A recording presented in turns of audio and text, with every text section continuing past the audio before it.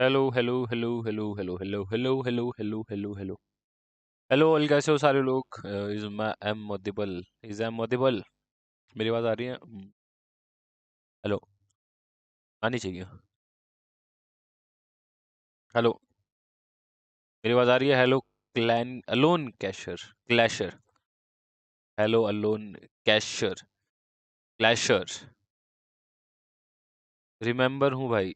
Hello remember bro, remember हूँ मैं। Remember, hello remember, remember को रिमेंबर है। और भाई, how are you? I am good. Aryan Sharma, what about you मेरी जान? Let's discuss yesterday matches guys. Yesterday matches के बारे में बात कर लेते थोड़ा। वेरी कल भयंकर मैचेस हुए बे।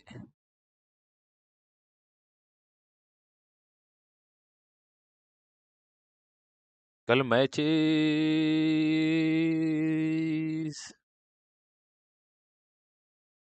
Grand finals.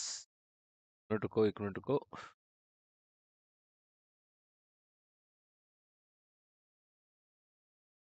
आज वैसे मजा आने वाला है। आज इंटरेस्टिंग डे भी है, ऐसे भी और वैसे भी। ऐसे भी है और वैसे भी है। You know why?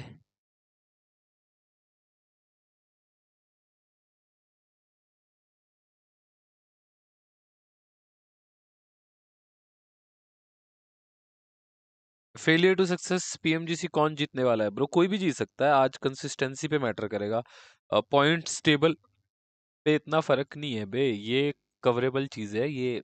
मैं कल तक बता दिया था आपको, यहाँ तक टीम कमबैक मार सकती है, 11 रैंक तक। कल देखा ब्रो शाइना वाला matches. Bro can I get mod please? मिल जाओगे, टेंशन ना लो। हेलो सलमस भाई, क्या हालचाल? Can I get mod? मिल जाओगे। कितने मिनट में स्टार्ट है योगी भाई? अभी थोड़ी देर लगेगी। ब्रो कभी एस पावर को लेके नैनीताल घूमने आओ। जरूर जरूर भाई, जरूर आएंगे। वीडियो गेम कैसे, कब से होगा ब्रो? गेम होगा भी थोड़ी देर से स्टार्ट होगा यार, मैंने बहुत जल्दी लाइव स्टार्ट कर दिया। नोवा हुई क्वालीफाई? नहीं ब्रो, नोवा क्वालीफाई नहीं हुई है। हेलो मेरे भाई, क्या हाल है? एकदम बढ़िया वली, आप सुनाओ, आप कैसे हो? व्हाट अबाउट यू मेरी जान? How are you? ST can win bro, they can. They have to be consistent bro, they have to be consistent if they want to win. अगर एसटी को जीतना है। हेलो शुभम भाई, क्या हाल चाल? All good? क्या चल रहा है? मस्त भाई, मस्त मस्त मस्त, सब मस्त है। Okay bro, okay. और सुनाओ गाइस, कल के दिन के मैचेस देख के व्हाट यू फील? आपकी टॉप 3 टीम बता दो कौन जीतेगी। मैं ऑलरेडी बता चुका हूँ यार। मैं क्या, एक मैंने एसटी बताई थी, एक मैंने लूप्स बोली थी, और एक मैंने बोली थी कौन सी बोली थी? अल्फा 7। लो, ये तीन अकॉर्डिंग टू मी। डब्ल्यूबीजी का आई डोंट नो। कल ये गाइस पहला मैच ज्यादा अच्छा नहीं था। सेकंड मैच ज्यादा अच्छा नहीं था। इनके जो कमबैक आए हैं ना, जो ये 48th रैंक पे आए, ये लास्ट के मैचेस से आए हैं। लास्ट के जो 3 राउंड्स हुए, that is 4, 5 and 6, that is 2 Miramar and एक जो शैनक हुआ है। एंड डब्ल्यूबीजी का एक काफी स्ट्रांग पॉइंट है, दैट इज मीरामार। मीरामार में वो कहीं ना कहीं से पॉइंट निकाल देते हैं। कल मीरामार में वो एक बार #3 6 kills है, एंड एक बार #2 8 फिनिशेस है।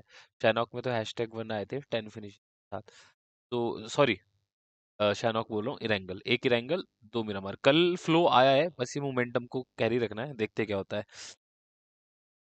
Bro we need BMPS trophy, we believe in you. Yes, जरूर जरूर ब्रो। और बारे लोग क्या हाल है? बड़े लोग, नहीं नहीं, बड़े लोग नहीं है। पैराबॉय ने नोवा स्पोर्ट्स को अनफॉलो कर दिया, आई डोंट नो।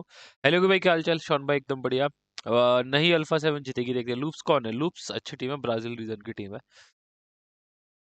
रोस्टर क्या है? लूप्स का रोस्टर देखना है। So guys, this is the loop roster. एला एला मिथिक, ये अपना मिथिक वही वाला है शायद, अल्फा 7 वाला शेफ। एंड इसने कल क्या मारा है भाई! कल इसने एनएसआर को जो मारा है, ओ हो, मजा आ गया कल। इसका कल मजा आ गया था इसको देख के, इसने मारा था। मान्य और जली, who is best IGL? Both are best on their individuals guys, you can't compare both of them. Alpha 7 last के दिन फुस करती। अल्फा 7 लास्ट, बट लास्ट दिन के टाइम पे स्टॉलवर्ड जैसी टीम कमबैक मारती है। आई बिलीव इन सुकियस। आईएनएफ को फाइनल में क्या हो गया? आईएनएफ को फाइनल में कुछ नहीं हुआ ब्रो, निकल गए, आउट हो गए। गॉडल सपोर्टर हूँ। डेब्यू ईयर है क्या लूप्स का? लूप्स का डेब्यू बनी प्लेयर्स खेल रखे आई गेस मिथिक इंक्लूडेड था अल्फा 7 के रोस्टर पे इससे पहले लास्ट पीएमजीसी पे if I am not wrong mythic शायद मैं अगर गलत नहीं हूं तो इधर उधर से प्लेयर्स आया हाँ एज एन लाइक आप बोल सकते हो लूप्स का आफ्टर द लॉन्गेस्ट सीन जो आज से 3 साल पहले हुआ था चर्च में जब सारे बैठ गए थे उसके बाद से ये नया वाला सीन है। पीएमजीसी कब चालू होंगे? अभी बस ब्रो थोड़ी देर में होगा तब तक लाइव लाइक बातचीत वगैरह कर रहे हैं। आप स्प्रे गॉड को कैसे देखते हो? Is the most spray God कौन से आप टीएक्स स्प्रे गॉड की बात कर रहे हो ना? If you are talking about the TX spray god guys चलो आ जाओ बातचीत ही करते हैं मैं चैट ही खोल लेता हूँ। हाँ if you are talking about the spray god TX spray god भाई उस वो बंदा अलग है भाई उस वो बंदे का हाथ जम गया ना सेट पे मतलब फोन पे जो बोलते हैं ना मोमेंटम वाली चीज है तो वो बंदा रुकता नहीं हो मतलब one of the finest gun power है स्प्रे गॉड का पूरी की पूरी आईजीसी पे one of the finest gun power. अगर आप फाइनेस्ट गन पावर में जाओगे तो टॉप के अंदर स्प्रे गॉड आएगा। तो बट सीन वही है कि अभी बंदा मार रहा है बीएमपीएस में और आगे से मारे तो और ज्यादा मजा आएगा कंपटीशन। अंडररेटेड नहीं बोल सकते कम्युनिटी में सबको पता है स्प्रे गॉड की पावर क्या है। ऑडियंस अब जानेगी अब टीएक्स में भी 7C पे भी उसने मारा है ऑडियंस को पता है। बट टीएक्स में जब आप जाओगे एक नंबर्स तो वहाँ पे रहते ही है। तो लाइक अब बंदे वहाँ पे देखेंगे तो ऑब्वियसली लाइक टी जब मारेगा स्प्रे गॉड तो उसको बेनिफिट होगा बहुत ज्यादा। जो उसको लाइक काफी टाइम से जो लोग नहीं समझ पा रहे थे वहां पे जाके देखेंगे एंड अच्छा सपोर्ट मिलेगा बढ़िया चीज है। अंडररेटेड तो नहीं यार कम्युनिटी में सबको पता है स्प्रे गॉड की power. Who is the best player in IGSC according to you? Best player यार ऐसा बेस्ट प्लेयर मैं ओवरऑल बोल सकता हूँ मेरे को ओवरऑल मानना काफी अच्छा लगता है। ओवरऑल इन पूरी आईजीसी के अंदर as an player as an IGL as an leader as an assaulter as an everything ही is so disciplined and like उसके गोल्स एंड उसकी जो क्या बोलता है जो उसका एक वो है ना सोचने का तरीका भाई वो मैनिफेस्ट जो करता है चीजें इज डैम गुड भाई। अगी भाई रिप्लाई प्लीज शॉक्स भाई मैं सबके रिप्लाई कर रहा हूँ। हेलो हेलो हेलो शुकस एनिमेशन भाई बहुत टाइम से dominating from 7C come followers होने की वजह से अंडररेटेड नहीं होता स्प्रे गॉड में द बेस्ट प्लेयर है शॉन भाई एग्जैक्टली वही यार कि अभी उसको वाइडर ऑडियंस एक मिलेगा ना तो वहां से एक अच्छा ग्रोथ होगा स्प्रे गॉड का as an like like esports scene में तो वो है ही मस्त बंदा एज एन जो सेकंड पार्ट उसमें भी अच्छा जाएगा।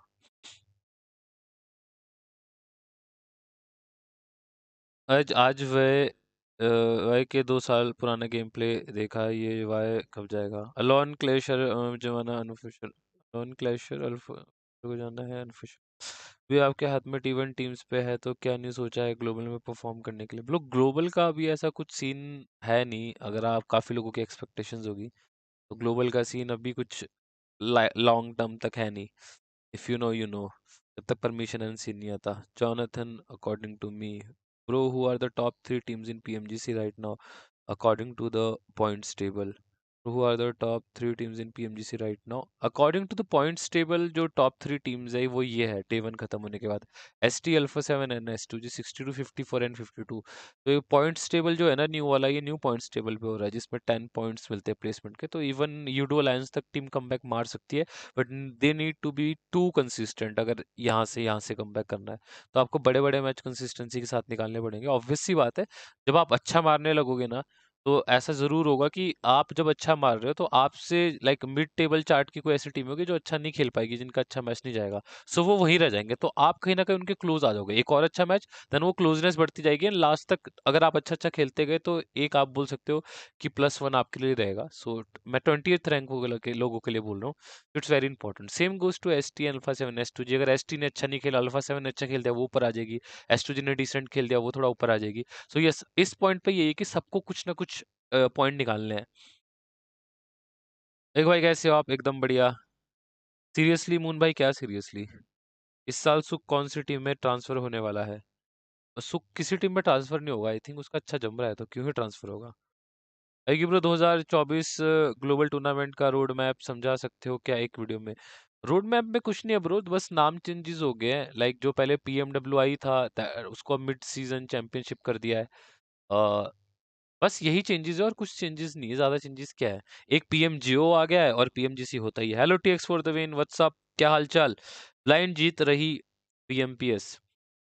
यस ब्रो फॉर श्योर, इसमें कोई डाउट नहीं है। नेक्स्ट पीएल में ट्रांसफर होगी। यस ब्रो अभी ट्रांसफर होगी एंड अभी ट्राई आउट्स चल रहे हैं। जिमी ने ऑलमोस्ट नोवा को छोड़ ही दिया है। Jai Chaudhary, I am big fan, love the way you unless, thank you so much. How did you join team Blind? बस ब्रो हो गया। Bro I follow you from Clash of Clans video of yours, thank you so much. Alone Clasher. How many days are left for grand finals? Grand finals की date I think reveal है, सबको पता ही है, 15 तारीख से है। Corms and discipline की कमी लगती है क्या आपको? More comm calls so players can be locked in during the game. Team to team like discipline तो ब्रो ज़्यादा इंपॉर्टेंट है, कॉम्स में भी डिसिप्लिन इंपॉर्टेंट है, डिसिप्लिन ऐसे भी इंपॉर्टेंट है। और ये मोर comm calls so player can be knock during, जितना बंदा लाइक सिचुएशन हैंडलिंग वाली चीज होती है डायमंड भाई। जैसे हम बोलते हैं ना कि experience, when we count the experience, what is the meaning of experience? जब हम टी1 प्लेयर्स को बोलते हैं कि भाई उस बंदे को ना 2 साल का एक्सपीरियंस है तो वो कुछ कर लेगा, तो एक्सपीरियंस वही होता है कि लाइक बंदे ने जब जितने ज्यादा टूर्नामेंट खेले होते हैं उसने डिफरेंट डिफरेंट सिचुएशंस को लाइक उसको गो थ्रू किया है, वो जाके देखा है। तो वो सिचुएशन गेम ऐसा है कि कहीं ना कहीं सेम सिचुएशन कहीं पॉइंट पे आ जाती है, तो कैसे हैंडल करता है, एक्सपीरियंस है तो वो हैंडल कर लेगा। समझ रहे हो? तो वही चीज है, जितना बंदा काम रहेगा, जितना चीजें काम रहेगी, जितनी भसड़ कम रहेगी, उसमें आपको रिजल्ट्स ज्यादा अच्छे देखने को मिलेंगे। जितनी लाइक बाकी टीम्स टू टीम भी रहता है चीजें भाई। Who is the best assaulter in IGC? Who is the best assaulter in INC? भाई लास्ट मैच एसटी ने पेली है भाई, लास्ट मैच तो बहुत तड़का मारा। ब्लाइंड जीत रही, बीएमपीएस जीतेगी, ऑब्वियसली जीतेगी। WBG needs a fragile eye order. How much Suk carry every day? सुक इज द वन गाइज जो अभी सबसे ज्यादा नॉक हो रहा है। जब भी मैंने देखा है सुक सबसे पहले नॉक फिनिश होता है। कल के भी मैंने 2 मैचेस ढंग से देखे थे, शायद दोनों मैचेस में सुक नॉक फिनिश सबसे पहले हुआ है, 2 या 3 मैचेस में। प्लीज सुक भाई आज अपना पूरा आईक्यू लगा दो। बढ़िया, आप सुनाओ, एकदम बढ़िया। ब्रो सुक को क्या हो गया भाई? इंडिया को इनवाइट नहीं है क्या नेक्स्ट पीएमजीओ में? पता नहीं ब्रो। हेलो शानस ओपी भाई, क्या हालचाल। अगी भाई नोवा क्या है मतलब, नोवा इस बार पीएमजीसी खेलेगी? नहीं ब्रो, पीएमजीसी नोवा खेली नहीं रही, क्वालीफाई नहीं हुई है। मैं कहता आप पर्सन काफी अच्छे लगे इसलिए सबसे आपको देखता हूँ। थैंक यू सो मच शोन भाई, we big fan, love from Uttarakhand, thank you so much भाई। 77H वुल्स छोड़ रहा है, okay. Who is the best agency in global? सारे बेस्ट है भाई। अगी भाई आपके हिसाब से कौन सी टीम होगी नोवा की नेक्स्ट पीएल सीजन पे? कौन सी टीम होगी ब्रो? अभी तक मुझे नहीं पता, अगर किसी को कुछ पता है नोवा की टीम के बारे में तो नीचे एक बार कमेंट कर देना। हेलो भाई, हेलो अलादीन भाई, क्या हाल चाल। आईएचसी किल नंबर्स, आईएचसी के किल नंबर्स जानने हैं। तो आईएचसी के फिनिशेस नंबर, आईएचसी की 40 पॉइंट है, इसमें दो फिनिशेस 12, 12 3 15, 15 और 15 और 12 कितने हो गए? 27, 27, 31, 32, 32 पॉइंट है। Out of 40 ISC have 32 finishes point. मतलब कल के दिन पे आईएससी ने फिनिशेस पे ज्यादा फोकस करा है। Don't get me wrong, I think even even teams में हाई टॉप लेवल कोऑर्डिनेशन नहीं है, सिनर्जी विदाउट कोऑर्डिनेशन है। डायमंड भाई आ जाएगा, टेंशन ना लो यार। एक तो टीम में रोस्टर चेंजेस भी बहुत होते हैं, तो वो चीजें फिर लाइक समझ रहे हो स्क्रैच से स्टार्ट होती है। हर जब एक रोस्टर टूटेंगे बनेंगे, हर एक लाइक हमारे इवेंट के बाद क्या होता है, काफी रोस्टर्स चेंज होते हैं। सो जब एक नया रोस्टर आता है ना, एक नया रोस्टर बनता है, तो उसके बाद उसमें काफी ज्यादा वर्क वाली चीजें रहती है मैक्सिमम टाइम पे। बाकी गाइस 167 लोग देख रहे हो, जल्दी से लाइक कर देना, 100 लाइक कर दो। तो बहुत सारी चीजें होती है, वो कोऑर्डिनेशन सिंक बोलूंगा मैं, कोऑर्डिनेशन सिनर्जी की जगह एक सिंक जो बिठाने में ना कई बार टाइम लगता है। कई बार वो जल्दी बैठ जाता है, कई बार नहीं भी बैठता है। So sync is very very important. And in terms of global teams, ये जो सिंक, कोऑर्डिनेशन और हम सिनर्जी में तीनों चीजों को लूंगा कि हम बात करें, तो वो काफी ज्यादा स्ट्रांग है, वो काफी ज्यादा एक्टिव है। फॉर एन एग्जांपल, जो कोऑर्डिनेटिवली या सिंक वाइज जो फाइट्स होती है, इट्स प्रॉपर 4v4 फाइट हो, 3v4 फाइट हो, कोई भी फाइट हो रही है ना, जो सिंक होता है ना एक प्रॉपर जो टीम का, वो काफी अच्छा है मतलब बाहर के उसमें। और जो मूव्स बनाने वाली चीज है ना, लाइक बहुत ही अच्छी तरीके से मूव्स बनाते हैं। मैं कल भी बताई थी आपको, ग्लोबल टीम्स में ना यही चीज मैंने देखी है जो काफी अच्छी लगी है, कि चारों जो प्लेयर है ना, उनका माइंड कहीं ना कहीं गेम के अंदर चारों तरफ चल रहा है। दे आर एग्जैक्टली लाइक उनकी जो प्रिपरेशन है नेक्स्ट जोन्स के लिए भी है। अगर गन फाइट लेना है तो लाइक हम निकाल लेंगे, वो एक ऐसा माइंडसेट है कि हाँ गन फाइट भी लेना हम निकाल लेंगे। और जब आपकी फाइट्स भी हो रही है, देर ऑफ एंगल्स, वो बहुत क्विक है भाई, हर एक चीज में बहुत क्विक है। अगर एक नॉक दे दिया समझ रहे हो? अगर मैंने यहाँ पे नॉक दे दिया, दूसरा बंदा कहाँ हो सकता है, मतलब वो बहुत ही एडवांस लेवल पे थोड़ी थिंकिंग रहती है ना खेल-खेल के। एक दूसरे के साथ भी उन्होंने इतना खेल दिया है कि हाँ, ये रीच है उस सिचुएशन पे इतनी बार गो थ्रू हो चुके हैं। समझ लो एक कंपाउंड पे फाइट ले रहे हैं, तो उनको पता है कि कौन-कौन से इस कंपाउंड में कौन-कौन सी जगह है जहाँ पे लाइक आप नेट से प्रेशर बना सकते हो, जहाँ पे आप यूटिलिटी से प्रेशर बना सकते हो। ऐसी कौन-कौन सी जगह पे है जहाँ पे लाइक बंदा जाके रह सकता है, छुपा होगा या फिर बेट बना रहा होगा, है ना? नो फुट बैठा होगा, मतलब काफ़ी ज़्यादा तेज़ है। अगर 4v4 फाइट हो रही है, मैक्सिमम स्प्लिट्स टीम्स के पता होते हैं कि अगर लाइक किसी ने किस कंपाउंड को होल्ड करा हुआ है, तो टीम की रीडिंग रहती है कि हाँ, इसी स्प्लिट में रहते हैं। तो जब मैंने उस बंदे पे पुश कर दिया, वो दूसरे कंपाउंड में होगा, तो उसका अप्रोच क्या होगा? तो पहले इसको पिन करना। तो ये चीज़ें मतलब ग्लोबल टीम में मतलब अच्छी है, मतलब वो जो सिंक कोऑर्डिनेशन वाइज़ अच्छा है। जो मैंने देखा है जितना, एक्टिवनेस एंड कोऑर्डिनेशन वाइज़ जो वो फास्ट है, मतलब चीज़ों को बनाने में, चीज़ें बनाने में, बस यही चीज़ है। Don't get me wrong fragger bro वाइमा और दाउशी क्या लगता है? गाइस बाय द वे जितने भी लोग देख रहे हैं make sure to the like and subscribe. Start कब होगा भाई? मैचेस हो जाएगा bro. Why is Indian team inactive PMGC permission? Crypto वापस आई 8 में आ गया, आई नो। देखते क्या सीन होता है। Jimmy going to Wolves, okay. Love you, okay भाई, लव यू टू भाई। पर्सनल स्काउट भाई को लगता है जय चौधरी भाई, हम कभी नहीं जीतेंगे पीएमजीसी हैकर की वजह से। ऐसा देखो, गेम तो खराब हो रही है गाइस हैकर्स की वजह से। बीएमपीसी इज द एग्जांपल, एंड इसके बारे में कल भी हम बात कर चुके हैं, रोज स्ट्रीम पे बात करके बोल के फायदा नहीं है। मैं बहुत बारी भी बोल चुका हूँ। फर्स्टली अगर हैकर वगैरह का सीन लॉन्ग टर्म तक चलता रहा, तो यस, ग्रोथ को कहीं ना कहीं इसका इफेक्ट, मतलब इफेक्ट होगा। लाइक जो और बहुत ही तगड़ा इफेक्ट होगा अगर ऐसी चीजें आगे चलती रही। First thing is that. Second thing is कि कुछ ना कुछ प्लानिंग करनी पड़ेगी कि इन चीजों को ना ओवरकम किया जाए। फॉर एन एग्जांपल मैं आपको देता हूँ।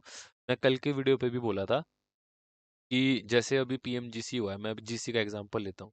तो जीसी का जो फर्स्ट स्टेज था, आई गेस वहाँ पे अगर मैं गलत नहीं हूँ तो टोटल 48 टीम्स, ग्रुप स्टेजेस में 48 टीम्स, है ना? 48 टीम्स जितनी भी थी, इनको क्या करा गया था, पहले तो जब हमारा कोविड टाइम था तो टीम्स अपना ऑनलाइन खेलती थी, तो उसमें भी लाइक प्रॉपर एंटी चिट्स की जो इनकी एप्स वगैरह है, वो सारी चीजें। तो अभी के टाइम पे क्या होता है, अभी के टाइम पे, करंट टाइम पे सेमी लैन टाइप का इवेंट है लीग स्टेजेस के लिए भी, इवन ग्रुप स्टेजेस के लिए 48 टीम्स को ना एक पर्टिकुलर रीजन पे बुलाया जाएगा। जैसे साउथ ईस्ट एशिया पे मैक्सिमम हो रहे हैं बैक टू बैक, तो उन्होंने साउथ ईस्ट एशिया पे, आई गेस इंडोनेशिया पे, अगर मैं गलत ना हूँ, तो वहाँ पे उनको बुलाया टीम्स को। ग्रुप वाइज जो मैचेस हो रहे थे, लाइक स्पॉन्सर डिवाइस भी उनको भी दिया, सारी चीज़ें करवाई एंड वहीं पे जाके खिलाया। एंड जिसके बाद से एक फेयर कंपटीशन आप बोल सकते हो, तो वहां से आपको ग्रैंड फाइनल्स के लिए टीम मिली, एंड ग्रैंड फाइनल्स के लिए वो टर्की गए, ठीक है। बट इसमें चीज़ है कि like it's just a solution की शायद ये हो सकता है। सेकंड पॉइंट, अगर ऑनलाइन टूर्नामेंट हो रहे तो anti chit and like strong observations, like teams के लिए, अगर आप देख रहे हो 40 या 50 टीम्स खेल रही है, तो स्ट्रॉन्ग ऑब्जर्वेशंस हो हर एक टीम्स को। लाइक प्रॉपरली है कि हैंड कैम आपको देना ही पड़ेगा, जब तक आप हैंड कैम नहीं दोगे तब तक आपका सीन नहीं चलेगा। ऐसा ऐसा कुछ कुछ रूल्स, स्ट्रिक्ट रूल्स आए। एंड सबसे बड़ा एक जो स्ट्रिक्ट रूल है जो मुझे लगता है फॉर द बैन सीन, कि किसी एक प्लेयर को जो सस्पिशियस पाया जाता है, अच्छे से लाइक देख के इन्वेस्टिगेट करके, जो सस्पिशियस प्लेयर लगा उसको कर दो ban for the certain time of period. जैसे ग्लोबल पे भी होता है, सर्टेन टाइम ऑफ पीरियड के लिए प्लेयर बैन हो जाते हैं। So it will be the huge, like एक इम्पैक्ट पड़ेगा कि जो दूसरा बंदा एक चीज़ें गलत कर रहा होगा, उसको दिखेगा कि ये बंदा बैन हुआ, तो मेरा करियर भी अफेक्ट हो सकता है अगर मैं ऐसे करूं और मैं आगे को पकड़ा जाऊं। तो एक ये सॉल्यूशन है कि आपको करना पड़ेगा, मतलब स्टेप लेना पड़ेगा, इनिशिएट करना पड़ेगा, अकॉर्डिंग टू मी। बाकी तो भाई चल रहा है वैसे ही चलता रहेगा आगे, नहीं तो ब्रो ऑर्डर कभी। अब मैं गाइस कमेंट पढ़ना स्टार्ट करता हूँ। बाकी गाइस 240 लोग देख रहे हैं, fan you to the stream, make sure to like the video and subscribe to the channel. अब मैं आपके कमेंट पढ़ना स्टार्ट कर रहा हूँ गाइस। क्रिप्टो वापस आ गया। 2025 रोज मैट में पीएमएसएल होगा ऑफलाइन। यस, ऑफलाइन इवेंट है, बाहर के हर प्लेयर्स को खुद का लेते हैं, बहुत कम कर दिया भाई। भाई हाई कंपटीशन है कि कंसिस्टेंसी नहीं है स्पोर्ट्स में विनर्स की, मतलब आज सोल जीतेगी, ओजी जीतेगी, बट ऐसे सिनारियो में जीडीआर वन बिग कप कैसे करा जीडीआर ने? जीडीआर ने कैसे करा? जीडीआर का जो मैं आपको बोलूंगा, जीडीआर का मेरे को एक चीज सबसे अच्छा लगता है, जो उनका कॉन्फिडेंस एंड जो उनका एज एन टीम ट्रस्ट है ना, वो बहुत ही अच्छा है भाई। वो एनवायरनमेंट टीम का बहुत ज़्यादा बढ़िया है। तो कई बार जो टफ से टफ सिचुएशंस होती है ना, वो इसलिए निकाल लेती है। एक एक एचपी पे बंदा दो दो बंदों पे पुश कर रहा है, so it's a big thing जो उन्होंने बनाए हैं। मैंने बोला ना, जीडीआर के मैंने को ऑलमोस्ट स्क्रैच से देखा है। स्क्रैच मतलब कि जब वो स्क्रैच इन द सेंस, जब वो उस टाइम पे शोगन के साथ उन्होंने करा था ट्राई, तो उस टाइम दिखती है चीज़ यार, वो हार्ड वर्क है उनका। लाइक कर दो एंड गाइज, अभी मैं आपका चैट करना स्टार्ट कर दिया, बिल्कुल लास्ट में आ गया मैं, सॉरी फॉर दैट। चलो, डोंट स्पैम गाइस, स्पैम मत करो यार, मेरे ना चैट मिस हो जाएगी। Hello bro, I am back. Franchise scene ला सकते हैं? I don't know bro. Brother Nova लूंस, अब मैं गाइस फिर से, अगर आपके कोई क्वेश्चन है फिर से कर लो, मैं अब नया पढ़ने लगा हूँ, काफी चैट नीचे होगी। ब्रदर नोवा लूंस, गोट के लिए कुछ बोलो भाई। गोट के लिए कुछ नहीं ब्रो, गोट इज गोट। गोट ने गोट कर दिया ब्रो। आई नीड गोट को तो यही है कि गाइस हमको भी थोड़ी सी ड्रिल्स देना, वो भी ऐसे स्प्रेज मारने हैं गोट भाई की तरह।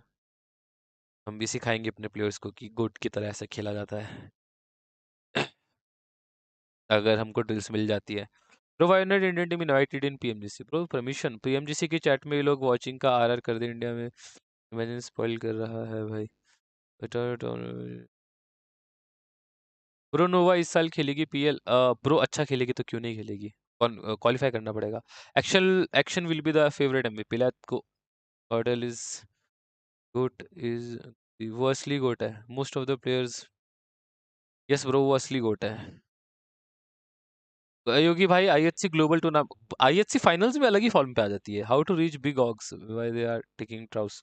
डेमन भाई, डेमन भाई, डेमन भाई, स्क्रिम्स खेलो, अच्छे से खेलो, जहाँ पे टी1 टीम्स खेलती वहाँ पे खेलो। मैं पहले बोल चुका हूँ, जितना आप स्क्रिम्स वगैरह खेलोगे एक्सपोजर्स वाइज आपको काफ़ी बेनिफिट हो सकते हैं। जितना आप अच्छा मारोगे, अपना पोर्टफोलियो बनाओ। पोर्टफोलियो क्या होता है आपका? What is your portfolio? जैसे लिंक्डइन है, सो लिंक्डइन में प्रोफाइल बनती है, वैसा योर पोर्टफोलियो में भी लाइक आपका यूट्यूब हो सकता है, आपका इंस्टाग्राम हो सकता है। रिकॉर्ड करो, क्लचेस वगैरह डालो, एक अपना अच्छा पोर्टफोलियो बनाओ, best clutches, situational clutches, 1v3 1v4 situational मारा हो आपने, आपके स्प्रेज हो गए, तो एक पोर्टफोलियो आपका, सो आप वहाँ पे डाल सकते हो, ठीक है। तो paid scrims back to back खेलोगे लॉबीज के अंदर, है ना। तो सीन क्या होता है, कई बार कई टीम्स अंडरडॉग्स प्लेयर्स को भी उठाना चाहती है, बट सीन क्या होता है कि उनको पता, लाइक समझ रहे हो, अगर समझ लो कि कोई कोई टीम है जो टी1 पे प्रॉपर ध्यान दे रही है, उनको अंडरडॉग प्लेयर चाहिए, तो वो कहीं ना कहीं एक अंडरडॉग कम्युनिटी में किसी से पूछे कि भाई अभी के टाइम पे कौन बंदा है जो अच्छा मार रहा है, कंसिस्टेंट मार रहा है, तगड़ा मार रहा है। तो कहीं ना कहीं आप अच्छा खेल रहे होगे तो किसी की नज़र में होगा, तो मे भी आपका नाम वहाँ पे सजेशन पे आ जाए, भाई आप इसको ट्राई कर लो, ये अच्छा खेल रहा है। देन वो जाएगा, वो आपका प्रोफाइल देखेगा, आपके प्रोफाइल में अच्छे सिचुएशनल चीज़ें होंगी, लाइक आपका एम, आपके क्रॉसहेयर्स, है ना, आपके स्प्रेज हो गए, आपके सिचुएशनल आईक्यूज जो आपने डाला होगा, कुछ आईक्यू रिलेटेड आपके क्लचेस, सो डालो, एक पोर्टफोलियो बनाओ, it will be beneficial thing to you. Most of the Indian players advise their current gameplay don't improve in em mechanics. Okay bro, भाई मैं पहले खेलता था स्क्रिम्स टी2, खेलो scrims, जितना खेलोगे उतना बढ़िया है ब्रो। एंड जहाँ पे टी1 टीम्स खेल रही है वहाँ पे भी जाके खेलो, अलग ही मार दो, है ना कुछ। भाई can we between China and India it will make can we RC between. Also guys, अगर आप नए हो, लाइक सब्सक्राइब करते रहो। डब्ल्यूबीजी आज टेबल टॉप करेगी, एसटी लास्ट डे पे चोक करेगी, प्रिडिक्शन। एसटी लास्ट डे पे चोक तो बहुत कम करती है, बट लेट्स सी, अगर एसटी ने कर दिया comeback so it will be good. आज के दिन कंसिस्टेंसी वाइज अगर आज के दिन पे एसटी ने चक दिया तो एसटी शायद थर्ड डे पे चोक ना करे। सैद भाई, इन ऑक्शन बिग फिशेस। स्वान भी ऑक्शन पे है 4M से। ओके, दाचुआन का तो पहले भी था 77H, हो सकता है। Best to improve game sense please, talk game sense and game IQ. जाओ सोलो वर्सेस स्क्वाड खेलो गाइस, सोलो वर्सेस स्क्वाड खेलो। बस, नोवा भाई डायरेक्ट क्वालिफाई हुई थी।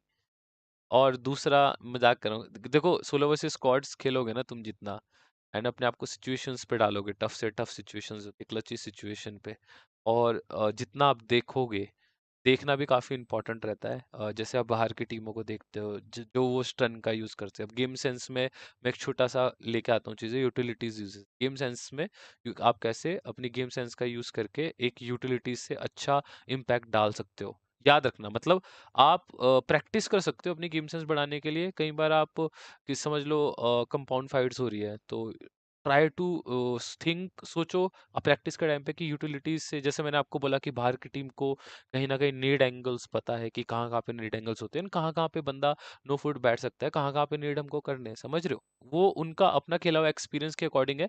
तो वैसे ही आप भी अगर कंपाउंड फाइट ले रहे हो, ट्राई करो जो आपके हाथ में बैग में चीजें जैसे नीड्स है, यू स्टन है, कि आप कैसे उसका उस सिचुएशन के अकॉर्डिंग ना बेस्ट यूज कर सकते हो। समझ लो लाइक बंदा कमरे के अंदर है, आप बोल सकते हो एक बंदे को कि भाई मैं नेड कर रहा हूँ, तू एडीएस रखियो। वो पैनिक, समझ लो एक पैनिक रूम के अंदर है, पैनिक रूम है समझ लो, तो वहां से वो बाहर आएगा, उसके पास जाने के लिए कुछ सोर्स ही नहीं है ना? तो कई बार मैंने क्या देखा है, बंदे क्या करते हैं, जो कॉम्पैक्टेड कंपाउंड्स होते हैं ना, वहां पे सिंगल बंदा है, तो वो क्या करते हैं, वो एक एक एक, और वो बंदा होता है एक एक एक नॉक हो जाते हैं, कई बार टीम होता है कई बार ऐसा। वो एक ही बंदा ना कई बार 1v2 1v3 इवन 1v4 भी देखा है मैंने होते हुए।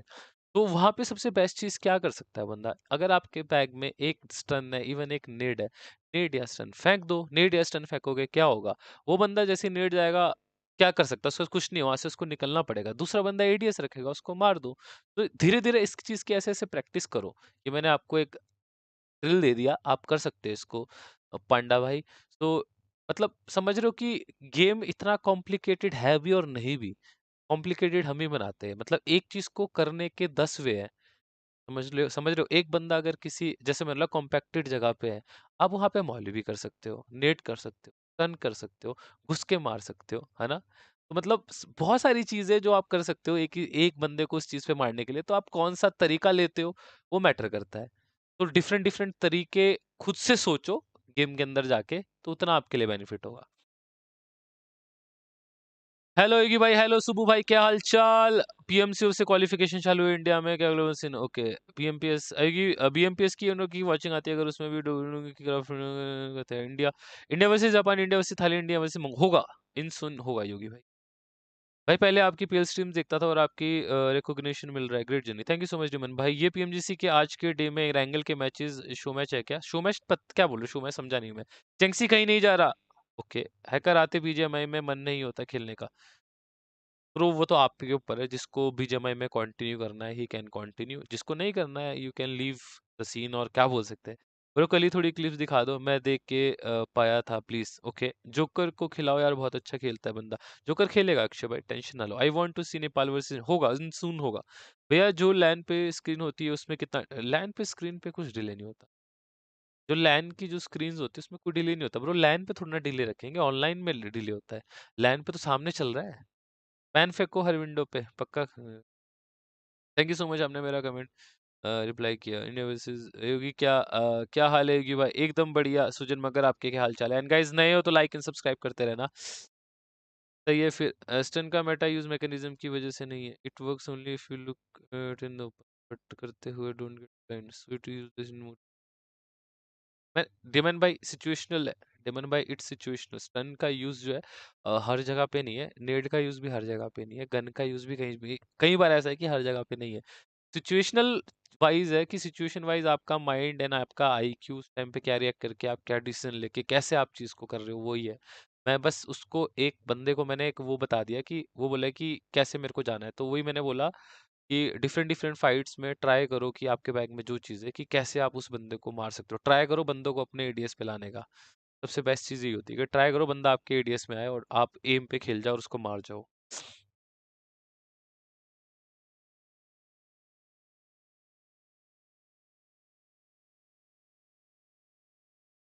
ऑर्डर का किया सीन है, ऑर्डर का क्योंकि नेक्स्ट सीजन कोई चांस है इंडियन टीम्स का? ब्रो मेरे को नहीं पता, इस बारे में मत पूछो। एलडी में जो न्यू आफू आया वो बिग थिंग, आफू बहुत अच्छा प्लेयर है भाई। आफू को मैंने कब देखा था, हाँ आफू जब स्टार्टिंग में आया था मैंने उसको तब देखा था। उसका भाई वो बंदा आते ही मतलब तगड़ा ही मार रहा था भाई, वो गन पार वाइज मस्त 1v1s निकाले, स्प्रेज, ऑफ एंगल्स बहुत प्यारे आफू के, ये तीनों चीजें मेरे को बहुत अच्छी लगी। देखो उदय भाई, आपको टीम तो ढूंढनी पड़ेगी यार, एक अच्छी टीम तो आपको ढूंढनी पड़ेगी। Without a team you can't do anything on BGMI. Yes, have to find the team. STIHC NIC gun power, gun power तो है भाई, मार भी रहे हैं। 40 में से 32 पॉइंट फिनिश इसके आईएचसी के कल के। मार तो रही है आईएचसी, मार के ही खेल रही है। बट कल आईएचसी के थोड़ी से बोलूंगा कुछ लक वाले फैक्टर्स भी थे। Luck factors in the scene की उनको ओपनिंग्स मिली है। इरंगल का मैच, कल का इरंगल का मैं आपको दिखाता हूँ कल का मैच। तब तक डिस्कॉर्ड ज्वाइन कर लो, उधर ढूंढते हैं वो प्लेयर्स। जेरोक्स अकाउंट चैनल पे हिडन है ब्रो। रुको गाइस, अब मैं थोड़ा सा आपको दिखाता हूँ कल। थोड़ी सी चीजें आपको समझाऊंगा तो you will get to know. अब मैं थोड़ा सा मैं जब आपका मैप देख रहा हूँ ना अभी, समझ लो मैं कल की पीएमजीसी स्ट्रीम खोलता हूँ, ठीक है? पीएमजीसी 2020। अब मैं आपको कल एक सिचुएशन समझाता हूँ। This is the day one I guess. Yes, तो डे वन है। सो डे वन का आई गेस मैच नंबर 1 था जो मिलिट्री सर्कल आया था, तो आपको अच्छे से समझ आएगा। ठीक है, तो ये पहला मैच था। थोड़ी स्क्रीन डाउन हो गई, मैं उठा देता। तो गाइज ये पहला मैच था। सो ये मिलिट्री सर्कल्स था। Drops are not clear me yet, मेरे को अभी तक इतने क्लियर नहीं है ड्रॉप अभी पीएमजीसी, क्योंकि देख नहीं रहा हूँ बीएमपीस की वजह से। सो देर आर एंट्री पॉइंट्स आपके क्या है यहाँ पे अगर आपको ब्रिज में जाना होता है। दैट इज वन, एक नोवो ब्रिज ले लो, एक आपका मिलिट्री ब्रिज हो गया। कई बोट रोटेशंस या डबल वन से टीम आती है, और कई टीम जहाँ से बोट रोटेशंस मारती है। These are the like entries point अगर आपको मिलिट्री सर्कल्स में मिलिट्री के अंदर आना है, जो यूजुअली आपने टीम्स को देखा होगा करते हुए, ठीक है? These are the points. हाँ, बीच में फार्म से भी बोट लेके आते हैं, डबल बान साइड, ये एक ही चीज आ गई। So these are the entry point जहां से आप एंट्री मार सकते हो। तो कल के मैच पे सीन क्या हुआ था, रुको मैं आगे करके बताता हूँ मैप स्ट्रीम पे आपको। काफी टीम्स ने रोटेशंस कर ली थी। एक पॉइंट आया था जहाँ पे आई गेस यही पॉइंट था वो। हम्म, आईएचसी और डब्ल्यूबीजी का अभी यहाँ पे सीन हो गया था, अभी आपने देखा होगा। और अगर आप देखोगे कल बहुत सारी टीम्स आपको क्लस्टर देखने को मिल रही होगी एंट्रीज के ऊपर। तो ये चीज यहाँ पर क्यों हुई? क्यों हुई? क्योंकि जब भी ना लाइक मिलिट्री वाला मैच आता है ना, जब एक नई लॉबी बनती है, आप कभी भी देख लेना टूर्नामेंट के स्टार्टिंग में। अब ये दूसरा सर्कल फिर से बनेगा ना सिम, अब टीम प्रिपेयर्ड रहेगी इन चीजों के लिए। क्योंकि जब ये मिलिट्री सर्कल आया तो टीम कुछ ना कुछ अकॉर्डिंग टू द सिचुएशन जो इन्होंने पिछले मैच देखे होंगे, होप्सो स्टडी करके गई होगी कि मिलिट्री सर्कल ऐसा बनता है तो कौन कौन सी टीम अपने ड्रॉप से अर्ली निकल जाती है, कौन कौन सी टीम ब्रिजेस पे होल्ड करती है, कौन कौन सी टीम क्या क्या कैसे कैसे चीजें करती है। Hello Krishna bhai, I feel the smoothness help with the high IQ plays in PUBG. Res BGMI is pretty laggy. What do you think about it? एक मिनट रुको।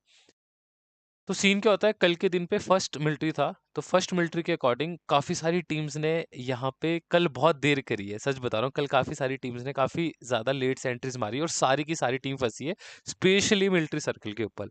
S2G एंड द सीवियर का fight हुआ। पीछे से देखो back to back क्या scene हुआ है यहाँ पे। इतना मुझे आईएचसी अभी कहाँ पर है, आईएचसी कहाँ है अभी देखना।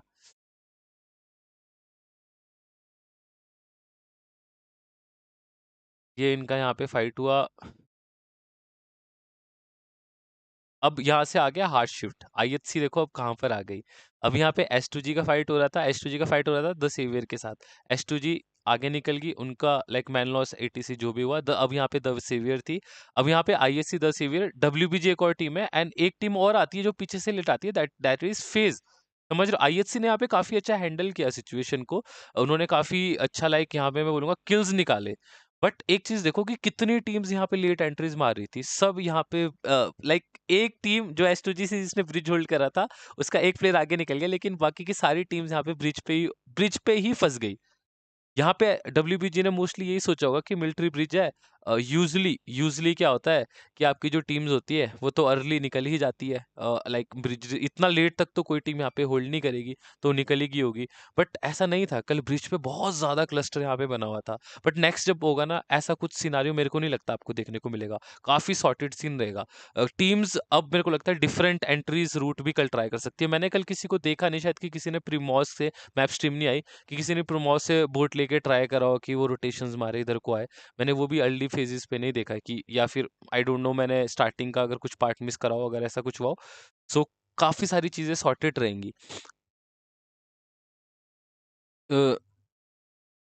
भाई इतना याद कैसे रख लेते हो? मेरे को तो 90% इताची क्योंकि मेरा भैया ग्रुप ग्रीन का सेकंड मैच देखो यार एक बार। अल्फा 7 में क्या किया था? अल्फा 7 में किया था मतलब अल्फा 7 ने करा था, प्रीमोस से मारी थी रोटेशन, क्योंकि मैंने देखा नहीं है स्टार्टिंग का पार्ट।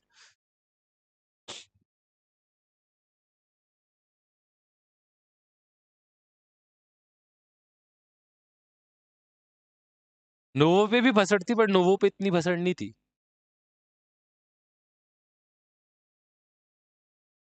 सिर्फ आईएससी की टीम थी जो कल ब्रीज से निकली है भाई, सिर्फ आईएससी की टीम। कल इतनी टीम्स ने लेट रोटेशन मारी, एक टीम ने ब्रिज कैंप करा, सारी टीम वहां पे किल के चक्कर में चलो हम भी जाते हैं, गई वहां पे फंसी, पीछे से दूसरी टीम आई भाई। आईएससी ने सही संभाला यहाँ पे।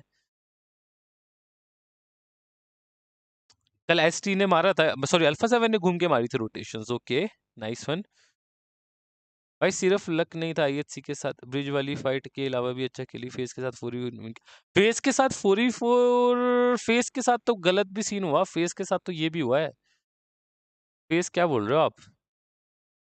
ये भी अच्छा था काफी यानी फेस के साथ तो चीज ही अलग हो, एक ही बंदे ने तो उड़ा दिए थे फेस के बंदे सारे।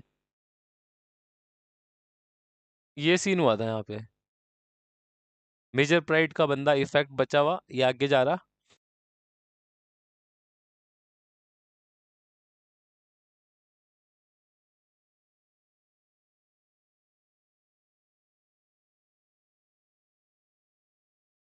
आई गेस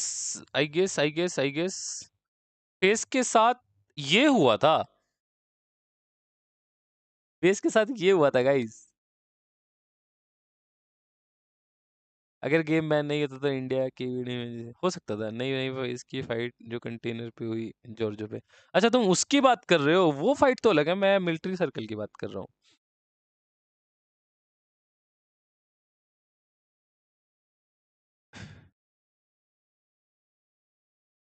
मैं अलग सर्कल की बात कर रहा था। चल यार, सुख ने भी काफी अच्छी चीज करी एक, लाइक भाई तो हमारी स्ट्रीमिंग कहाँ तक पहुंच गई है? ओह, ओके। आई थिंक अभी थोड़ा सा अब आ जाऊं। हाँ, क्वेश्चंस क्वेश्चंस क्वेश्चंस कुछ भी पूछना पूछ सकते हो।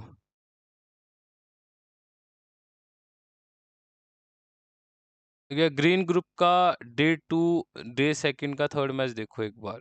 ग्रीन ग्रुप का डे 2 का थर्ड मैच क्या है उसमें ऐसा? Let me check. PMGC 2023 green group day 2 देखना है, डे 2 का third match. For MV best praise obviously, Sukh 1v3 NSR, yes bro, वो वाला बहुत सही मोमेंट था। Match number second is Erangel I guess. बताओ क्या दिखाना चाह रहे हो? एक तो मेरे को ड्रॉप सॉर्टेड नहीं है, मैं ड्रॉप से आपको ज्यादा एक्सप्लेन कर सकता था चीजें, मेरे को ड्रॉप इतना पता नहीं कल क्या क्या। How to buy team in India, legacy कैसे मेंटेन करना है, ST वालों से सीखना चाहिए। लास्ट फाइट लास्ट फाइट कहाँ हुई है? लास्ट फाइट यही है ना मैच?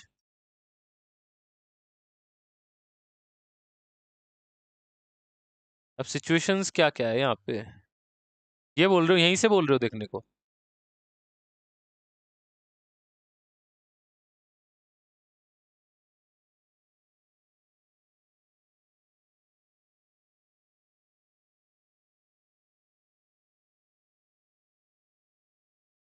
यही बोल रहे हो ना?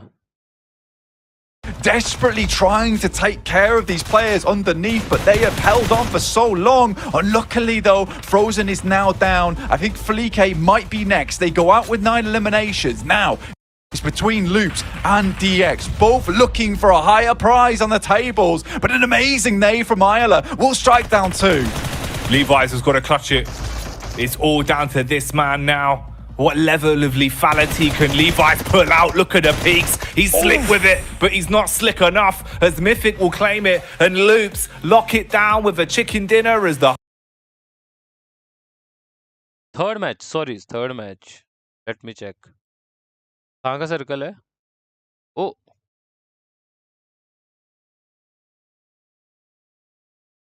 नाइस, यही मैं आपको चीज दिखाना चाह रहा था।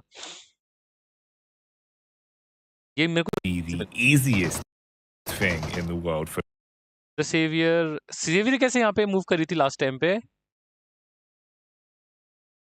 थोड़ा दिमाग लगाने दो, अब थोड़ी दिमाग लगाने वाली चीज करते। Please answer my last super chat. 1 minute रुक जाओ कृष्णा भाई।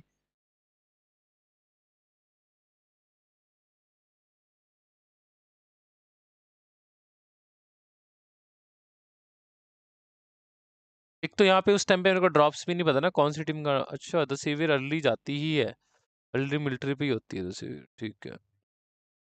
तैर के गई क्या? एक बंदा मेरे को यहाँ दिख रहा है, इसका गाड़ी आई।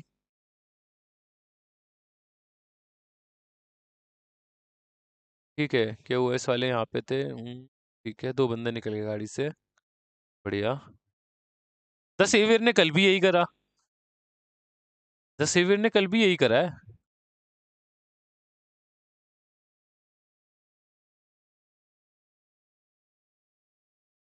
द सेवियर आए KOS, ठीक है, मैड GG।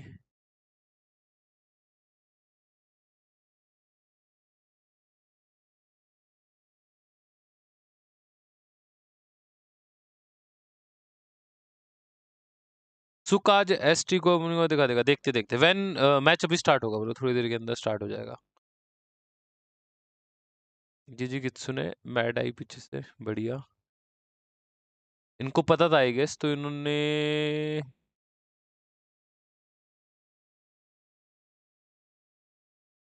मैड ने मूव इन करना स्टार्ट करा। WBG कल इस तरीके की रोटेशंस मारने आई थी जैसे गेमिंग ग्लैडिएटर यहाँ पे आई है, बिल्कुल लेट। द सेवियर आगे को बढ़ी।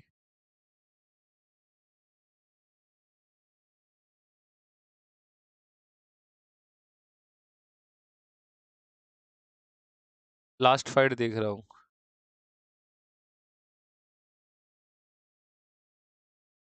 exactly everyone is. Meanwhile, we can see the Love Shack still in play for DX as Loops are on the move. Pushing through to that eastern edge. I think a lot of teams understand that there likely is going to be one team at least with 4 or 3 players over on that eastern side. So a lot of eyes towards Loops at the moment. It will be pretty tough to get through, and they're looking to push down towards DX's shack, which is apparently owned by a landlord, which I feel bad about, right? Which landlord is renting out shacks these days? I mean, it is the Love Shack, to be fair. Quite here with these 2 players team from them, from the rest of the coast, and this is going to keep them safe for a little bit longer. Stalwart have had to deal with so many teams in their way.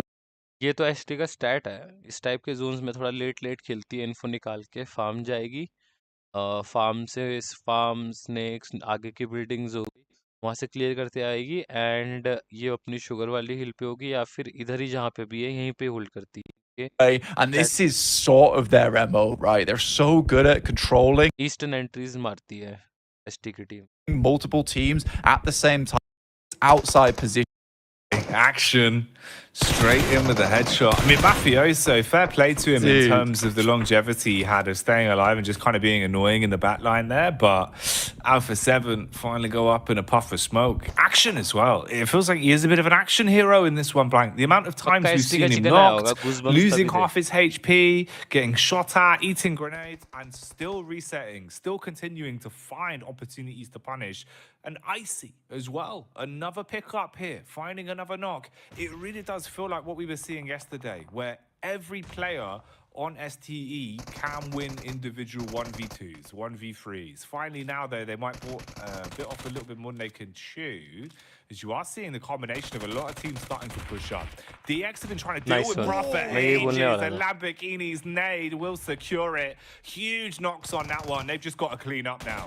Tokyo drifts right through the lot of them there. Lamborghini comes through with the M249, making a lot of noise and making a lot of room for him and the rest of his team. Stalwart off the distance, definitely taking some damage here, but certainly clearing out these teams still. Bra go down with 10 of limbs. A much better game than we've ever seen from them from the rest of this tournament. So mad props to them. Mad props to the Mad Bulls. Frozen, still alive, sat on a little bit of ice himself, just trying to keep himself up in this one. Smokes imperative as DX attempt to move through here, Jackie. Just Levi's left. trying their best to stay alive, but Levi's, it'll be no surprise as he goes down. Kishu strikes and finishes him off. Action, is he aware of this? Frozen throwing out nades. He's given the game away. He's been spotted, but it will be the zone that takes him to the grave, ending it there. Stalwart, are they coming for another chicken dinner? Will the Mongolian side be able to add to the already massive collection of wins they've had over the course of the event so far? Battling up the hill here, up towards Malise. They're all on dead set HP now. Lewis barely breathing at this point in time. But Nerzed, he's taken out. We're into a 1v4 here with these two players underneath. Oh no, it's just Icy and Tops. So we've still got a little bit more to do. It's a little bit crazy. It's all over the place for all these players. Poser also just peeking over the edge into the abyss here. Icy tries to reposition, gets a bit of damage, but there's a knock from him over towards Poser in the process. And Malise, they just can't keep up. The BPM that's coming out from Stalwart is far too much to handle. Black, they're just dropping into them. It feels like they are just falling like flies right now. They cannot strike back, forced to go into the hill. It's the zone that makes it uncomfortable though. That could be the one saving grace. They've got a lot more room to play with in terms of the map geometry as the zone closes in. It's all about healing through this. Can they actually survive this one, or will it all go wrong? It seems like they've lost it in the dying moments. They actually are able to win it from underneath Malise Esports. I thought they were going to go down to the blue, but Icy had not had enough. He jumps backwards and on the jump, hits the shot, slams the earbud to the desk because he don't need no sound anymore because he's hearing the thunder of the chicken dinner in his ears. What a game from Stalwart. What a game from one of the difficult positions on the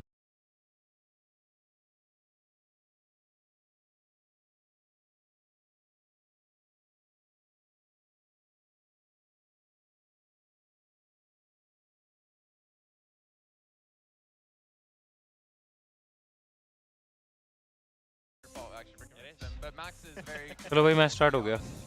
But you guys at home, obviously, we have still 2 more days of action coming your way. Make sure to check out TikTok in the meantime with the tag PMGC 2023 to find out stuff happening behind the scenes, and obviously here on the stage, as well as a lot of other content for you guys to pick up. Not to mention the Infinix GT10 Pro, which I actually get to see in person and potentially steal and take with me. Because you know what, Max? This was born for professional esports players. Maybe I should take it. I'm not a professional esports player. I played with you, and it's not, no. And the security looking down there, they said, like, you can't take it.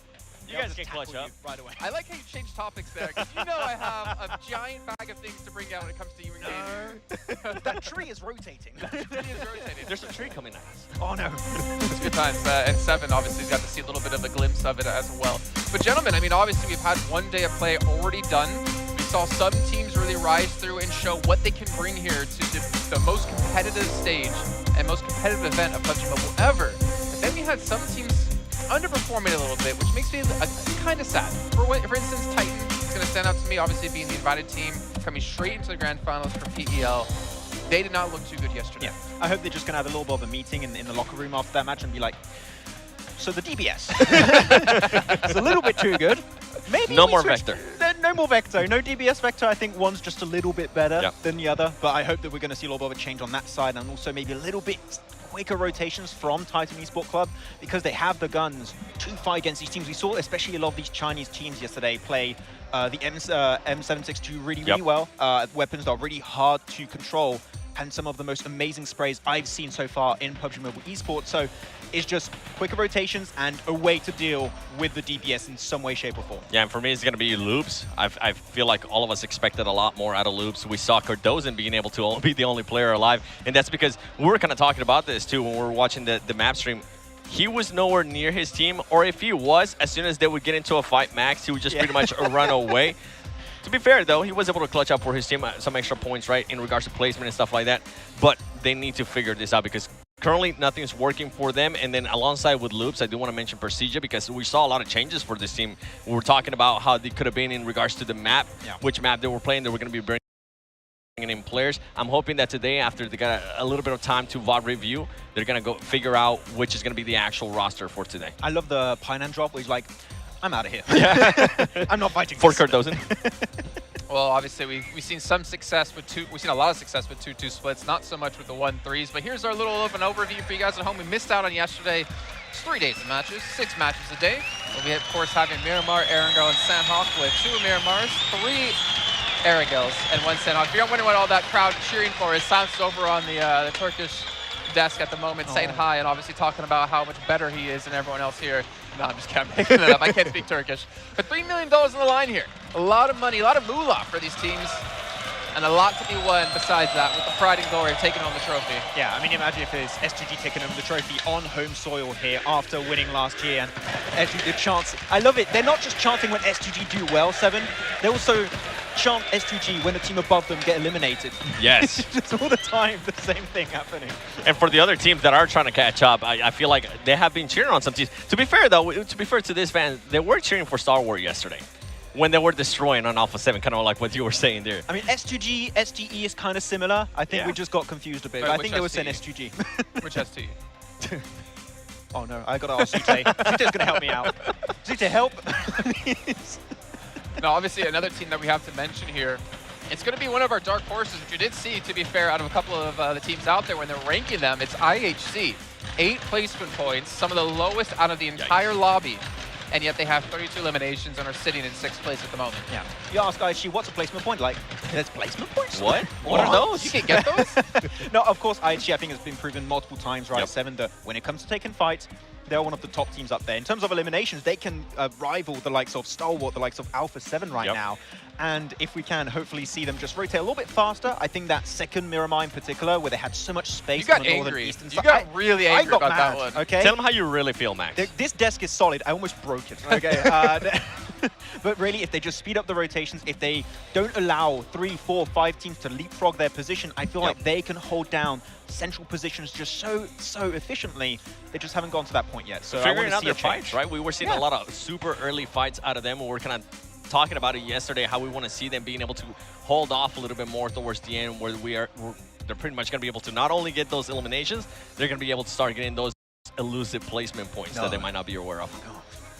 Is that possible? Do you think the stars have aligned? I don't think it's possible, though. Like, being realistically, I don't think they're going to be able to adjust to that. I feel like they're just so used to being the way they're currently playing.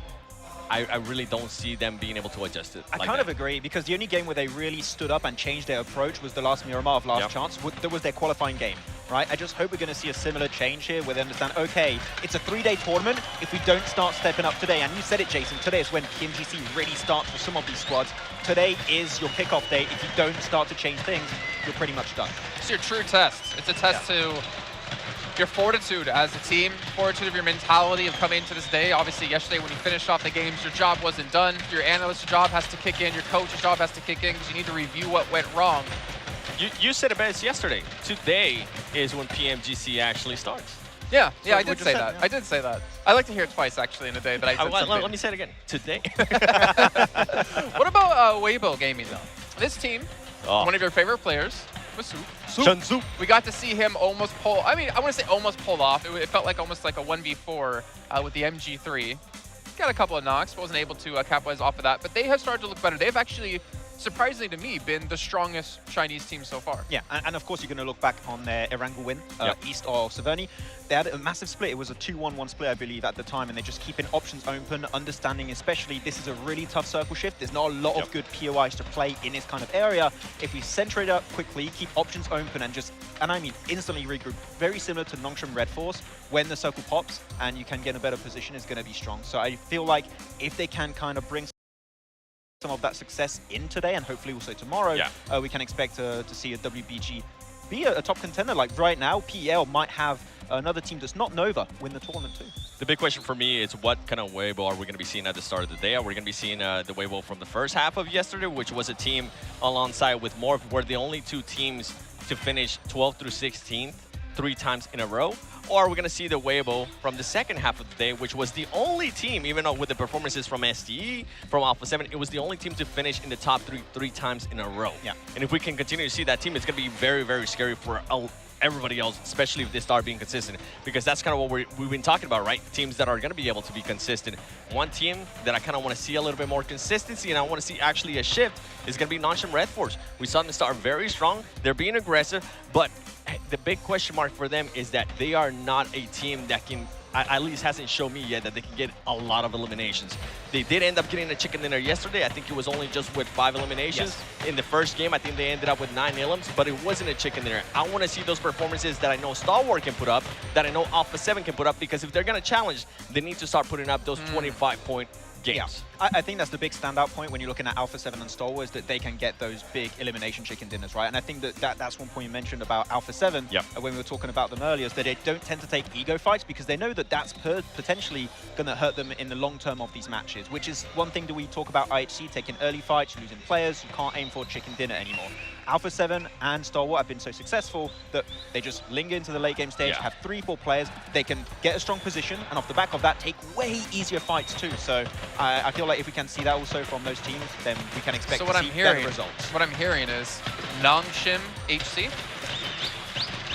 It's an 8-man team.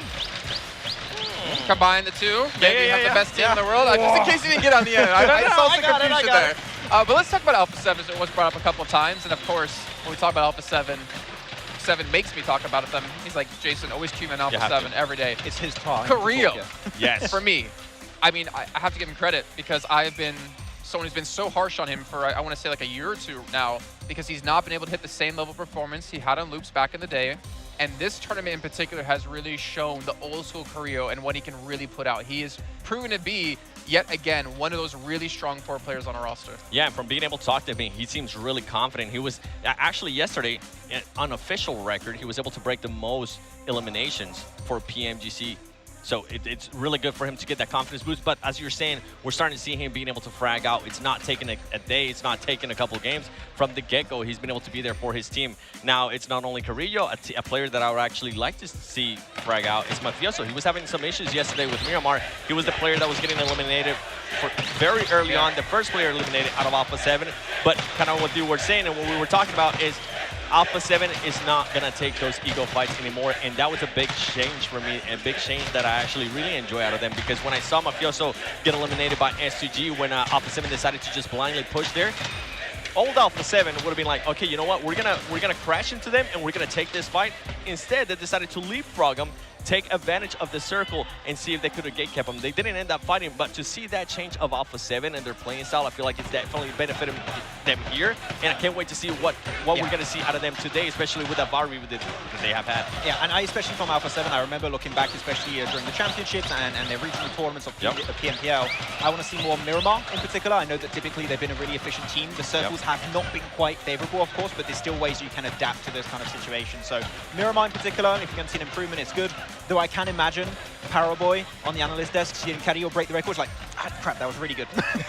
Not anymore the record. He's probably like, I'll be here next year. He's like, where are they at? Let me pull out their connections real quick.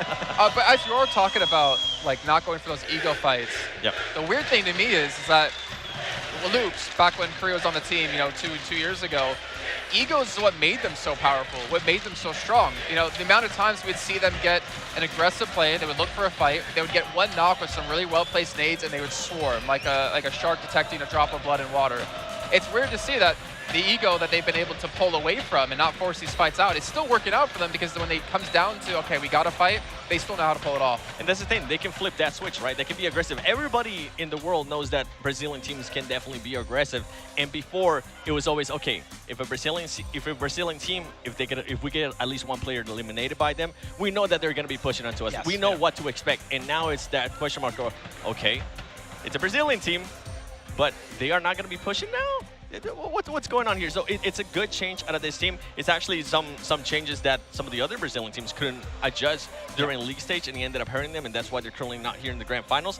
And I feel like it's just benefited them in such a big way for Alpha 7. I think one really good example of what you just brought up here is that game that was east of Chopsticks in Gak Field, and they were just taking the fight north, and they had an opening knock initially on Procedure Evos, I believe it was, at the time. And what they understood is, okay, this fight actually makes sense. It's worth taking a mid-game fight to try and unlock the northern side of the circle. So I like that, and I think Redface saw in the elimination feed it's Alpha 7. It's like, it's Alpha 7, and they're pushing. I'm out of here. I'm going to go center and just see if I can get a few placement points. But it is good that they're taking fights that just make so much sense and just unlock the entire late game stage for them. Well, another team we have to mention, if we're talking about individual players of Carrillo, Silas from S2G. The amount of points he saved his team yesterday by being the last person left alive. There's a match where I think it was maybe our first Erangel where he was just dominating players from Major Pride as the last player alive, or maybe it was Sandhawk actually the first match of the day, getting them so many extra points. And we've seen so many times now in the past that 1 point could be a decider between you winning it all and you unfortunately coming in second place. Yeah, and STE actually are so quick to rotate in particular, which we looked back on some VODs. They went on that first Erangel in particular you brought up. They dropped north and understood, okay, this is a really southern phase 1 circle. It was just on the melee base. We're going to go for the instant rotation without any loot, which is super risky. But by doing that, you cross the bridge first and you find yourself in an advantage point where you can gatekeep your IHCs, your D Xaviers, all the teams coming in on the western bridge. So it is good, but as you said, there we are some players that survive as solos. All right, well, it's time to head out on the stage here. We'll be back with you in a few. Hello and welcome to day 2 of the PUBG Mobile Global Championships. My name is Barney Banks and I am your host alongside my incredible co-host Dennis. And today we would like to begin the show with a very special speech. Okay. So if you could all put your hands together and welcome to the stage the producer of PUBG Mobile and Deputy General Manager of Lightspeed Studios, Tencent Games, Rick Lee. PUBG Mobile 2023 Dünya Şampiyonası'na hepiniz hoş geldiniz.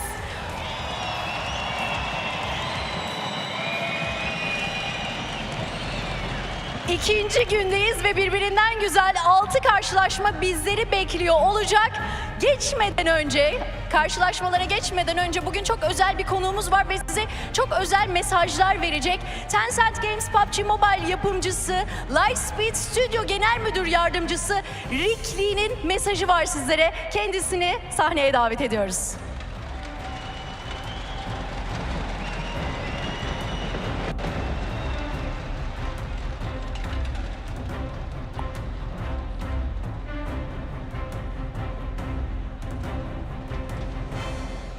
各位玩家朋友们，大家好，我是 Rick。时隔多年，我们再次相聚在 PMGC 总决赛的现场，感谢大家一路相伴。我们玩家至上的初心从未改变。 Duolingoing quite heavily coming into this event to practice my Mandarin, so bear with me here. But this is Rick Lee, the producer of PUBG Mobile, and this is what he's saying. Greetings all PUBG Mobile players. I'm your old friend Rick. After many years, we finally meet again at the PMGC Grand Finals. Thank you all for being with us throughout this exciting journey. Our original commitment to players first has never wavered. 跟大家一起回顾一下过去1年我们共同创造的成就。 Öncelikle geçtiğimiz yılda beraber elde ettiğimiz inanılmaz başarıları özetleyen bir video paylaşmak istiyorum.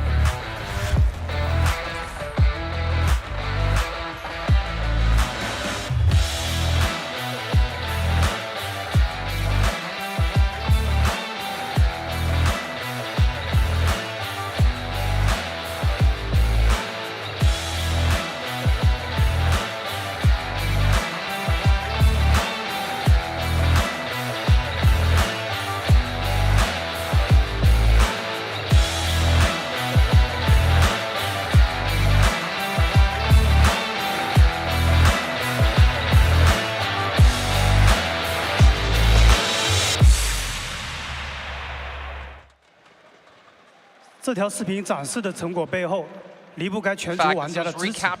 过去几年，我们一起创造了许多的记录。这份荣耀属于所有参与者。 But the success that has been showcased in this video wouldn't have been possible without the support of our players worldwide. And of course, over the past few years together, we have set astronomical records, and this glory belongs to every PUBG Mobile participant. PUBG Mobile 自2018年上线以来，我们始终聆听玩家的声音，在玩法上面持续的创新，并通过许多跨界的联动，推出新颖多元的内容。 PUBG Mobile's launch in 2018, we've consistently listened to the voices of our players. We made breakthrough gameplay innovations and introduced fresh, diverse content through collaborations. 作为全球发行的游戏，我们希望通过产品来促进玩家的文化交流，因此，我们将名胜古迹植入游戏，与玩家喜爱的名人合作，让大家探寻不同的文化符号和印记。We've integrated landmarks into the game and collaborated with local celebrities beloved by our players, allowing players to explore different cultural symbols and imprints. Sembol yapıları oyuna ekleyerek ve yerel sanatçılarla işbirlikleri yaparak oyuncularımızın farklı kültürel simge ve izleri keşfetmelerine olanak tanıyoruz. 未来在游戏内容方面，我们会继续努力，为玩家带来更多精彩玩法。在即将到来的3.0版本中，玩家将可以扮演未来武士，运用各种强大的装备进行战斗。Looking ahead, we will continue to bring you exciting gameplay content. In the upcoming 3.0 version, players will take on the role of futuristic warriors using powerful gears in battle. Savaşçılar olabilecekler. 同时，我们也将持续的迭代经典地图，优化载具的驾驶体验，推出新场景和建筑。大家十分关心的网络和性能等方面的基础体验也会持续的优化。At the same time, we will keep iterating on classic maps, optimizing vehicle steering controls, and introducing new levels and structures. Fundamental user experience such as connectivity and performance, which are a great concern to all of our players, will continue to be optimized. 那还有大家熟悉的 Metro Royal 也会迎来第6章全新的雪地主题地图。 届时将有丰富的资源、新的暴风雪天气系统和更具挑战的新 BOSS 出现。Metro Royale will introduce its 6 brand new snow-themed maps featuring abundant loot, a new snowy weather system, and more challenging new bosses.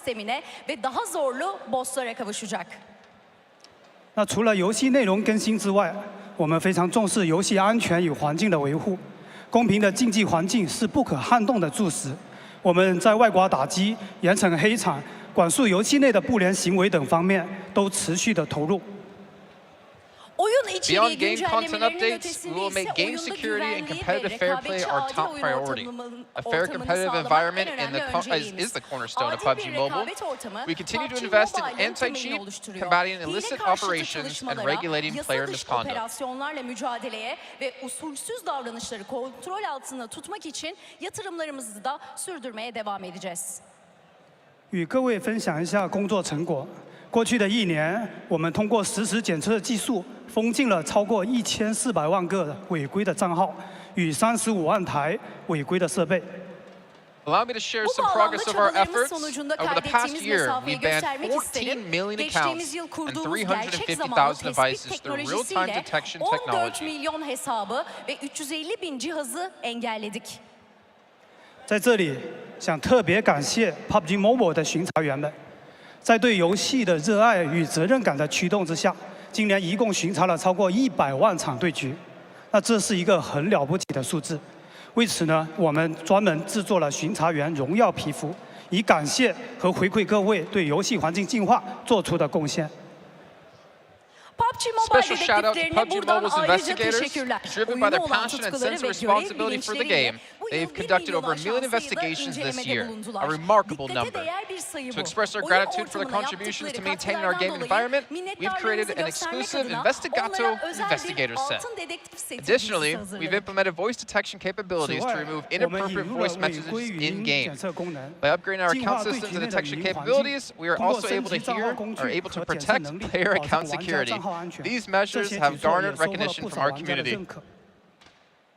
Ayrıca oyun içi uygunsuz sesli mesajları kaldırmak için ses tespit işlevini oyuna ekledik. Hesap sistemlerini ve tespit becerilerimizi geliştirdikçe oyuncu hesaplarının güvenliğini de daha iyi koruyabiliyoruz. Bu önlemler topluluğumuz tarafından da takdir topladı. 这1年可以称为 PUBG Mobile 的内容共创元年。其实早在几年前，我们经常在玩家的社区里面看到许多创意想法。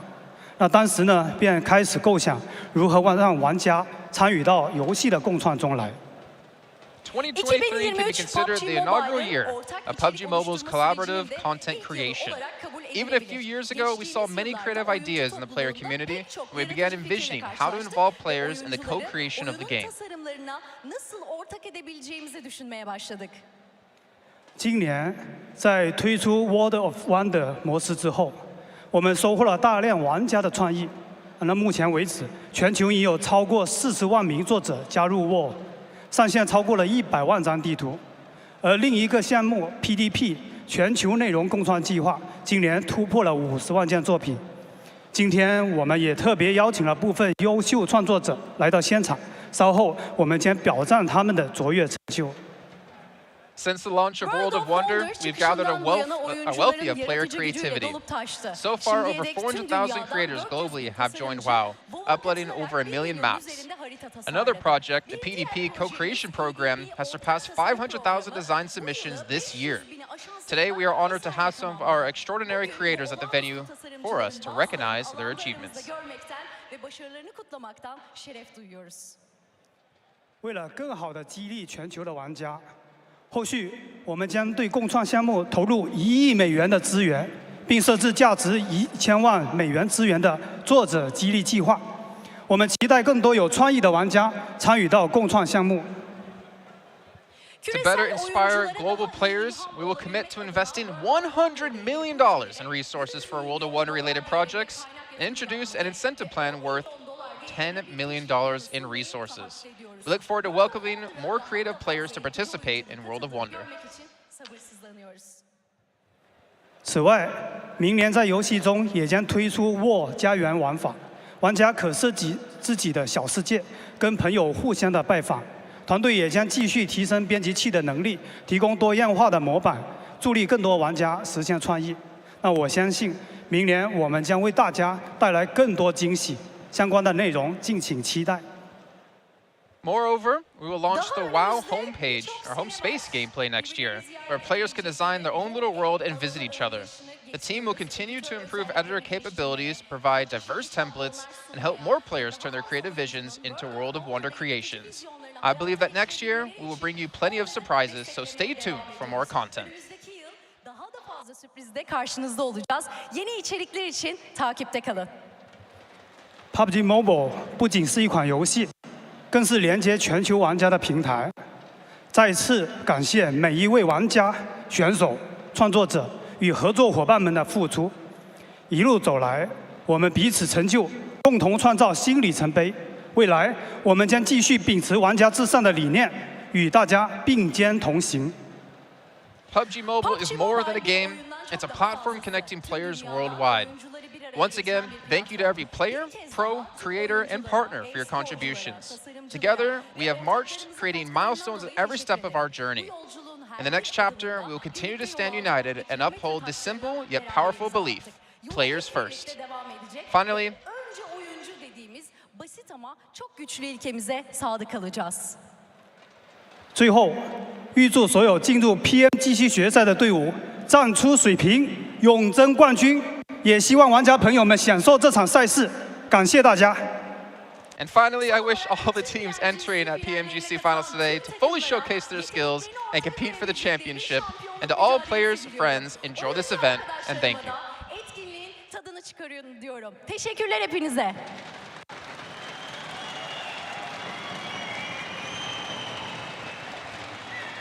Thank you so much, Rick Lee, and of course to my co-host, Dennis. Hello again. Fantastic way to start the show, I love it. And now, welcome to the 2023 PUBG Mobile Creative Vision Awards ceremony. Today, we gather to celebrate the infinite creativity of our players. Within the mesmerizing realm of PUBG Mobile, our players transcend mere participants, becoming game designers for PUBG Mobile, pushing the game's boundaries and sculpting its world. PUBG Mobile 2023 Yaratıcılık Vizyonu ödüllerine hepiniz hoş geldiniz. Bugün oyuncularımızın sonsuz yaratıcılıklarını kutlamak için bir aradayız. PUBG Mobile'in göz alıcı dünyasında oyuncular artık sadece birer katılımcı olmanın ötesine geçip PUBG Mobile'in oyun tasarımcılarına dönüştüler ve oyunun sınırlarını genişleterek bu dünyaya şekil vermeye başladılar. It is now time for the pinnacle of today's festivities, the awards presentation. Şimdi sıra bugünkü kutlamaların zirvesi olan ödül töreninde.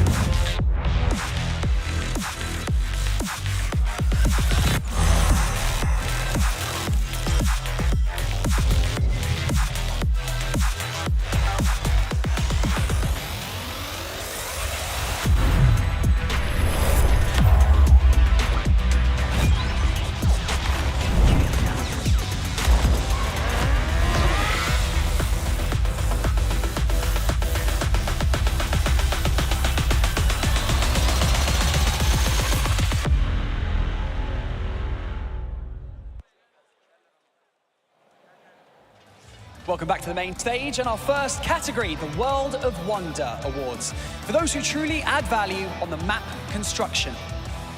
İlk kategorimiz olan World of Wonder ödülleri harita oluşturma alanında mükemmeli yakalayan oyuncular için geliyor. Hadi hep birlikte göz atalım. The first award to present is Popular Creation of the Year. İlk ödülümüz yılın en popüler tasarımı için geliyor. Congratulations to the winners of Population Creation of the Year. Gold Award. The award-winning creations all have unique gameplay, but they all won the love of other players due to their outstanding design and extremely high popularity. Yılın en popüler tasarımı dalında ödül kazananları tebrik ediyoruz. Ödül kazanan tüm tasarımların benzersiz bir oyun tarzı var ve hepsi sıra dışı tasarımlarıyla oyuncuların sevgisini kazanarak son derece popüler oldu. The next award is Best Level Design Creation. Let's see it on the screens. Sıradaki ödül yılın en iyi bölüm tasarımı ödülü için geliyor. Hadi birlikte görelim. Congratulations to the winners of the Best Level Design Creation Gold Award. The award-winning work features ingeniously designed levels, providing players with plenty of fun and challenges and great playability. En iyi bölüm tasarımı dalında altın ödül kazananları tebrik ediyoruz. Ödül kazanan tasarımlar fazlasıyla özelleştirilmiş bölümlere sahip, oyunculara çeşitli eğlence ve rekabet unsurları sunmakla birlikte eşsiz bir oyun deneyimi sunuyor. Our next award is Best Art Design Creation. Sıradaki ödül yılın en iyi sanat tasarımı ödülü için geliyor. Congratulations to the winners of the Best Art Design Creation Gold Award. The award-winning work perfectly integrates gameplay with the scenario, immersing players in the game, delivering a powerful visual impact. En iyi sanat tasarımı dalında altın ödül alanları tebrik ediyoruz. Ödül kazanan eserler oyun mekanikleri detaylıca tasarlanmış bir senaryoyla mükemmel bir şekilde entegre ediyor. Oyuncuları oyunun içinde çekiyor ve güçlü bir etki yaratıyor. The next award is for Best Innovative Creation. Sıradaki ödül yılın en yenilikçi eseri için geliyor. Congratulations to the winners of the Best Innovative Creation Gold Award. The award-winning creation introduces gameplay beyond imagination, expanding the boundaries of fun in PUBG Mobile. En yenilikçi tasarım dalında altın ödül kazananları tebrik ederiz. Ödül kazanan eserler hayal gücünün ötesinde bir oyun deneyimi sunuyor. PUBG Mobile'da eğlencenin sınırlarını genişletiyor ve insanları kesinlikle hayrete düşürüyor. Our next award is for Best Themed Creation. Sıradaki ödül yılın en iyi temalı eseri için geliyor.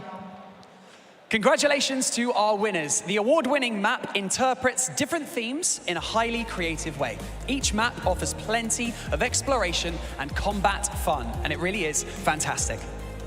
En iyi temalı tasarım dalında altın ödül kazananları tebrik ediyoruz. Ödül kazanan eserler çeşitli temaları son derece yaratıcı bir şekilde yorumluyor. Her bir harita bolca keşif ve rekabet unsuru sunuyor.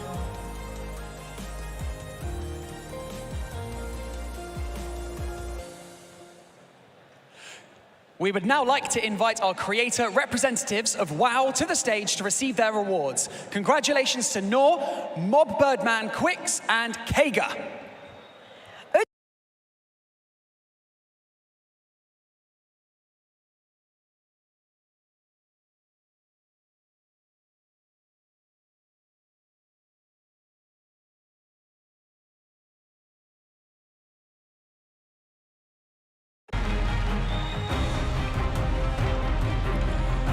Congratulations to our creators, and here to present their awards. Please welcome back to the stage, Rick Lee.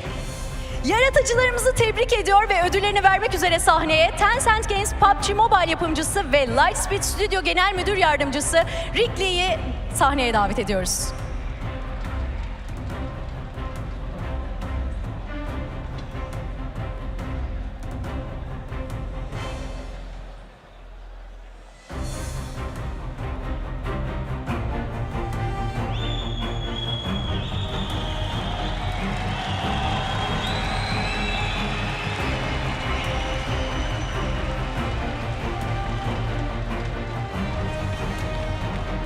Thank you so much to our creator representatives and to Rick Lee for joining us on stage. You may now leave and we will continue the ceremony. Thank you so much. Yaratıcılarımıza ve Rick Lee'ye sahnede bize katıldıkları için çok teşekkür ediyor ve onları uğurluyoruz.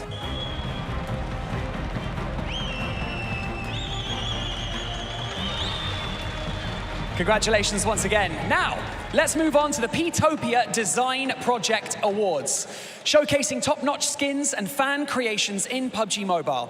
Get ready to be captivated by the pinnacle of artistic design. Sırada PUBG Mobile'deki üst düzey içerik tasarımlarının ve hayran çalışmalarının yer aldığı P-topia Design Project ödülleri var. Yetenekli sanatçıların göz alıcı işlerine kendinizi kaptırmaya hazır olun. The first award to present is the Best Outfit Design. İlk ödülümüz en iyi kıyafet tasarımı için geliyor.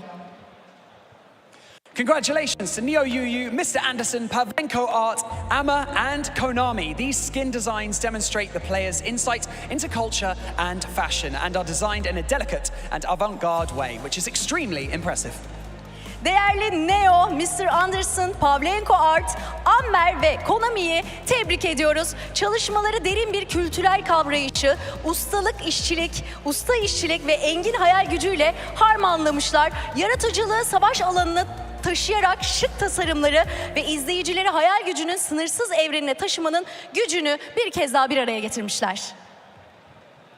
Our next award is for Best Firearms Skin Design. Sıradaki ödül en iyi silah tasarımına geliyor. Congratulations to Suryas, Bami, SG Toyota, Toxic Thunder, and Ali Reza. These works both retain the essence of the original firearms and present different themes with interesting designs. Suryas, Bami, SG Toyota, Toxic Thunder ve Ali Reza'yı tebrik ediyoruz. Bu tasarımlar orijinal dokuyu korumakla birlikte uygulanan çeşitli temaların uyumuyla kullanıcıların dikkatini çekmeyi fazlasıyla başarmış. Next up is our Best Vehicle Skin Design Award. Sıradaki ödül en iyi araç tasarımı için geliyor. Congratulations to Pam Ryder, Left Arm, and Shaz Tokyo. These vehicle designs were full of whimsical ideas and boldly incorporated different themes, bringing unimaginable appearances. Pam Ryder, Left Arm ve Shaz Tokyo'yu tebrik ederiz. Çılgın fikirlerin cesurca uygulanmasıyla hayata geçirilen bu araç tasarımları hiç beklenmedik bir yaratıcılığı ortaya çıkarmış durumda.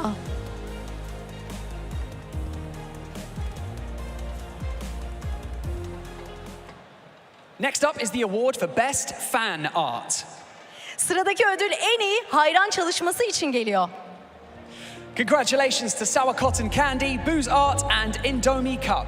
Delicate strokes and beautiful compositions brought more of a sense of story to the world of PUBG Mobile. Sour Cotton Candy, Booze Art ve Indomie Cup'ı tebrik ederiz. Hassas dokunuşların üstün becerileriyle birleşmesiyle ortaya çıkan bu eserler PUBG Mobile'in hikayesini anlamlandırıyor.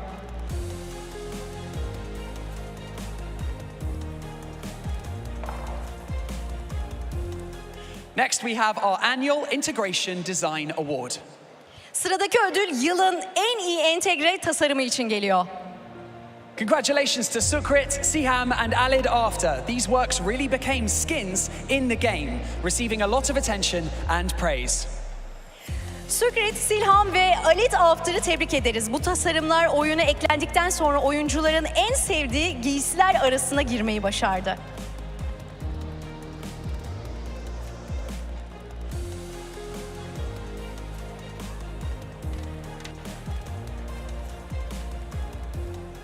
Next up is the Most Popular Design Award. Sıradaki ödül en popüler tasarım. Congratulations to Sukrit. Your work has become the most popular PDP skin of this year, leading the fashion trend in PUBG Mobile. Great job. Congratulations. Sukrit'i tebrik ederiz. Bu tasarım yılın en sevilen PDP seti oldu ve oyuncular arasında yeni bir akım başlattı. En popüler tasarım ödülünü sonuna kadar hak eden bir eser. We would now like to invite our creator representatives of PDP to the stage to receive their awards. Congratulations to Sukrit, Shaz Tokyo, Bami, Mr. Anderson, and I, Jalid. Ödülleri almak üzere PDP yaratıcı temsilcilerini sahneye davet ediyoruz.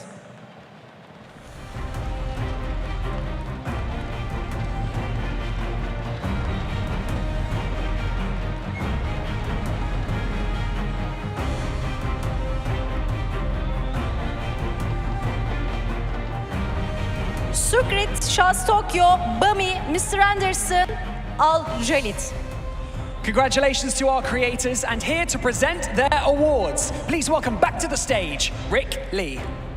Yaratıcılarımızı tebrik ediyor ve ödüllerini vermek üzere sahneye Tencent Games PUBG Mobile yapımcısı ve Lightspeed Studio Genel Müdür Yardımcısı Rick Lee'yi sahneye davet ediyoruz.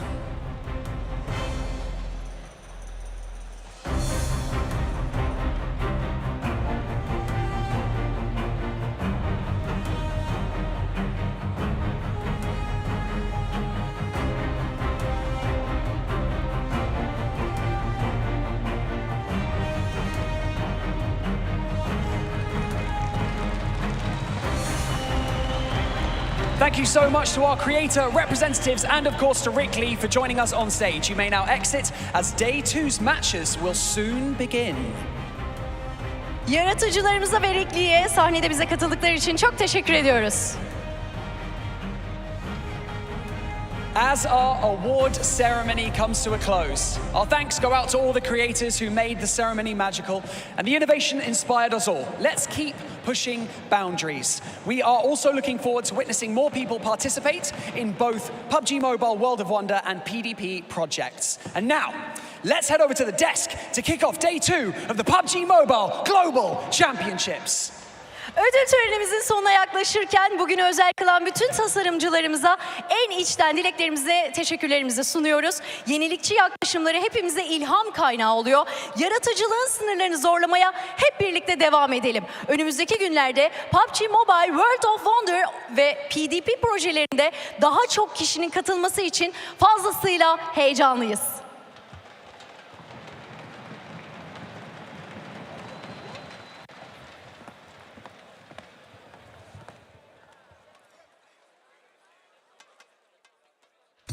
Gentlemen, I'm going to ask you one question, and one question only, and then probably some more later.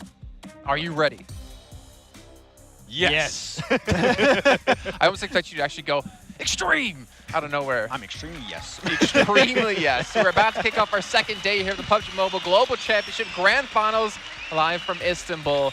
And honestly, I cannot wait to see what's going to happen today. Obviously, we had our teams dominating yesterday, but I have a really good feeling it won't be that easy today. Obviously, the practice we've been talking about of overnight, of really revamping what they've done right, what they've done wrong, and fixing things.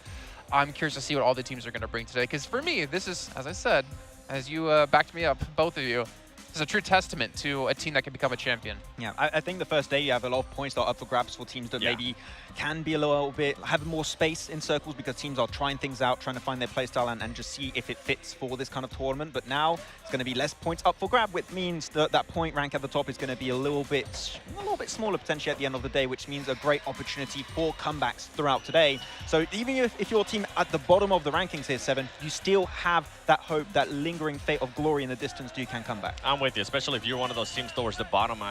They have to do something within the first 3 like more, games. Right? Yeah, more. 6 definitely. points. Unexpected. Super far behind. They need at least 2 chicken dinners in a row and continue to perform really well because it's not just about the chicken dinners. We know the other teams are going to be performing well. They need to be consistent and they need to make sure that the point gap doesn't get too big because I feel like today is when we're going to start seeing those point gaps be bigger and bigger. If you saw me looking around earlier, I was waiting for this moment, trying to see when S2G enter the arena and head on back to their position. But yeah, I mean, Stalwart right now, 62 points. It would be amazing to see them, or even Alpha 7, honestly, take home the title for their region, for their country, because these 2 teams and these 2 regions in particular have been putting out so many damn good teams these last few years. But Deke Xavier damage. Yes. But Deke Xavier. But Deke Xavier damage. I mean, I think it was Lamborghini and Levi's that both were top 5 fraggers for day 1, right? And just when it comes to the individual fragging power of this team is great. Though when we compare back in the league stage 7, sorry, even the FaZe guys are getting in on the jury. They're supporting S2G. Yeah. Maybe he won't be screaming at them anymore today. No, he's screaming their name. Oh. At first he was just going, ah! And now he's going like, S2G! Silence! No, but with this Xavier, I feel like we were talking about teams maybe being able to put out 1 match yesterday and being able to kind of be there towards the top. I feel like this Xavier was one of those teams because remember, in the second Erangel, they ended up with a 4th place finish, but 16 eliminations. I feel like today, if they can narrow it down, we know that they can get those eliminations, right, alongside with IC, but it was just 1 match. They're the Vietnamese IHC. Is every team from the IHC? It feels like I mean, I'm not wrong. They were running the around Chinese ruining IHC, people's they're days the Brazilian yesterday. IHC. But the thing, it was just for that match, because after that, we didn't really end up seeing them that many eliminations out of them. They were getting awful placement points as well. And honestly, this is going to be a battle. I can't wait to see what's going to happen between these two teams. Stalwart, are we going to be seeing the Stalwart from yesterday, or are they going to be switching it up? Are we seeing the Stalwart from tomorrow? Are we going to see the non-IHC Stalwart? There you go. Oh, And then good. Alpha 7, are we going to be seeing the Brazilian IHC come back? What, loops? What IHC? We love that. We just want them to get some placement points again, Just get placement points, please. If you have 50% of the circle, move in a good compound. I would love it. Thank you very much. Though Lamborghini, he's got the car to rotate. That's why he's always in circle. Yeah. You know, so the thing is, right, we're talking about Xavier, is that I think we were all surprised to see them come out first place at the end of Last Chance. Yeah. Not a team that I expected, to be perfectly honest. However, they've been able to frag out quite heavily. Yeah. But they've not been able to work on their placement game here. They're Kolaris' favorite team. You know, he told me in private he loves the team, Xavier. He loves the Dingoes. Yeah, he loves the Dingoes. He really does. But it really is weird when you're looking at Xavier, because there's a night and day kind of performance and approach from the league stage in this tournament. They were very placement point focused in the league stage, but I feel like they understood just aiming for the circle and getting good position is not going to be enough. We need to start getting those elimination points on board. So it's just their mental game as a whole, Seven, that has shifted significantly. And Lamborghini, just in the Optimus Prime, shifting in a Lamborghini to rotate in circle, and he gets in. You know what? Credit to you, okay? I was like, just randomly dropped Transformers in here. I was going to make fun of you, but then you made the proper sound. Thank you. Wait, what I was going to say about this team for Xavier is more consistency. I mean, if they are going to be continuing to frag out, right, I want to see more consistency in that those elements spread out throughout all the matches. Agreed. Not just one heavy on one match, because I mean, they ended up getting what, a total of 29 eliminations yesterday. 16 out of those eliminations came just from that one match that I was talking about earlier. We need to see that being spread out, and we need to start seeing those placements. The way I like to formulate it a lot of the time is, for me, the mark of a good team is when you look at their bad game. What does a bad game look for this team? Is a bad game a 0.16 place, or is it a 11th place with 3 eliminations? That goes a really, really long way on these tournaments that only last 3 days, really. And I feel like that's currently where first to third place, I mean, Stalwart, Alpha 7, and STG are currently being able to differentiate themselves, especially after day one with what we saw out of them, right? If they were having some bad games, they were able to recover quite quickly. Some of the other teams were not able to do that. And now going back to Huevo, what I was alluding to, which one are we going to be seeing? Are we going to be seeing the first half of yesterday, where they were absolutely awful and they were coming towards the bottom of the page, and then they were able to pick it up with the chicken dinner, and then were able to continue carrying on that momentum of the second half of the day? I can't wait to see which one we're going to be seeing.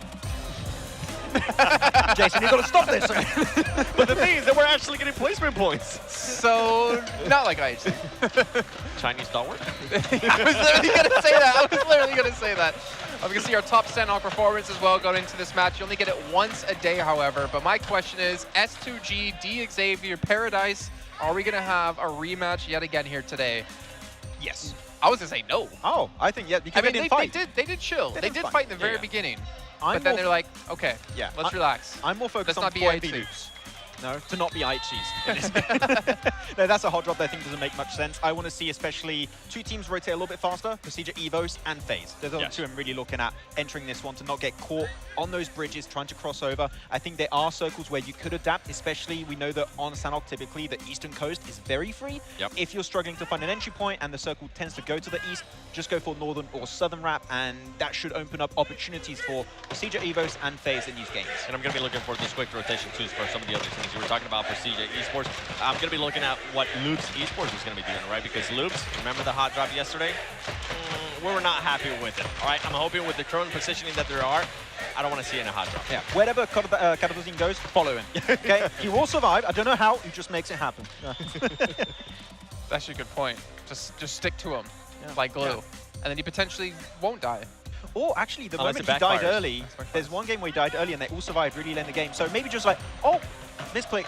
Oh, I naded you. Oh, sorry. Or another one you got. No, what were we saying last time? What if they start just sabotaging their own team? They make sure that Cardozan dies first. Just, oh, he left you Take behind. this, You didn't take get this the car? off angle, Cardozo. Please, go get that off angle. There's no one in there. We're good. There's nobody in That the compound compound, is free. Cardozo.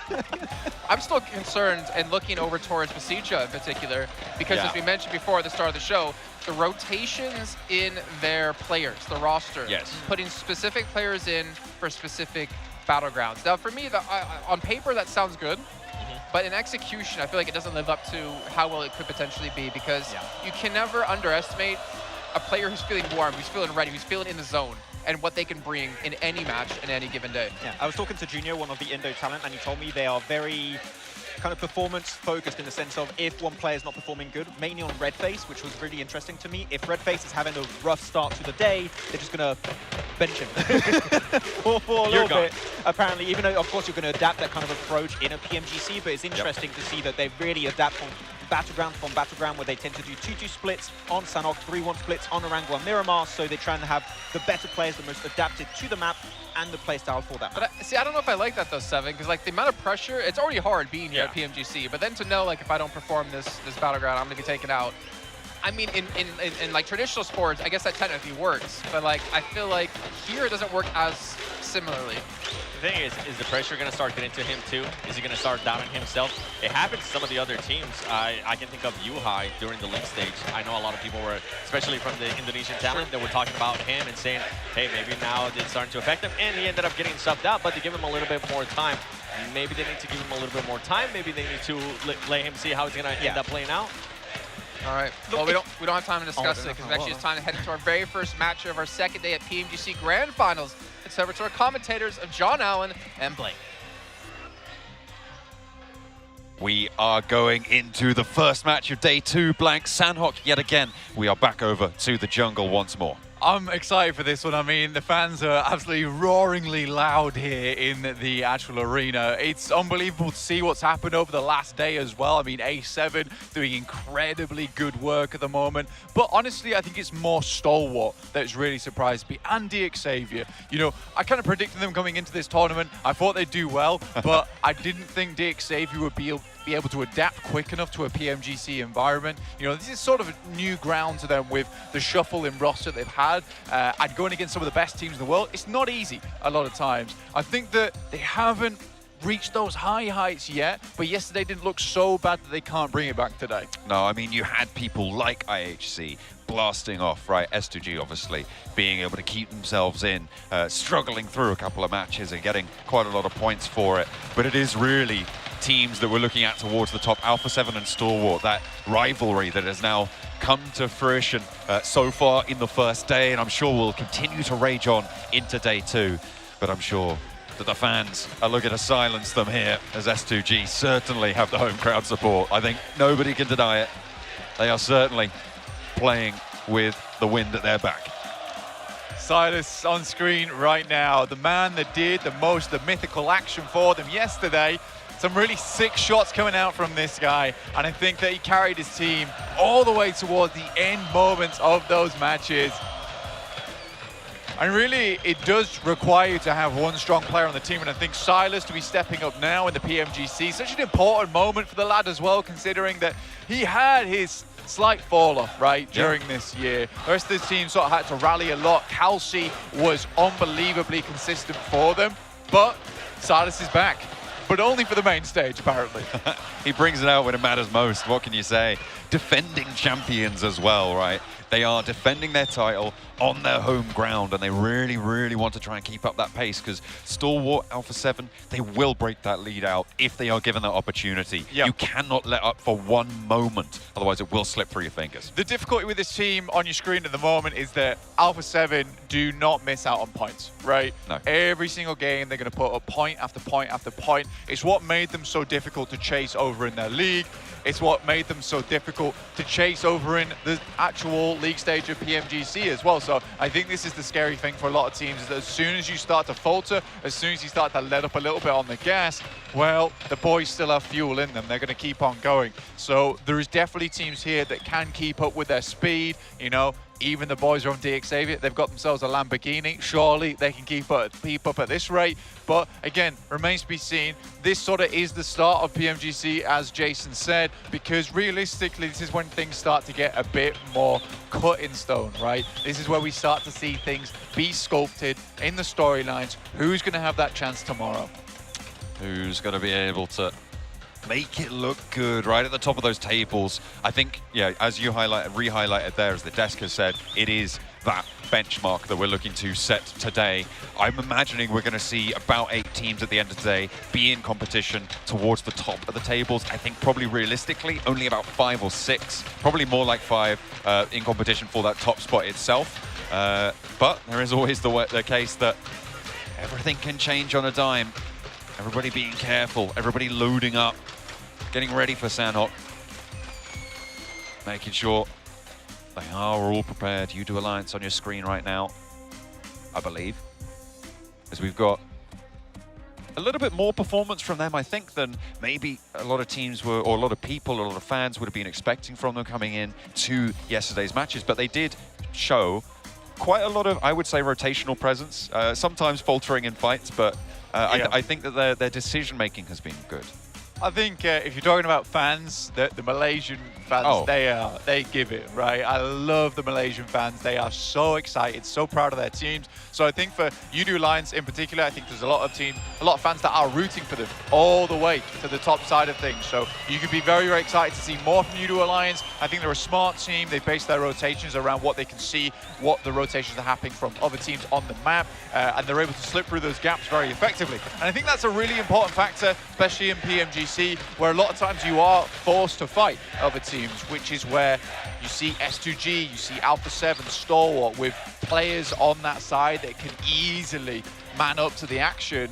You know, UDU Alliance, on the other hand, great in those endgame moments. They're not as confident in their team fighting towards the beginning of the game, so they just cut it out completely with some very good cerebral plays towards that early game. The first early game is upon us. We are heading over the jungle with Sanhok the first to go.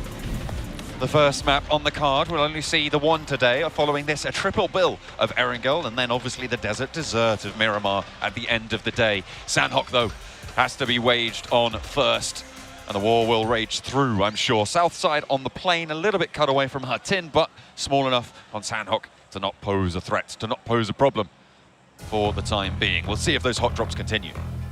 So here we are, kicking it off for day number 2, match number 1. It is Sanhok. We've got the boys dropping around the map, Stalwart over towards a boot camp, but a very special little hot drop on the cards for us at the beginning of this game. It is Paradise Resort, S2G versus DXavier. They will continue to vie for this position.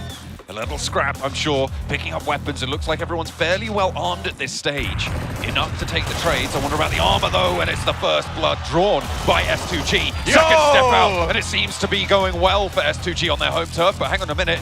They have started to suffer 2 eliminations sent back their way. A knock for DXavier. So even Stevens right now on the small engagement, on the hot drop. Hamzy G looking to turn the corner here, but moves up to his teammate. Could hop over the wall here and find another knock, but just about staying out of the sightline. Steps out wide, might be in danger now. As DXavier continue to rage on through. The Paradise Resort steps through, and DXavier might just be able to get the edge here. S2G still holding on, but the last player stands. Levi's for S2G is going to be their last barrier, and he goes for the spray. The UMP up the stairs, they're sticking the res. 1v1 on the cards right now, soon to be a 2v1 once that res goes through. And for Levi's, last player alive has a chance to maybe get 2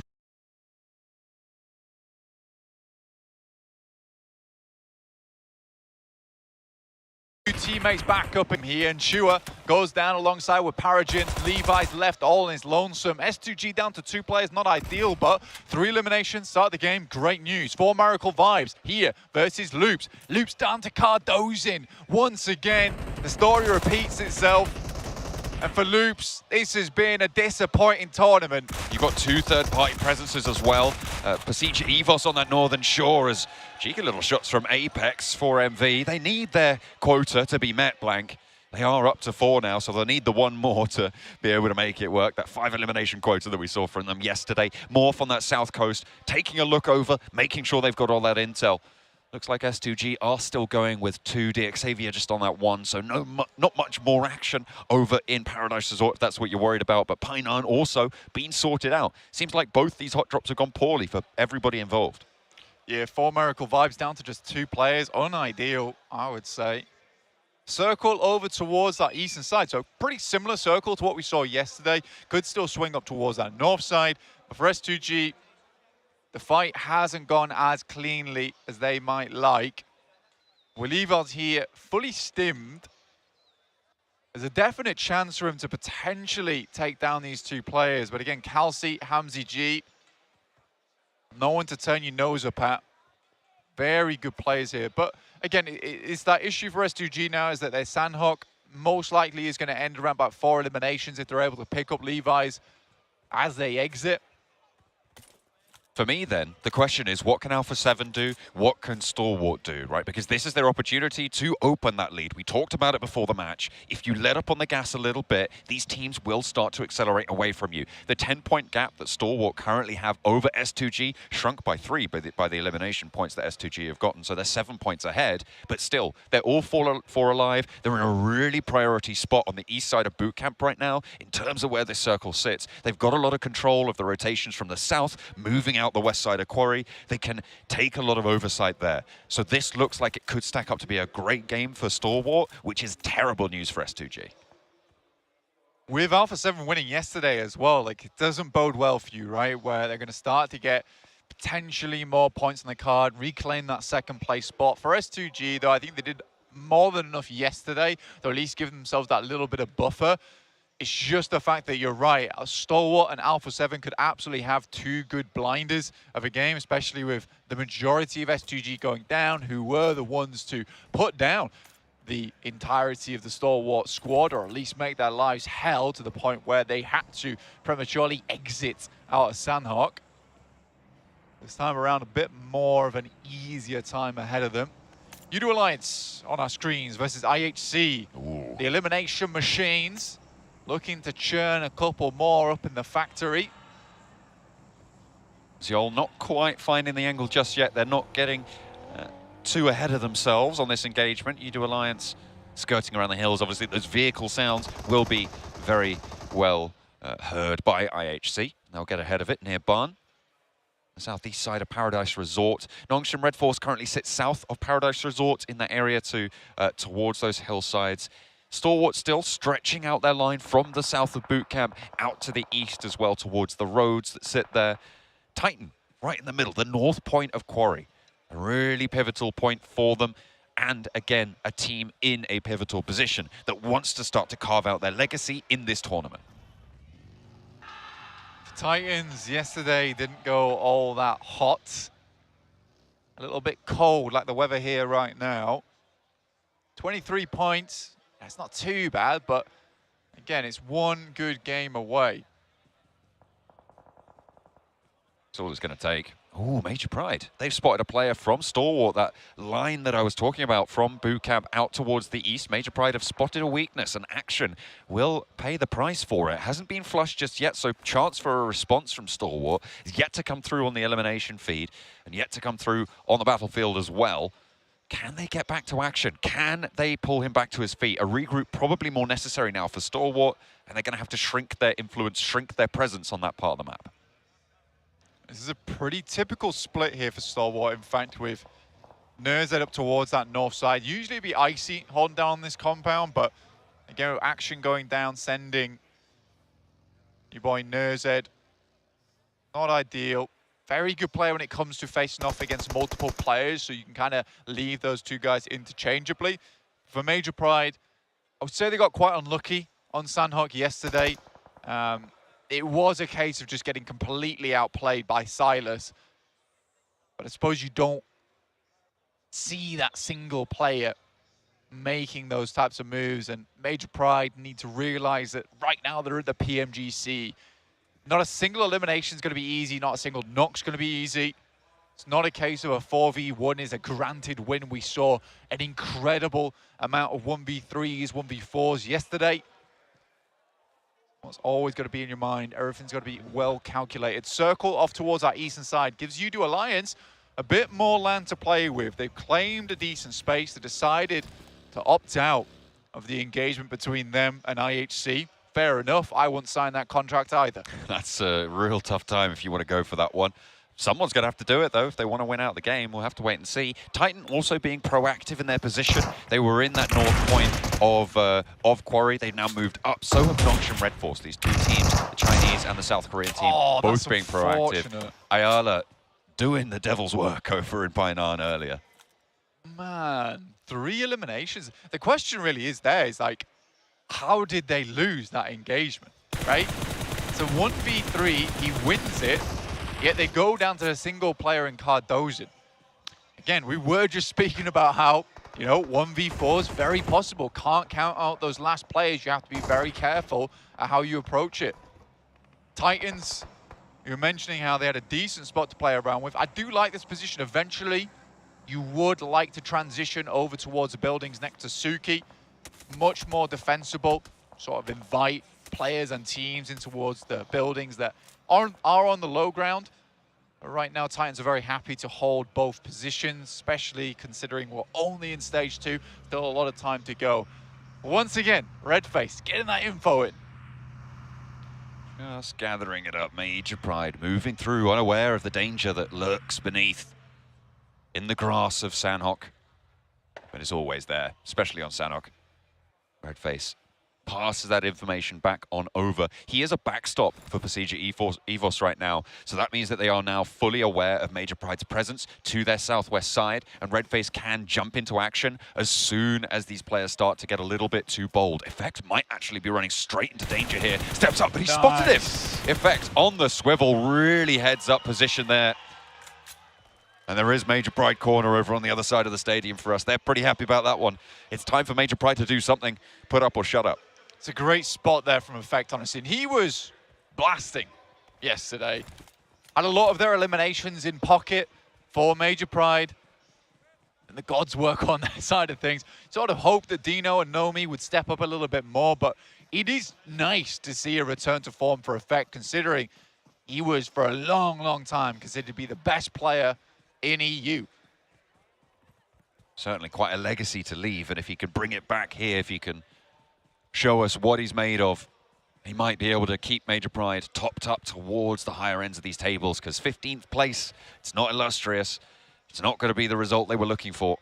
They'll want more. We'll see if they can claim that today. 628 currently playing on the northwest side of Paradise Resort. This is the site, of course, of the hot drop between S2G and DXavier that left S2G on 2 players remaining, Hamzy G and Kalsi. We'll see if 628 can make their way through uncontested.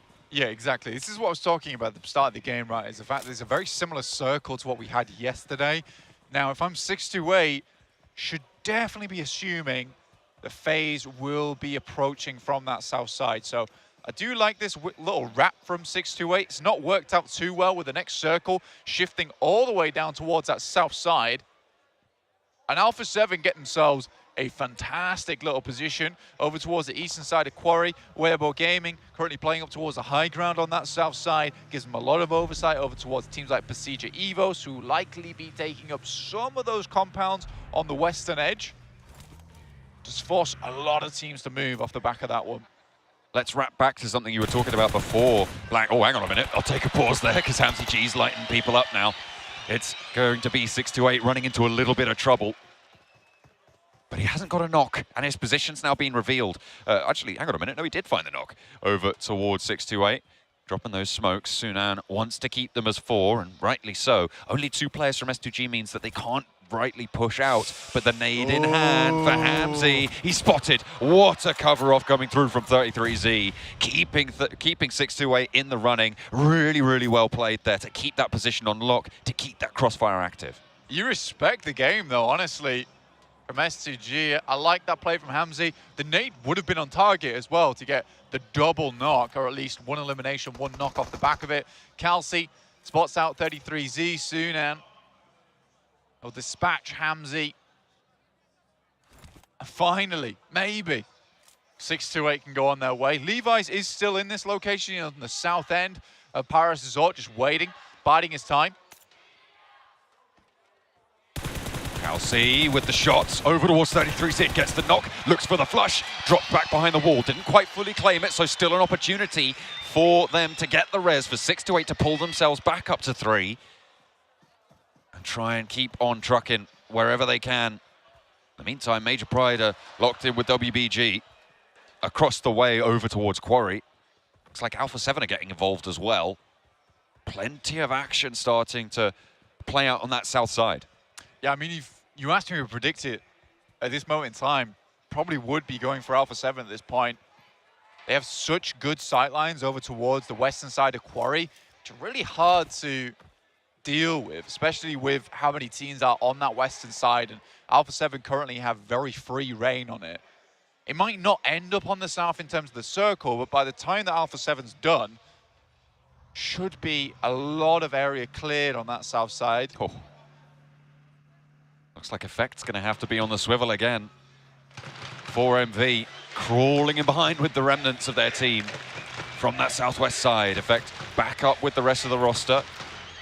Playing on a walled compound now. A pretty solid spot for Major Pride, but it's going to be difficult to move further north. Look at the cluster of teams that sits up there. Pasija EVOS, Stalwart, FaZe, Nongshim Red Force as well, and they're going to have to go around. This is Alpha 7's time.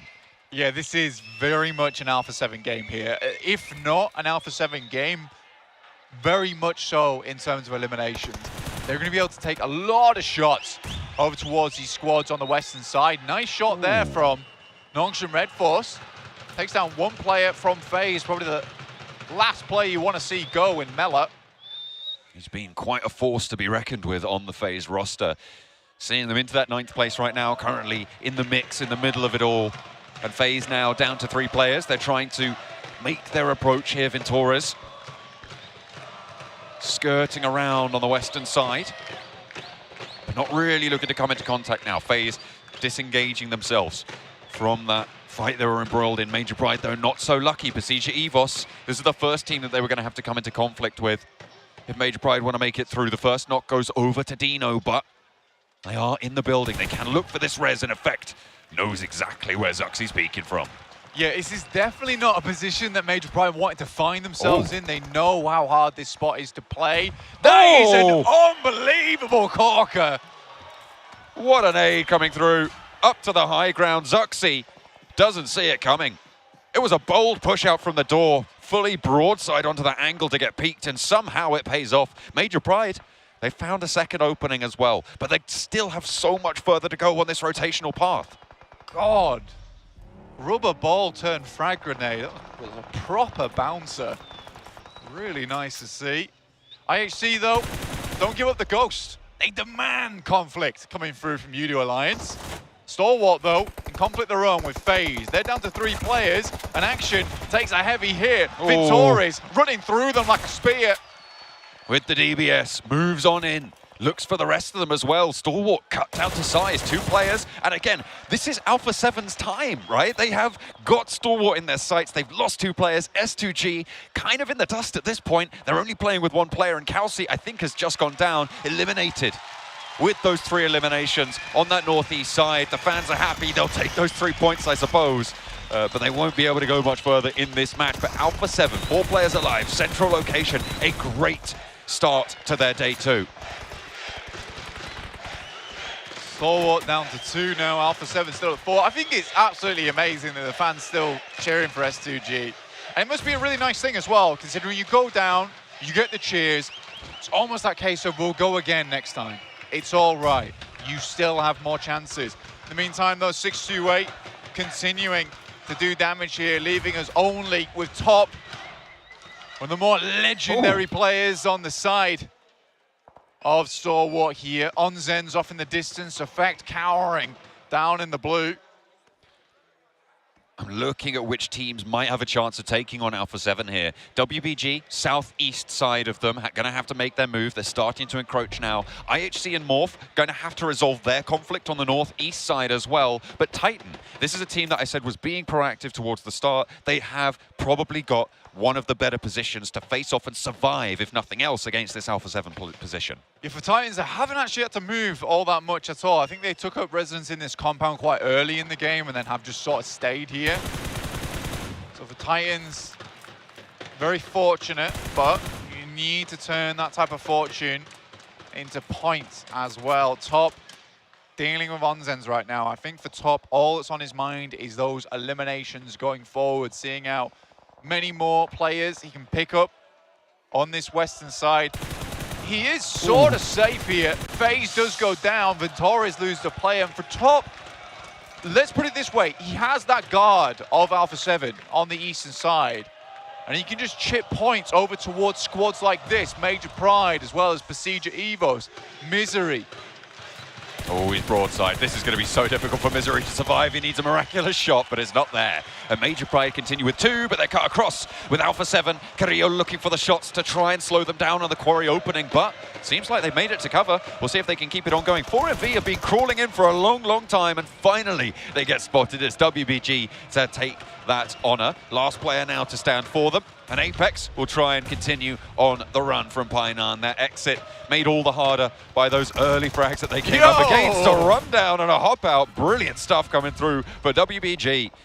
They are getting bold with it. Southeast side, just going to shift away from them again. IHC on your screens, getting far into this match, surprisingly. Then again, it is Sandhawk. I'd say this is where their playstyle really does thrive, but not allowing anyone to slow them down. They spot the shots coming up from up the hill. Ming looking to try and suppress the rock side. Demo behind the tree, pops the heal. IHC keeping themselves together now. WBG wanting to find these picks, because WBG going to have to move as well with that shift that I talked about before.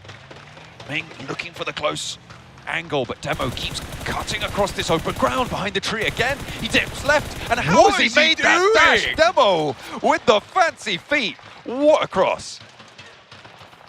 Wow. Lose fire in his footprints as he speedily makes it across towards that rock side. Instant heal. Has a good outpost, but they do need to keep moving forward. Nade sent in by Bamboo over towards Rock. Godless is in the open. Bamboo will take him down. The distance, a good spray, locks in. Stalwart will be eliminated as well. And it just continues to get better and better and better for Alpha 7. WBG, though, 4th place. Remember, they're looking to push up over S2G, try and catch up towards Stalwart as well. A chance to put a dent in that gap. Titan fighting to jump up as well. 6 eliminations so far on the match. They want to find a couple more. Demo's not done for IHC. Takes down Bamboo. Difficult push here for IHC, honestly, because Titans have so much cover, yet IHC's rocking up towards where Weibo Gaming's playing, as are Alpha 7. But Major Pride making far into this match. They do. They managed to get across that quarry position as well, which is a very, very tricky crossing, especially with the positions that Alpha 7 held. They fought off against Besieger Evos and made their way through. Pretty great fashion. Major Pride, 2 eliminations though. They want a little bit more in the meantime. IHC will fall, 4 eliminations, 3 placement points. Not the best result, but out come Alpha 7. They are on the hunt. They want to rack up as many points as they can here. Close the gap and open a new one against Stalwart. S2G fans not best pleased. Not happy about it. But A7, they've got the secret sauce here on Sandhawk. I know some people don't. 2nd win in a row of days here if they manage to make it all the way through. Weibo Gaming praying for an Eastern shift here. If they do, A7 will have to fight uphill towards them. Will not make life easy. Mafioso keeps watching out as well. The Major Pride down below, but the circle shifts up towards that northern side. A7 want to take control of those central compounds. The Weibo is not going to let them go quietly. The wall is still in for WBG, but they have to make that crossing sooner rather than later, because the blue zone's going to push through. Major Pride finally go down on their ascent from the quarry. It was likely to happen, and here's where they will bite the dust. 3 teams now remain. Ooh. Shadow, a Lone Ranger, WBG, bold with the crash, up in the vehicle, but the cut across from Mafioso's good. First knock found. The high ground still occupied, and Carrillo will be going down as well. Taken down, flushed away. Alpha 7 lose an opening man. Ming is there, but there's an answer from Revo. DPS in the shack, and it's brutal. A spray down from Mafioso, and Su will fall second. Revo with the spray for the flush. And now it's up to Senab to try and hold face as well against 2 players remaining for WBG. Titan still in the background, could do something here if he's lucky. Revo finds another knock, and Senab will fall down. A response, and Shadow for Titan might be able to get a little bit more done. Alpha 7, 2 players alive, and it's Mafioso. Lost Ranger, 1v1v1. Oh my days, it comes down to this. Mafioso comes out clutch when he needs to do, but it's Mao and Shadow. Chinese team stepping it up a notch today, that's for sure. Quick first aid kit, and it feels like there's some hatred over towards the Alpha 7 players coming through from both these squads. Mao unleashes the Molotov, nicely placed. Shadow looking to bide his time. If Titan can take this one down, it will be an incredible performance. Drops the smoke out the front. Mafioso has to move first here. Shadow, position known.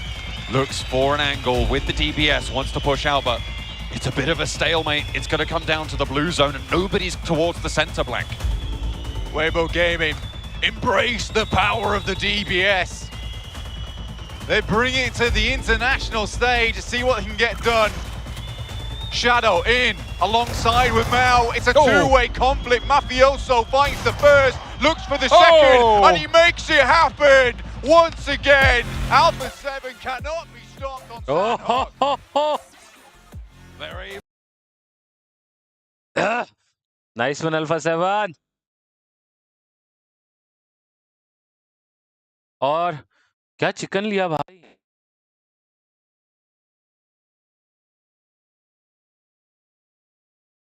And also guys, if you're new to the stream, make sure to hit the like and subscribe to the channel. blasted away. And with a shutdown, those quick 2 eliminations. It was the S12K Blank that did it. Funny that, 2 Chinese squads using the DBS. Mafioso's got nothing but an S12K. Takes a leaf out of their books and does them dirty with it. Anything you can do, I can do better, apparently, coming through from Alpha 7. But second win in a day here on Sandhawk looks fantastic. Really solid stuff. They held down their zone. They closed the gap between. मजा आएगा अभी आगे आने वाले time पे मजा आने वाला है WBG Jot. Desi Sehwag bhai, if you're watching the stream, thank you so much for the 100 rupees Paytm. If you're watching the stream, bro. What a way to kick things off. A lot of valuable points earned by Titan as well from the middle of those tables to try and push their way up. मतलब where do you go every time? ब्रिगो भाई थोड़ा सा मैं और matches भी देख रहा हूँ, प्लस मेरे को ट्रैवल करना है कल, तो उसका भी देखना है थोड़ा, समझे?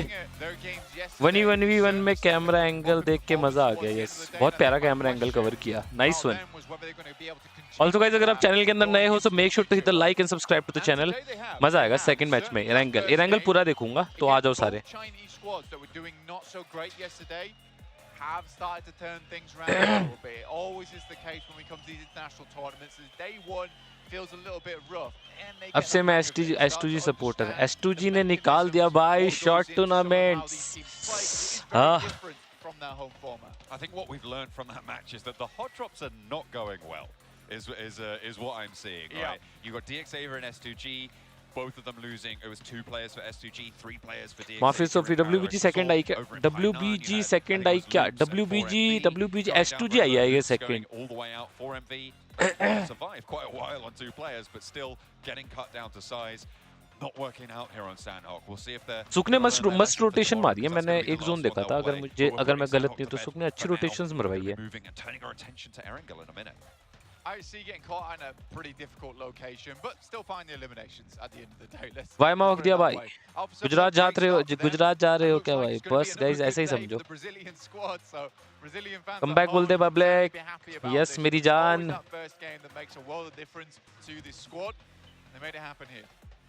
ट्रैवल है ब्रो, कल का travel. You know, if you know, you know. Tomorrow is travel. मैं सोच रहा हूँ यार, मेरे को तो वॉच पार्टी करनी थी. मैं कैसे करूँगा? So it's a big thing यार. कैसे करूँ? कुछ आइडिया दे दो. कल तो फाइनल डे यार PMGC का भी, और कल ही ट्रैवल है भाई. I'm kind of happy with that. I'll take that as an indicator of maybe a day on. WBG बहुत कंसिस्टेंट खेल रही है, हर एक मैच से पॉइंट निकाल रही है. मोमेंटम आ गया बे. कल जो 3 मैचेस में मोमेंटम ढूंढ रहे थे, वो लास्ट के 3 मैचेस में आया. लेट्स सी आज कैसा परफॉर्मेंस रहता है. आई डोंट नो ये क्यों डाउन वो हो जाती है इसकी क्वालिटी यार.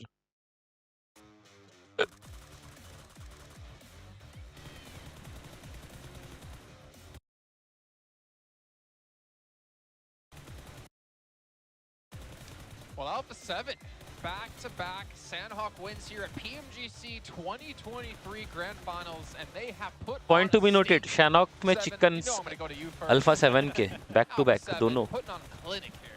Mafioso there at the end. I know being able to clutch up that 1v1v1.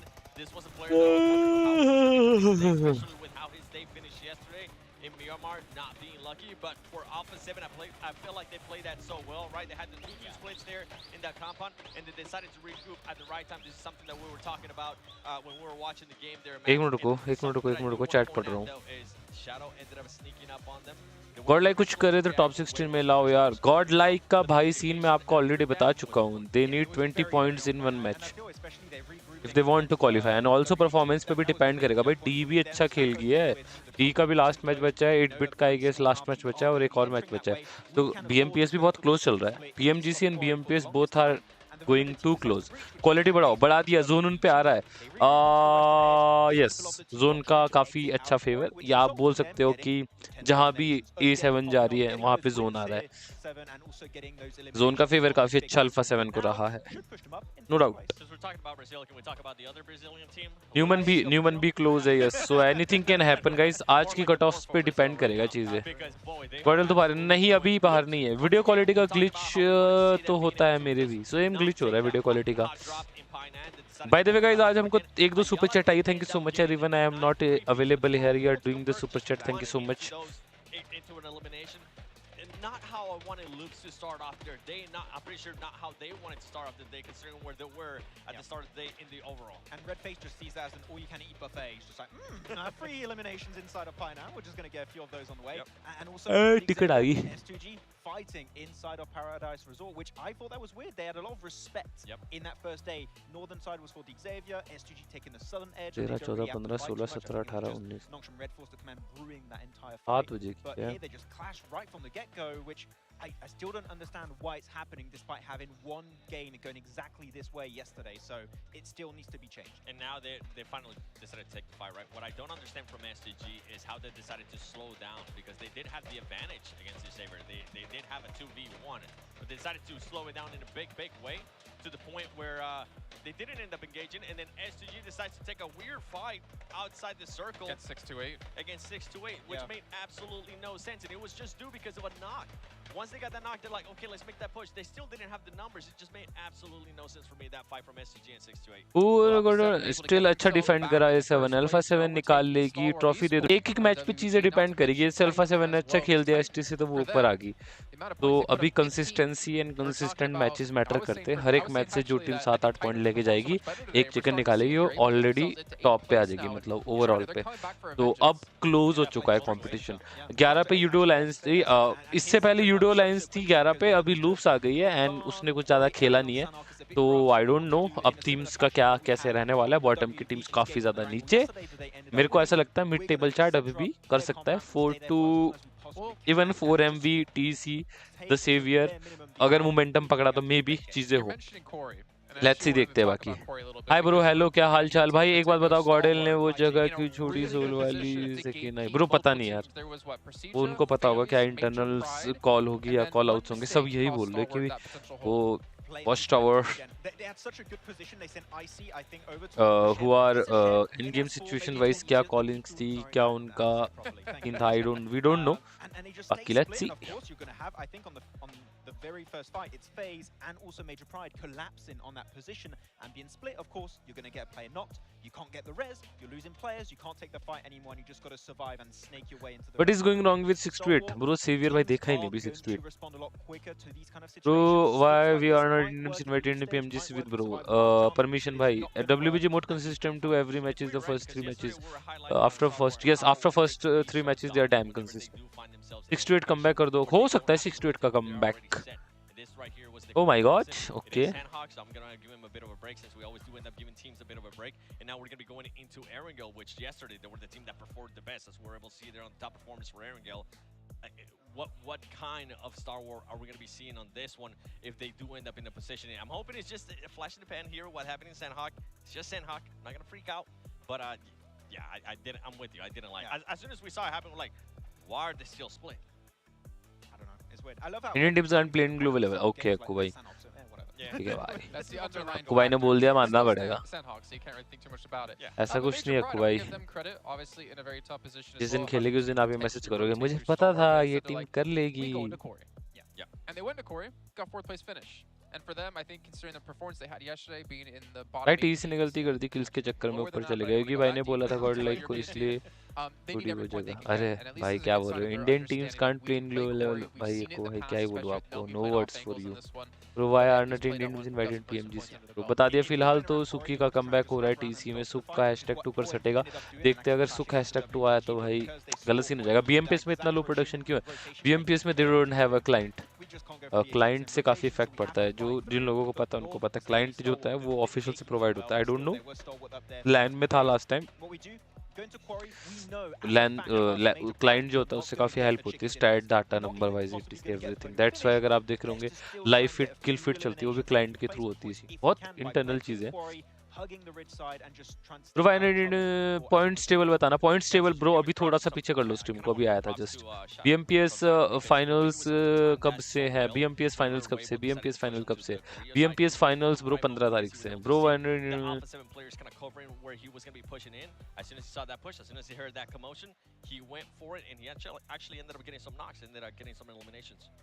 Well, we also have to give credit to the IHC of Mongolia, also known as IHC. They did rotate in a little bit earlier, which was nice to see. We've obviously criticized them quite heavily when it came to rotations. And Max, you talked about how many times where that final match of Last Chance, was what got them through. We're seeing the adaptations. They got 4 placements. Sorry, they had 7 eliminations, 3 placements, if I'm not mistaken. Able to get something going for them, able to at least extend into the placement category where they've been heavily lacking. Yeah, if you're looking back on this rotation, and I don't know if you'd agree, Seven, on this one, but I don't think it's about the speed at which they did a rotation, which was a big improvement from what we saw yesterday. I think it was the quintessential rotation. It is the easiest entry point over to the northeastern edge because, again, Eastern Coast, 2-3 teams drop there with a circle that continuously shifts over to Quarry. How many matches had been played, bro? Only one. When you are seeing Indian teams winning global trophies soon. IUTC सुकी को एलयूडी की आत्मा आ गई शायद। When they got the global tourney, they were too choked. Okay, who are 4 favorite players? Expect blind and GDR. 4 favorite players. Sex. Is that they decided between Circle 3 and Circle 4 instead of taking those fights, which they could have actually. बताता हूँ थोड़ी देर में। They decided to just focus on that position. They decided to go. भाई बताता हूँ थोड़ी देर में। Than what we saw yesterday. They were willing to take those fights. Maybe they were listening to what we were saying, start focusing a little bit more towards the late game, and maybe we'll continue to see that here in Erangel coming up. We cannot fight? That's Wait a second. cool. Placement points? That's pretty cool. They already got half their placement points that they ended up getting yesterday. They ended up with 4 placement points, so it's good to see a bit of a change, even if it is Sandhawk. And that's what we said. Day 2 is the real day 1. Yep. PMGC Grand Final, as we go back to it. You know, it's actually funny, because if I think back to the For Miracle Loops fight, which we kind of did not expect to happen again. Same with S2G Xavier. I was talking to Scott, one of the Turkish cast, or I guess he's a desk or he's an analyst today, and he was saying that For Miracle just better aimers than Loops, and I was kind of surprised to hear that. But I think we're seeing it in 2 back-to-back games on Sandhawk. But you know, Nice one. See how things are Nice break down one. on Erangel. We're gonna head over to our casters once wow again. Mode Pick up लाओ the second match of the BGMI day. में भाई। अभी आया हूँ, कितने match हो गए और कौन चिकन लिया? फर्स्ट मैच हुआ है जो अल्फा 7 चिकन लिए, सेकंड मैच आपका 2 मिनट में स्टार्ट होने वाला है। इस तरीके के लिए टॉप 5 आ जाएगी। Okay For the first match after the respite from the jungle, I'm sure it's very much needed for a couple of those teams, specifically the ones they were just mentioning. They're going to be happy to be able to get back. And into goal the hashtag battlegrounds, 3 I'm not sure. hashtag Yeah, I mean, for 16. STG, obviously struggling a little bit over on that map versus the Xavier. It's not an ideal hotspot to be going for over on that Paris Resort, especially when you don't win it out comfortably. Yes, there was a bit of a different story where STG were actually able to. भाई नोवा का dolphin क्यों है आपके हिसाब से? Get a lot of their players back up again. They had a strong game off the back. नोवा की चीजें ही सही नहीं बैठी। Also able to make that rotation. मे भी कुछ इश्यूज हो गए इंटरनल्स प्लेयर्स के, चीजें सही नहीं चलती तब तो आ जाती है एक टाइम को बफर, ट्रस्ट इश्यूज आने लग जाते हैं time. Thanks you gamer. Hello Rakesh भाई, व्हाट्सअप, क्या हालचाल? बता 4 प्लेयर्स। हर्ष भाई बता देंगे, टेंशन क्यों ले रहे हो? Putting क्या themselves जोन in है? the firing line of everybody else gunning for that championship title, looking to lift that trophy. I mean, I'm sure they were very much firmly in everyone's minds. They were my prediction for the top spot as well, and I will bring that up again, I'm sure. अबे ये क्या कर रही है? Yeah, OD yeah, absolutely. 100%. You got to keep doing it. You got to keep plugging those predictions, man. But our angle now for our second match of the day. And we'll see exactly what these players have in store for us. Honestly, I was quite happy with the way that we saw the Chinese teams start to pop off a little bit more. I think there was some disappointment over the general media yesterday. चलो भाई match is about to for all start the teams coming होगा through downfall from Nova जाने China. पर जितना It's nice to see जनता उससे today that order का they ego वो stepped it gym up में a notch right. It was necessary, it was required. पता नहीं गेम और I बढ़िया think तुम day बताओ 2 एकदम बढ़िया is where भाई you can't really best let two things कर falter, सही you होगी can't let मैं them देखते हैं slip. It's where you now have GC is to more tough than PL और what re-grasp now GC is more PMGC, tough than bring it PL back को आप under GC से control. वो नहीं कर सकते Hey, sharing is caring. Sharing is Look at that. Giving the popcorn over. Very kind, very kind. Dropping those points across. You love to see it. And you're right, I think to highlight Nova the काफी academy lineup resurgence पे of the focus Chinese teams in करती that है last match. This one of the main Although I would reason say in player I was conflict slightly I don't disappointed no with 628 what are in the the main position around Paradise Resort. I but feel yes like चीजें they नहीं came into सही contact with चली two उनकी players from S2G. जैसा वो Yeah, चाह रहे थे Heavy वैसा बिल्कुल tolls नहीं हुआ extracted from that. So I think what they assumed was that S2G had already left, and they also WBG had a pretty जीतेगा close no tie with it, ठीक because है they भाई made वो the right लड़की decision in my eyes. It was the भाई case of आपके yesterday they got done in, अरे let's भाई say, by FaZe over on that north side. So instead they opt to go for an eastern rotation past Paris Resort, so they don't get locked in over towards the rocks on that western side. चलो first angle Instead, आपकी the screen के circle सामने hard shifts down towards the south. They have to re-wrap back around again, potentially facing FaZe, so they have to be a little bit more cautious with it. They get caught by S2G in the process after making a lot of noise. I think that's one into of those games where you can realistically say that they got a little bit unlucky. Let's start off our middle billing of Erringale. 3 on the cards. The first will be a playing part from South George over towards the east side, cutting over Yasnaya. It's quite north leaning here, blank, but points average भी दिखा रहे हैं noise a little bit of a hot drop scrabble for 1 or 2 of them. ST का 10 का average है noise new addition add करा है भाई See if they come into conflict with one another. We'll have to wait and see. FaZe going all the way up towards Zaki. I think for its western side, they get pretty chock a lot. Not lying to you, with IHG, that's something edge around crazy about 7.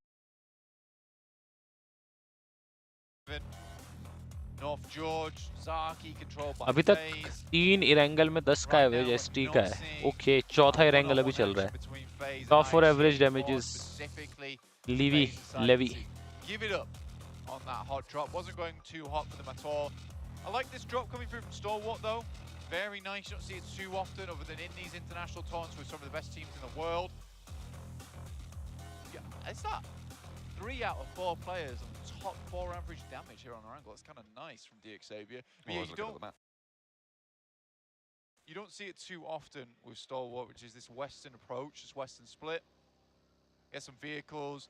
Some of the buildings, some of the loot around this area is actually fairly decent, so they can happily move over towards the eastern side. They do have to rock through a lot of teams, so I think that's let's go सुक the saviour no दाउशी But there are या जो paths मरवाई down Chinese towards the teams south. Not scoring At the nice moment, after their last split is year kind of pulled apart by कई 4MV, teams के but लिए the नया 4MVs भी है half down towards the platform south. वैसे It WBG looks के लिए like भी it's going नया to be a था little bit but more cohesive TC ने once तो यार again. Directly Alpha grand 7, finals खेल North दिया है अपने George, डिफरेंट fairly वर्जन पे happy with टीसी का मान this सकते हैं circle, 68 you'd को तो फिर भी imagine. Opportunity है to थोड़ी cross सी south should it actual be क्योंकि उन्होंने be बहुत सारे necessary, because of PMGCs course we खेल don't रखे हैं quite know ग्लोबल्स भी if it's आ going to be चुकी north है or तो south of the let's see river देखो at यार the आगे क्या moment. होता है A little short bit more tournament में south कई बार leaning, चीजें so ऊपर I नीचे imagine हो we'll find जाती the है majority of our teams not looking to commit over towards the north side. Short Euro tournaments Alliance ऐसे ही होते हैं taking guys in the scenery, you know.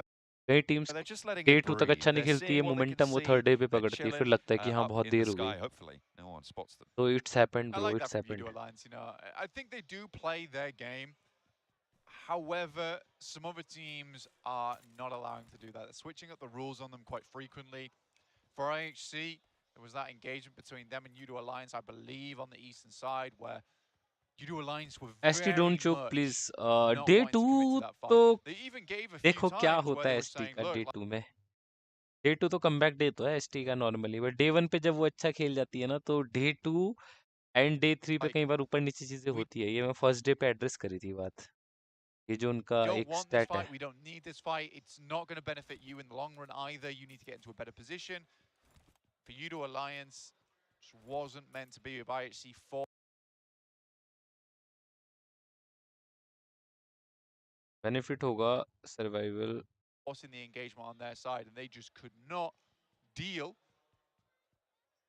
with that engagement. So I think for Udo Alliance, they still want to keep themselves. क्यों हो रहा है ऐसा भाई 2 minute को guys The 2 total minute throwables used is pretty correlated to how long these teams are surviving, because you tend to use a lot more utility towards the later games, I would say. I am shaking my head here, specifically because you're right, and also slightly wrong about that particular graphic in the sense that it is funny to see IHC there, right?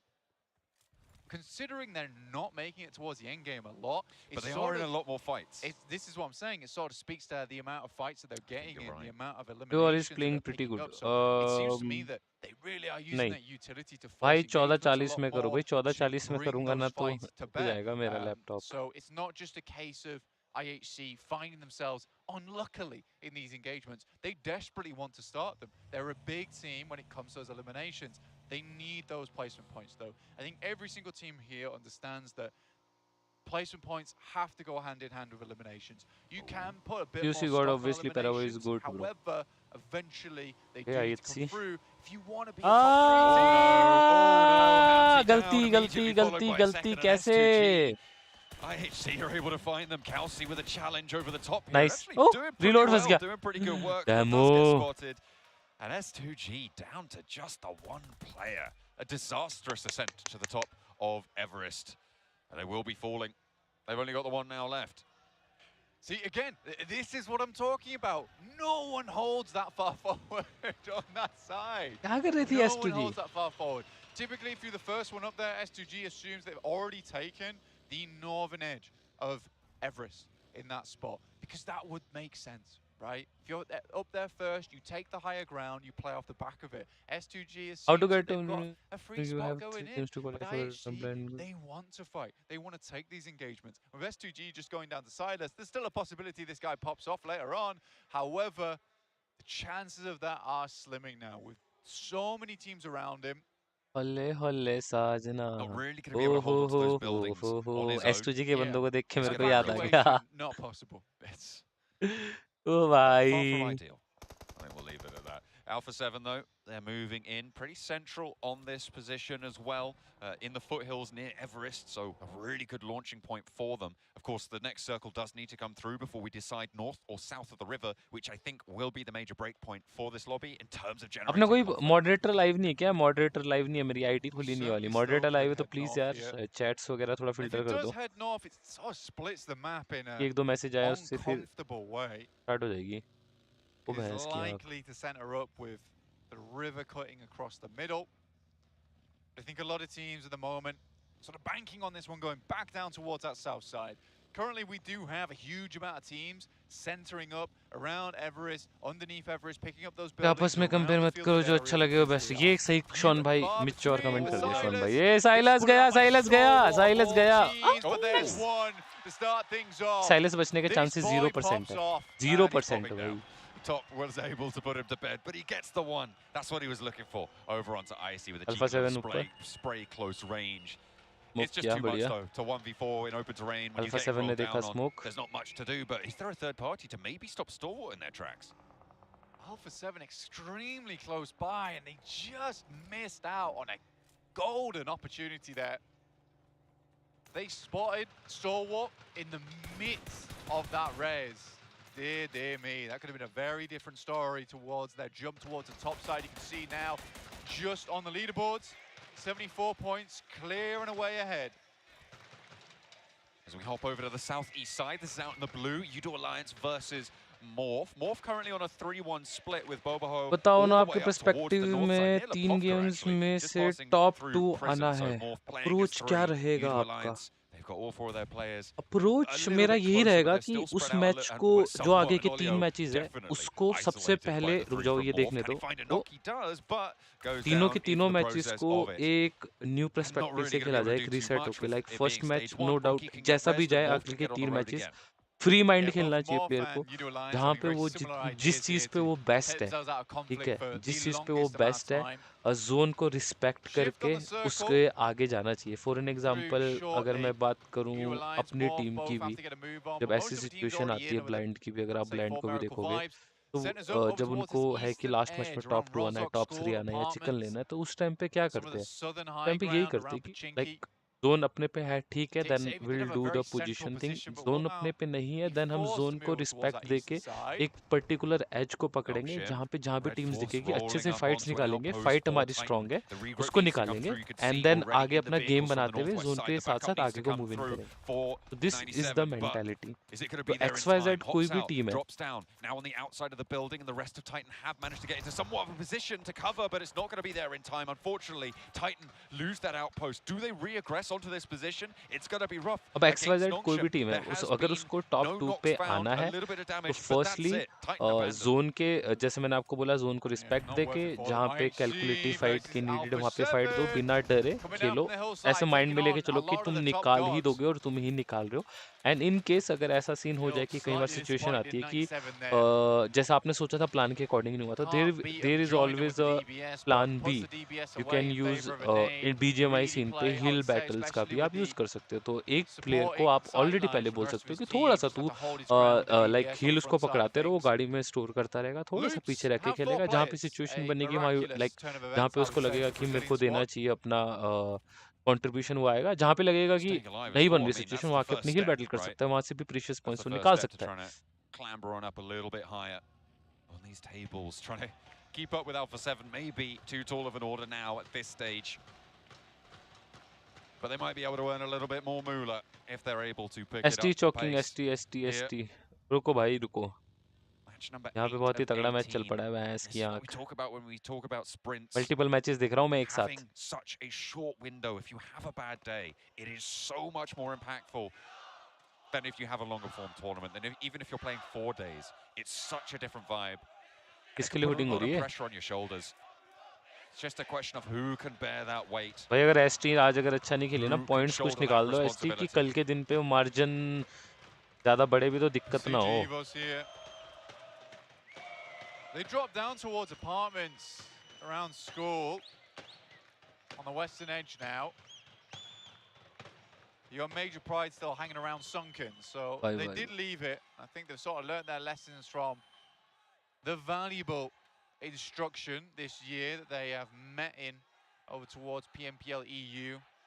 Staying in that spot for too long is very much unideal. 4MV trying to stretch out on that south side, south of Pachinki right now, with the hills to the west of it under their control. But 1 2 Stalwart 3 4 might have 5 other टीमें out हो ideas. गई हैं। Phase DC Next zone just about to pop. A lot of open ground to the north of Pachinki. Oh my and it God, covers good a zone, lot good of it zone, as good well. zone. The area around ruins, those rolling hills in the middle of it, all just presenting such danger whilst looking quite inviting in those central hill areas. It's really, really easy to just get picked off, get torn down, a player, 2 players, and it just cascades from there. You need to be very, very careful, really vigilant when it takes to controlling those areas. Yeah, it's a lot of open space now going forward for these squads. But DXavier held their ground over towards its western side, decided it wasn't really worth it for them to move too far over towards that eastern edge. Tizzy, it's ripped to pieces here. Wings next on the menu apparently with some hot sauce. I think FaZe were able to pinch the point away from Major Pride there, despite Major Pride getting the knock. A little bit of a crossfire, and that's the open ground that will be so tough to navigate. 4MV close by to Stalwart. Stalwart having already lost a player. They're going to be playing on as 3 on that southwest side. Loops as well, trying to swing through. So a 3-team engagement potentially in these Pachinki Hills on the southwest. Stalwart, 4MV, and Loops all coming into conflict now. But it looks like 4MV looking to disengage, send north, and maybe closer to 628.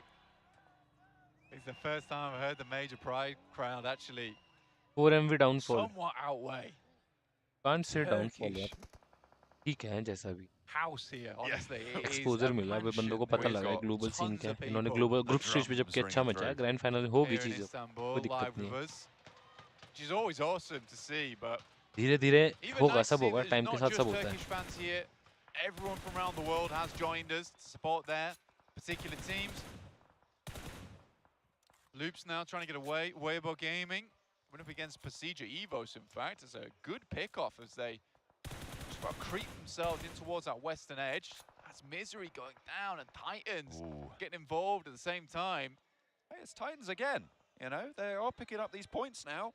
starting to gather themselves, maybe on for a bit of power, like we saw from WBG towards the end of yesterday. Major Pride finds the end of Persija EVOS. And with that point earned by 628, that puts both Indonesian teams right at the bottom of the tables, Blank. It's not that great. It's not that great for them. I'm sure they wanted to perform better here, but they've been denied that opportunity. Yeah, I think Persija EVOS has not done a bad job, honestly. From the run they've had this year to get here to PMGC, the return of the twins, the rising stars of Misery and Redface. I mean, it's been nice to see. I'd like to see them get some more points on board, but like I said, the more games that go on now, there is a gap to be formed. Can't keep up with the front pack for the entirety of the tournament. Nice shots here, starting things strong, but just cannot find it. Mythic gets at least one knock, look for some more, and this is IHC, I believe. There's 4 players on loops, though, and that's something we rarely see. It seems IHC starting to suffer, but they are giving as good as they get. Look at the damage they've managed to inflict. They force loops up high, and look at the nade high from Alex. Goes on top of the room, tears loops to shreds. Only the one player now up and in action. He's split away from this fight as well. Nowhere to be seen. And guess who it is, Blank? It's Cardozin. He's all the way on the south. He's close to 628. He's nowhere near. Alex looking like a squirrel's hideout because damn, that was nuts. Excellent stuff coming through. This guy always clutches up. And Cardozin down to the blue. What is Loops doing? I have to question that split from Cardozin. It feels like there is a disconnect between this player and the rest of the roster. And I think we've sort of been on the edge of calling it out for quite a while now, because he is always the last to survive, or he goes down individually. It is neither, it is one or the other, really. And he needs to play more cohesive with the team. I'm not sure what's going on with them, but this is not the Loops that you saw back in the group stage. 8-bit qualified. The boys on the desk even देख रहा हूँ भाई, वही match देख रहा हूँ. split is not working. It's time. DH का DH मर गई क्या? Sorry, DE मर गई क्या? Time coming into this one. Last night should have been a big wake-up call for Loops in the sense of let's go home. We've got to rethink this. Okay, we have not performed how we should perform at all, considering this is one of our best teams from the PMGC League. And they had to change something last night, and it just has not come through. We're doing the same thing coming into tomorrow, and whoop-de-doo, it's not working. भाई भाई कैसे रोहित भाई बढ़िया आप कैसे हो मेरी जान रोहित भाई कैसे हो? Pretty apt summary of what Loops have been able to do this match so far. Certainly disappointing, but the good news for Brazilian fans, of course, is that Alpha 7 still very much here to play. Playing on the southwest side of this circle, they're in pretty solid spot for this next one. Major Pride continue to rack up a couple more points. We'll see if they can go the distance. IHC still very much as a full force, but FaZe now the next challenge for them. And 1 and 2 put to bed. FaZe having a tough time of it. Even when FaZe drop it in Zaki as far as they can away from IHC. They got the radar set to FaZe right now. Certainly seems that way. They dread them, and they're trying to run from them. But IHC are inevitable. Mormon, Mela left alive, and to be fair to Mela, you've still got the mischief maker himself on board. Yeah, Mormon's also a pretty decent player on that squad, and we have to remember that IHC is being pushed in by glitch भी qualify हो सकती है. Hunted. I see showing prime juice. Yes, pretty open ground to get through, but I think they're more than likely going to go for a bit of a slightly more northern split. Some bombastic grenades coming through from 628. 4MV with some shots. They're not really able to do PMGC too much. है भूल गया मैं. Bobble on down. भाई कैसे भूल गया? 4M गई खत्म. Tata goodbye. And another knock is sent out the back lines of 4MV, leaving them at their last man standing behind the buggy. Nice. And it's curtains for them. 628 on the southwest side, able to stay as 4. Alpha 7 यहाँ है. Convincingly so. STE zone. Yeah, lovely shots coming through from 33Z. WBG को निकलना. Really strong player. Used to be very much touted for his long-range capabilities, and you can see it right there. Spray control is gorgeous, to say the least. एक और अच्छा match alpha 7 का यहाँ से. A7 chicken again. Chicken बोल सकते हो. कि बीच में ओपन में कहीं पे जाएगा जोन, या फिर उन पे आएगा या फिर ओपन में बनेगा. WBG देखो रिच टू रिच कैसे खेलती है. ऊपर भी उनको बच के रहना पड़ेगा. बहुत एंगल्स बनते हैं वहाँ से. STE भी निकाल शायद सकती क्योंकि साउथर्न क्लस्टर नॉर्दर्न क्लस्टर है सारा फाइट होगी यहाँ पे तो पोजीशन वाइज अच्छा निकाल सकती है STE भी अल्फा 7 भी WBG देखना पड़ेगा कैसे खेलती है into one another and third party on this position on the south side. IHC could also try and leapfrog, but then you've got DXavier in the way. The threat of those teams behind them coming on through. A Mormon spray down finds a knock, and the vehicle goes up in flames. 2 points. Retribution for FaZe. Mandatory और expected था इस type के Jones में Definitely assists.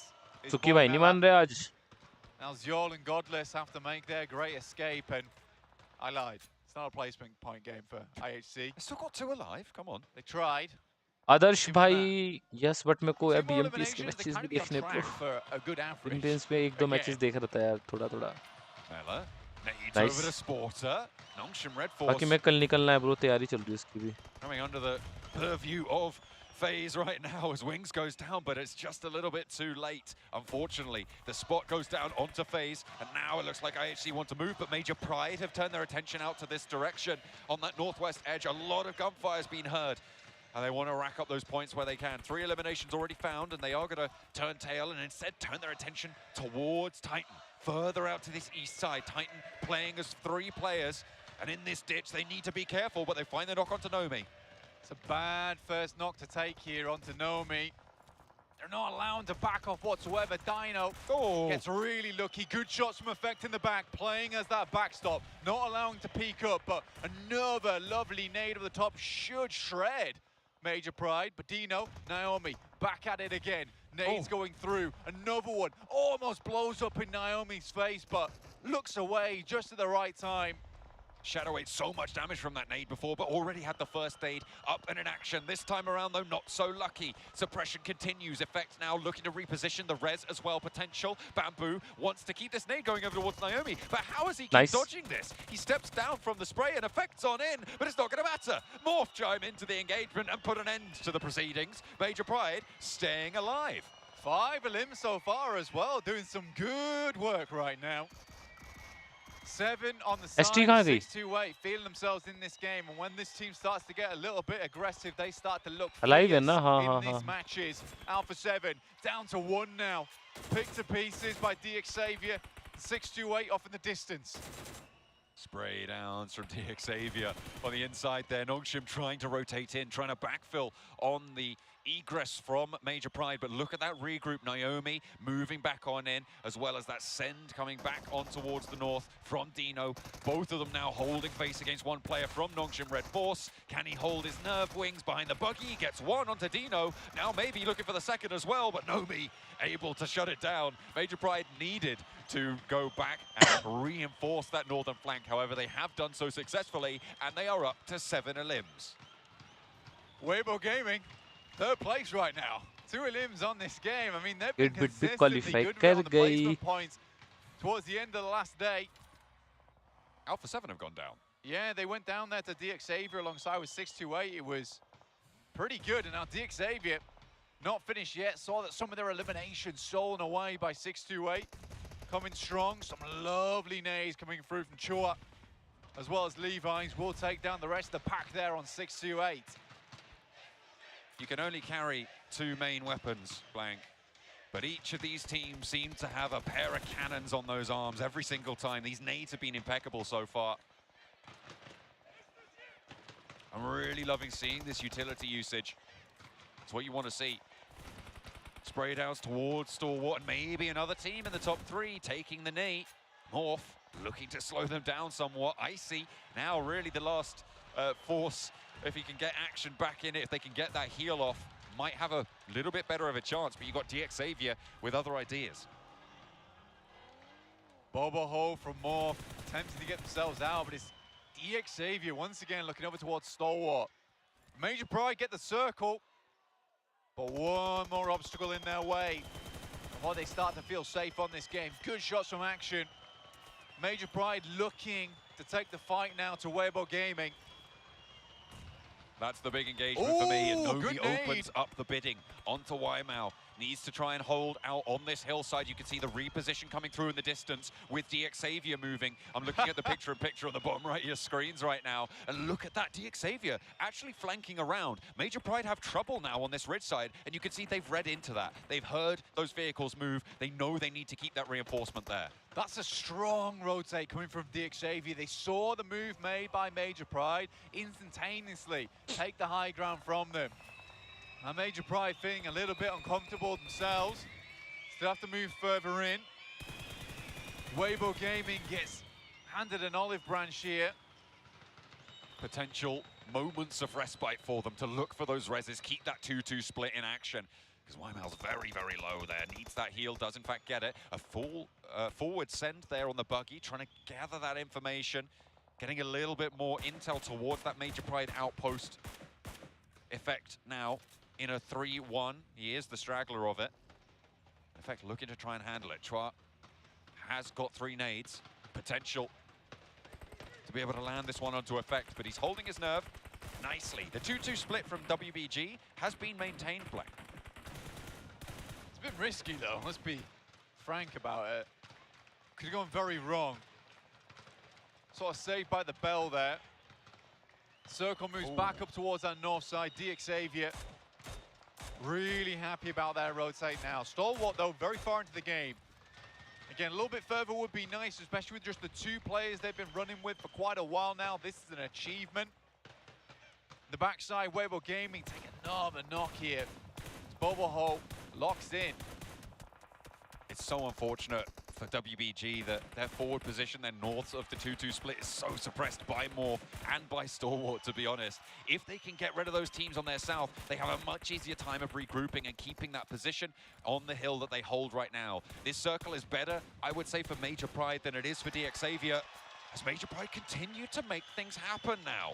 Looks like the crowd might have been swayed by it as well, as the S2G fans now rooting for their regional comrades. Dino keeping tabs. The guys in from DXavier allows Effect to move further up. I think Effect had a couple of nades left on him. Morph makes the terrifying run, but Lamborghini stops them short in their tracks. Boboho on the back lines now for Morph, trying to keep it together, but it's got to be a little bit too hard for them. Wymal stays alive for WBG, and they are all there, but by the skin of their teeth, to be honest, it is very unlikely that we'll see all 4 of Weibo getting back up from this one. Boboho still crawling in. Secret Agent Cody Banks on the southeast side. Your DXavier here. Send a couple down. Try and get a bit more of a spread on. Lamborghini will finish off the remaining players. DXavier find themselves with 10 eliminations in this match, eclipsing some of these other squads in the performance they've had here. Gorgeous rotate earlier on. Great read from Major Pride's push over towards Weibo Gaming, giving them real chance into this match.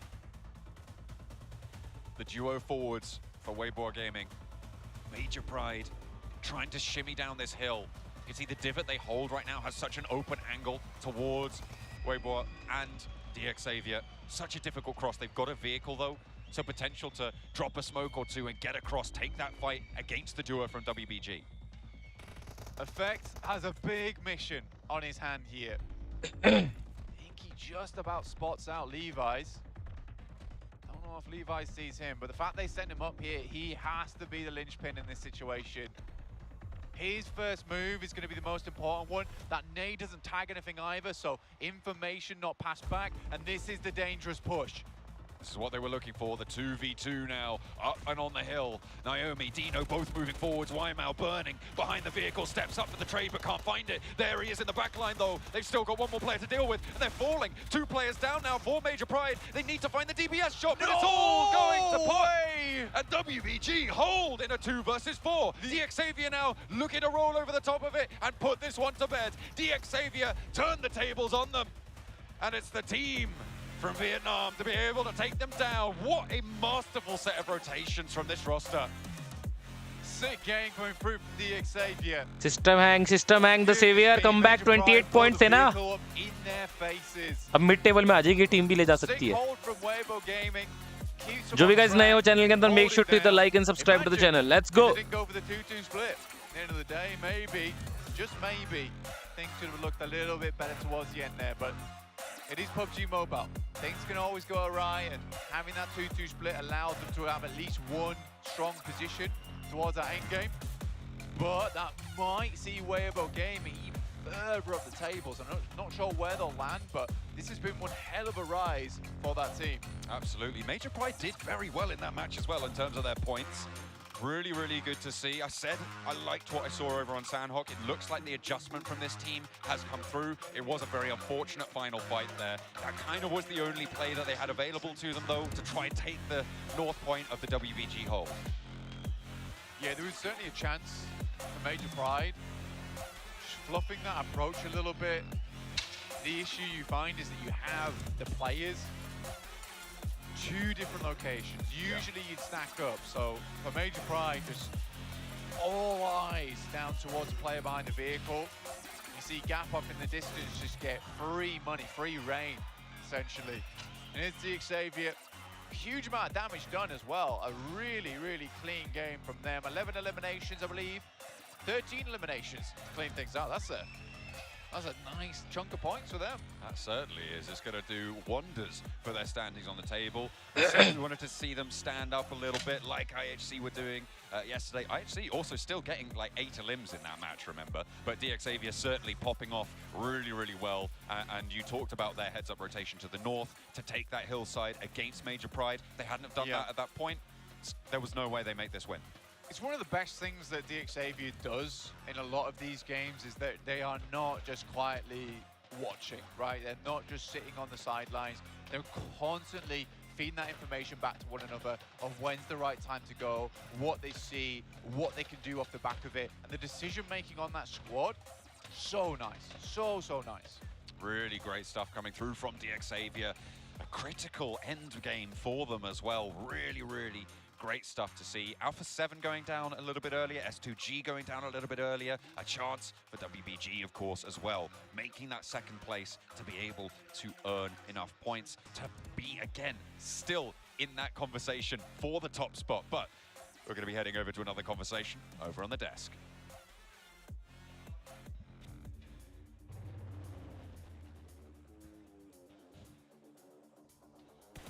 Well, DXavier no longer the IHC of Vietnam. They take themselves a chicken dinner. We're never gonna mention this again. It's not coming up again. We're not even gonna say those 3 letters together a single time. After this moment of IHC getting the eliminations, but no placement points, playing off Everest. But let's talk about DXavier first, Maxman. Yeah. We knew they could put up frags, and we finally see they can close out games. Yeah, and taking really smart rotations, not being overcommitted to these fights, right, 7, especially going for that engage onto Alpha 7.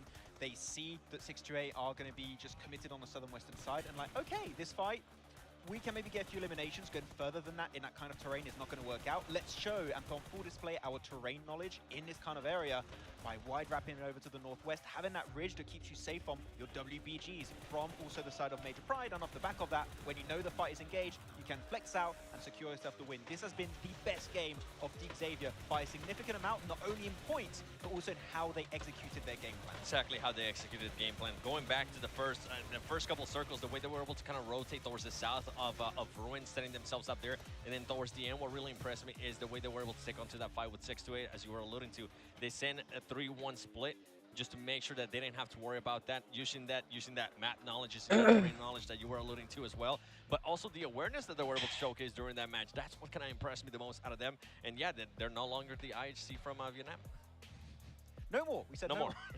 After that, you get 1, Max. I get 1. But 7 and I both used ours. I'll hold on to it. Yeah. Hold on to it. Okay, well, you can see here, DXavier getting themselves 23 points. Major Pride as well, a team who's been kind of underperforming so far here in the grand finals. Well, I say underperforming, but I say it with a pinch of salt, because I didn't really know what to expect out of them coming into the grand finals, as we obviously saw them make their way through into this event.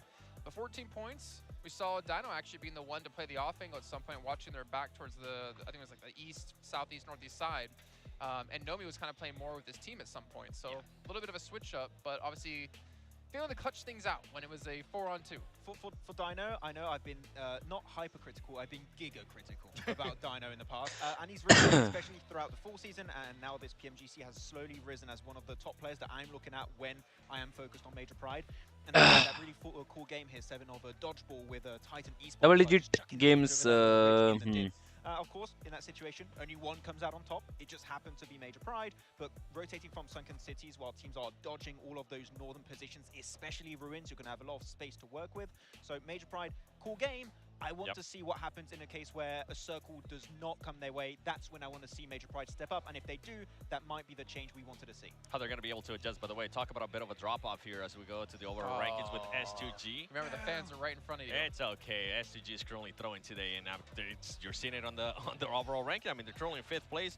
On that last match, too, they भाई competition तो है PMGC वाला 75 71 71 the saviour guys कल मैंने क्या बोला था आपको याद है ना आई गेस द सेवियर कल 11-12 रैंक पे थी या 10 रैंक पे थी मैंने आपको बोला था कि ये टीम भी कमेंट बैक कर सकती है this is the benefit of this points table if you are strong then आपको कोई नहीं रोक सकता चैंपियन बनने से if you are strong you are consistent then you strong definitely going to be a top team भाई the Saviour ने क्या कमबैक मारा है भाई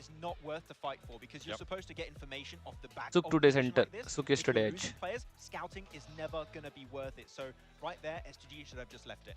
This is really interesting, actually, considering we've found now 4 kills. You can see DXaber with the most eliminations on this with 14 placements. Obviously, 10 of those coming with a victory here. But you can see, like, Stalwart, 15 elims, 20 placements. Weibo, 17 eliminations, 16 placement points. Crazy to see that these two teams on the number 1, number 2 have been able to put up so many eliminations. Just imagine a world, though, if they were able to close those games out. I think our top 3 would look dramatically different right now if that was able to be happen.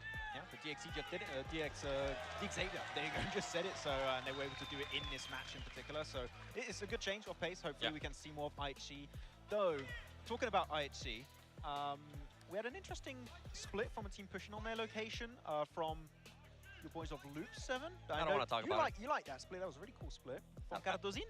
Want to talk about that? I don't want to talk about it. All right. By the way, can we talk about IC Alex?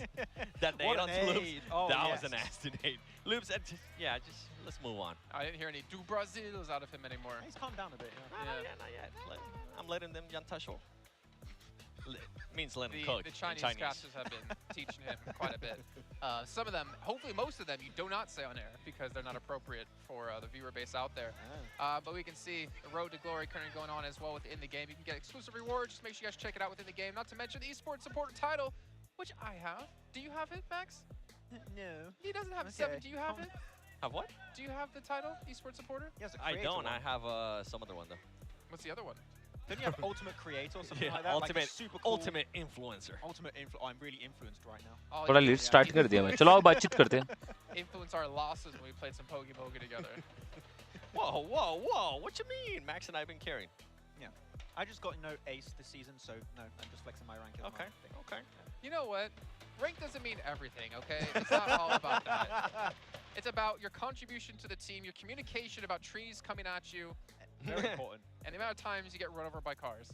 I love that you say as soon as rank doesn't matter, John's over there like, yeah. keep it going. We're gonna play casuals, yeah. Well, also, not to mention, hopefully one of these days we can get one of these bad boys in front of me, the Infinix GT10 Pro, so we can become professional esports players because they were born. Keep your hands away. You know we got security guard Steven over here watching you, and he's gonna tackle you. Oh, he's looking very scary right now. He's looking very scary. Look at him. He's just staring us down like, do not touch that phone. You guys can pick it up for yourselves. Obviously, all the players here are participating on them. Official smartphone here at PMGC 2023. Security guard Steven needs to watch out because they've been throwing those drumsticks. Throwing is a very broad term. It's more of slipping out of hands and happening to almost hit him in the head. And almost aiming at 7, Evan, since you talked about S2G. Butterfingers. Got close, yeah. Just like SG. Huh? On my phone. Oh, I guess we're dead. They are right behind me, too. They literally are right behind you, and I'm pretty sure I could see one of them, like, jumping in over the stage to come dive you. But I feel like you were calling it, too. We were kind of talking about this, of right? Course I was calling it, but I'm not afraid of them. No, I mean, to be honest, that was what I was saying. Yeah. I was talking to Scott, one of the Turkish casters over there, well, analyst today, saying that, you know, I don't know if I have the faith in S2G to be able to bring it back today, and I want to be very quiet because they could potentially hear me from behind. And he said there's a curse for Turkish teams when they perform well day 1, they seem to fall off day 2, 3, obviously later on, and obviously they still have a chance to turn things around, right? It's only been 2 matches, still have our 3rd match to come up, but we're gonna head to a short break to get things ready for that 3rd match and to give S2G that chance for a breather.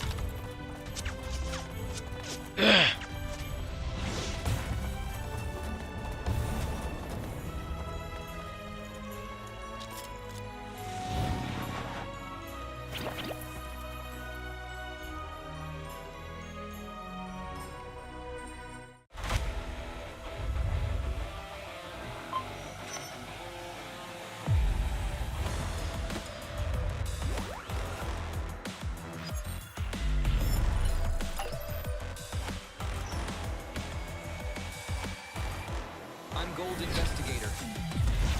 Join the Investigator team and let's protect the game's fairness together.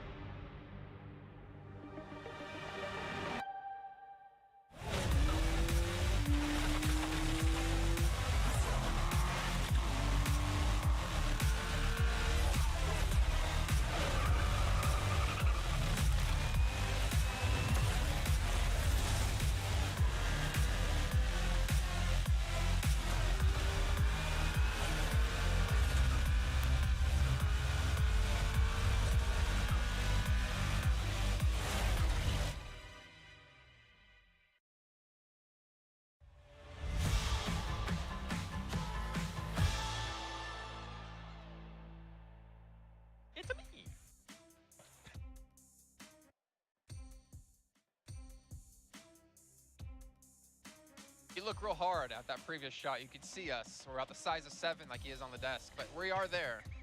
We're here live in Istanbul. Poor guy. He's got a box under his chair to make sure he's high enough. He's got a high chair over there. Jizz Kappa. I can't lift it up. Max Man there in the middle. No, I like it like that. That's cool. That was solid. That was solid. That's good. Almost fell on my box. You know भाई what's कुछ also ज़्यादा ही solid? Break नहीं ले रहे हैं Not stalwart this game. Oh. Yeah. ha ha ha ha ha ha ha I was having the good. No, Yeah. that was bad. thank you so much for the 10 rupees phone पे जिन्होंने भी अभी करा thank you so much thank you so much thank you so much भाई एक तरफा match चाहता है क्या Transition outside of those warehouses. You have two options in this case. Or you go to the west side, fight Xavier, or you go to the east side and fight in those dips around of the Church of Pochinki. Morph in that case, and unfortunately did not make any decisions, went for the straight center position, again gate kept by two teams at the same time. In this scenario, you can't just send in the center, you have to pick one fight, fully commit to it, win it hopefully, and then transition in circle. Well, you know what? We're going to transition ourselves. No. Cool. To our commentators. Yeah. John Allen and Blake, take it away as we head into our third match of the day.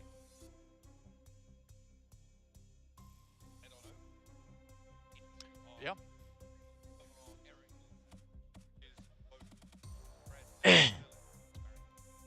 Yeah, it's just bread. Just all the time. Apparently, toast sandwich, meant to be good. I've heard at least, but it's toast and then just normal bread in between. All right, we'll give it a go for you. We'll let you know how that goes. Right now, the triple bread sandwich is looking quite tasty for us in particular over here on our third match of our angle. Rainbows. Good stuff. We like to see it.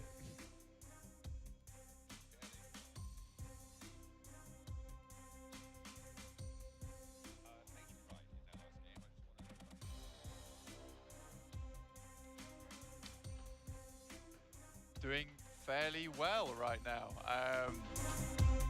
But yeah, I think that right now heading over to our third match of our angle. Major Pride of that last game doing fairly decently overall. It's nice to see. I was pleased by it. I think I'm back. Hello? Can you hear me now? Hopefully. I think I might have been muted there for the start of it, but we'll see if we are in fact going to be getting on in.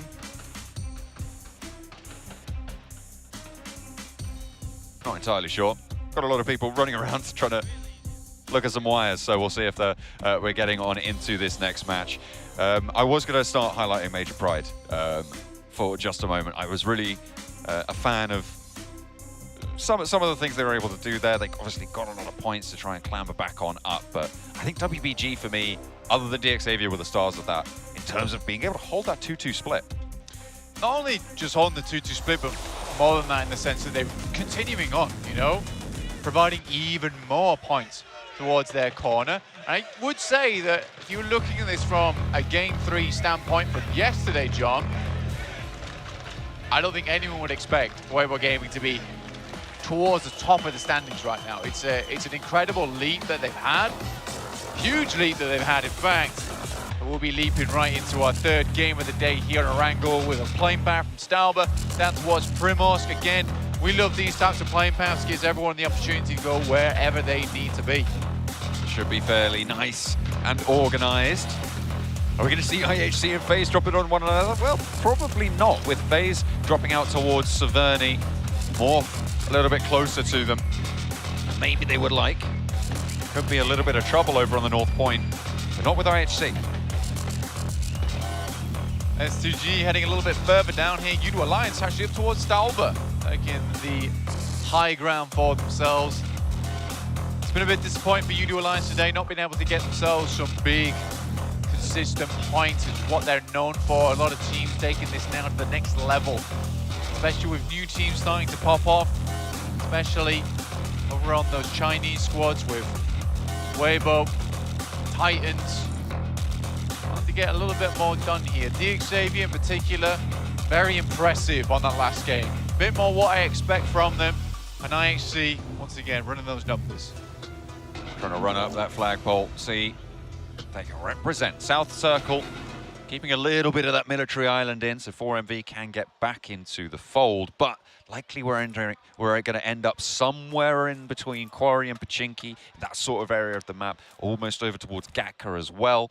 We'll see just exactly where we do finish out, but the teams over on the east side going to have to start to shift over. That's going to force people around that Potato Hill area, around that Pachinki area, down towards that coastline to have maybe a little bit of a fight in order to make their way on in, because there's a lot of open ground to cover there. Massively so. It's a difficult circle as well that we've got with the amount of water in it. To be honest, it's difficult to work with, but there is at least that caveat that on that eastern bridge, there's potential for a lot of teams to be moving through that position, looping back up towards the north side. It's a bit more respite, honestly, because a fair few of these teams more than likely to be locked out on the edge. Nungshan Red Force, where have they gone? Really would like to see a bit more from this team. Still putting up points game after game, though. Currently 6th place, 55 points, looking good. Pretty clear top 3 at the moment, John. Seems to be quite a solid distinction, but DXavier, they're in 4th place. They're looking to try and chase. Obviously, if they can repeat their performance from the last match, they'll be in with a pretty decent chance of jumping up to meet them. The Vietnamese team would be very happy to be able to do so. I think that would be quite a turn up for the books as well. You liked DXavier. You had them in the conversation for quite a while. And obviously, I'm assuming you're going to be pretty happy to see them knocking on the door. 10 points behind the top 3. Yeah, honestly, I was not a big fan of DXavier at all. And I'm not afraid to say that. Last year, even though they did fairly well, I do think a lot of that came down to luck. And there was a lot of camping going on, not a lot of smart rotations. But, you know, watching them grow this year, a few new additions to the squad, on their core, they've made a massive amount of improvement. I think that's the thing that really does earn my respect, in particular, is just improvement. And I think you can certainly see that with DXavier. So I would be pleased to see where they've come in a year's time to now, with the smart rotations, excellent gun skill, really honing in on those nades as well, to be in a top 3. I think it will be tough for them to lap both Stalwart and Alpha 7 at the moment, who look like to be the true rivals. I mean, I called them arch nemesis apostrophe before this tournament started, which they certainly are, because both teams neck to neck right now. Trying to keep pace. Easier said than done. needing to find any advantage wherever they can. And to be fair, you're talking about improvement over the next year with the addition of that extra Super League season over in the SEA region. A little bit more chance of development as well, a little bit more practice on board. So we'll see if they're able to leverage that and continue their careers moving forwards. But for now, their sights are firmly set on Alpha 7 at the top of the tables. Weibo Gaming, third place, tied right now with Stalwart, but the tiebreaker goes to Stalwart. The chicken dinner difference right now. What's keeping them apart? S2G on their rotate, now moving down through the field. Locking in as central as a position as it gets, considering the amount of water on the south side. CG Evos also attempting to make a rotate through on the northern edge, just the south edge out here of Everest. We do have Major Pride on our screens, you know. Nice improvement from them in terms of point standings as well, now up to 10th place. It's a good place to start as well. You know, it's one more good game away from getting in towards a top 5 bracket. Difficult to bring that sort of thunder back to back though, especially in a PMGC tournament. With the circle shift, teams are taking up residency around the Gatka area. S2G drop on that split, but they've regrouped together. Playing up as 4.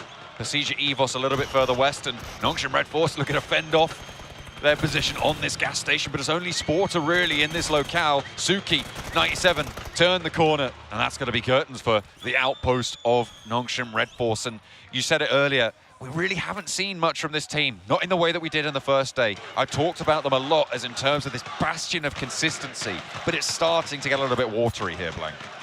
For Titans, yeah, I think that they've had a really good improvement today. It looks a lot nicer for them, you know. 3rd place over on Sandhawk. Managed to get far into that last game as well. So for this 3rd game, I'm hoping the Titans can do something similar. 8th place. Similar position right now to Major Pride. 1 good game away. Some good consistency coming through from them. See what they can get done this game, though, because I don't really see a star player on their squad as of present. I think Shadow's definitely lightened up a bit. I mean, certainly over on that Sandhawk, right? Getting into the final 3, snaking his way forwards, had an impact. Did go down in the end, though. Alpha 7 just a little bit too strong. Able to get that SK12 to do wonders for them. But it is not the performance you expect from PEL champions. Coming into this one, placing 8th right now. Instead, it's Weibo, who have had a little bit more practice in this international lobby, who are putting the hurt down. 71 points, a resurgence, of course, from yesterday. They were down towards, after the first 2-3 games, they were down towards 15th, 14th place. A real change up from them. Some good circles on their side. We'll put it that way for now. True. I mean, despite that, for Weibo Gaming, doesn't matter if you have good circles, you still have to convert, and I think that they've been doing very well on that front. And they've deserved some of these holds that they've been getting, especially versus Major Pride in our last game. That was not an easy one, but they managed to make it happen. Always, both those teams were always going to go down to DX Xavier in the end. It was really up to them who would be coming second here. CG Evos rolling on through. On the south side as well, trying to make their way towards this circle shift, which is pretty nasty. A lot of teams on this northern shore going to have a tough time of it. 4MV, who stayed on that military island, going to have a better time for themselves. IHC and Major Pride coming into conflict here, and Major Pride will be losing out on a player. A knock sent back to IHC, but that's not going to get flushed because Major Pride just want to get away with this one, just want to get towards this next circle, but actually maybe towards S2G here. Yeah, likely to wrap that way. And I think for Major Pride, they assumed that they would be heading over towards that western side.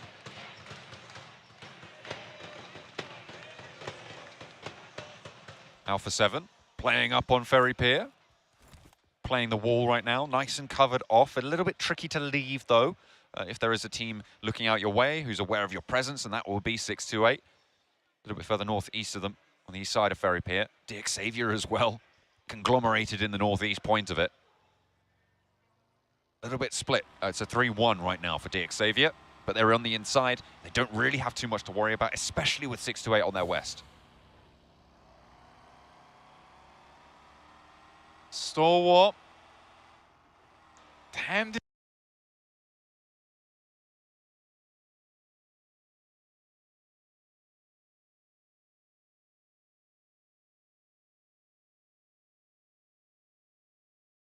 A lot of these teams is making that critical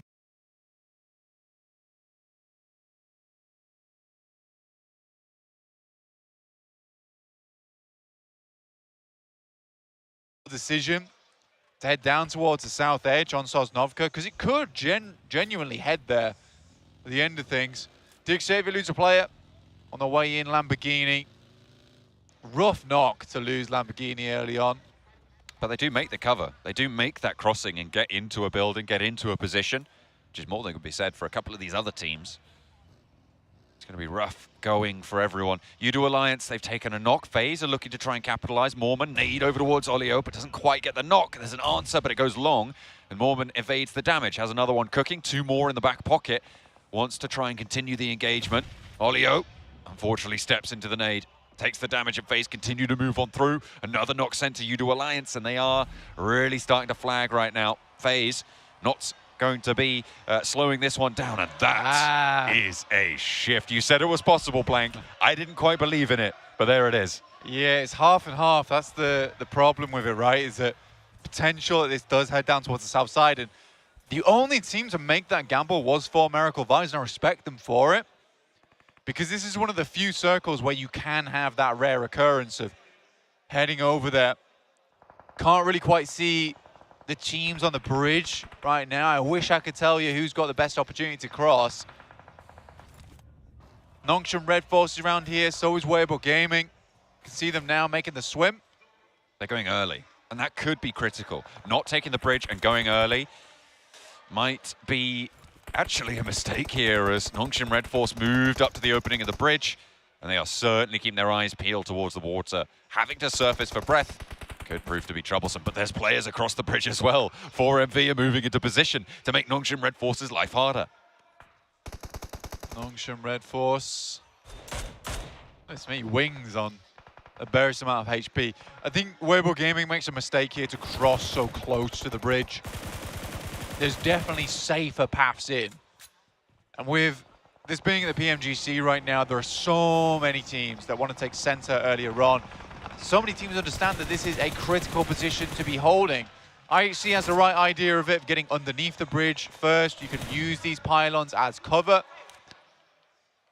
to get across underneath.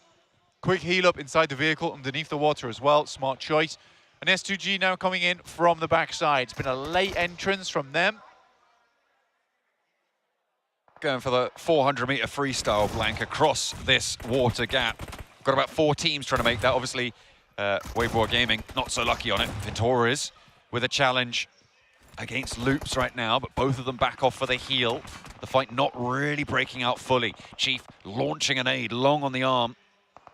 Not going to find the tag just yet.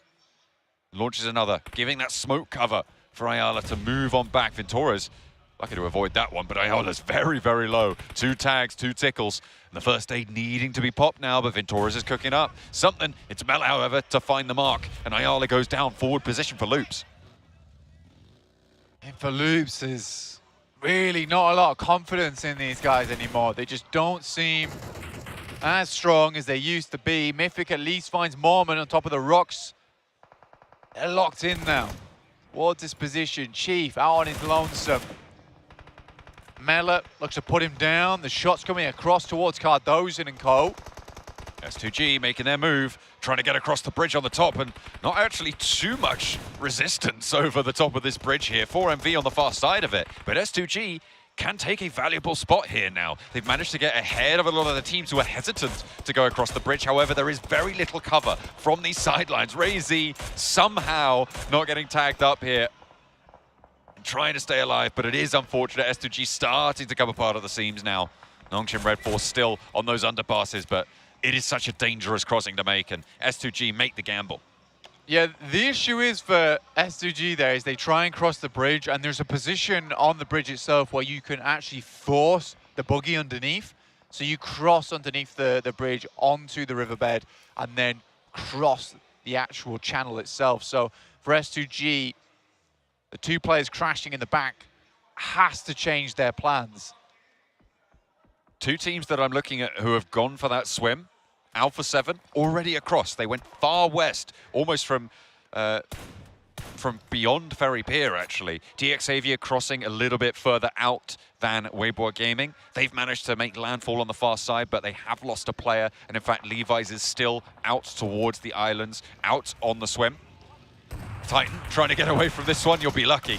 And I don't think it's going to happen for you. Pasija Evos actually taking a trade out their way. That's going to come from Titan, but the rest should be very, very possible. Pasija Evos can keep up as 4. However, the circle finally fully committed to the south. Sorry. Yeah, I think for Alpha 7, they made the smart decision very early on, which was to wrap on that western side. And they made the gamble, actually. They might not have already been on that south island, but they were already swimming before that circle hit. And they knew they could do this because they claimed so much space on the western edge of Ferry Pier they could always come back. It's really difficult crossing through Ferry Pier in the first place. There's so many open sight lines to really shut you down. Stalwart, again, another smart crossing here. They don't go too early like Weibo Gaming and get shut out. A lot of teams are now far too concerned with one another. Stalwart take a very, very opportune moment to cross. But yeah, I like the gamble from Alpha 7. I like the gamble from 4 Miracle Vibes. I do think the Alpha 7's was maybe a little bit better, considering that they assumed it could go either way, right? And they had paths to come back to the North Island if necessary. So a very, very cool play from Alpha 7. DX Xavier across themselves. See them off in the distance on the beachhead.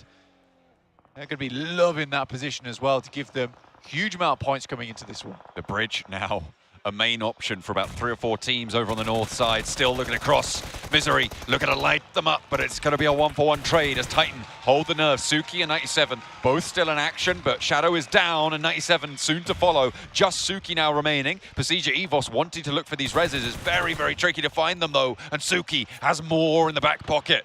And he's going to be able to pull it out there, finding more knocks, finding some heals. They are just transferring these meds over, trying to last as long as possible. Stalwart on that central island have so much control over everybody else trying to cross, but as soon as that tank runs dry, they're going to have to make the crossing themselves, and they will be the fish in the barrel.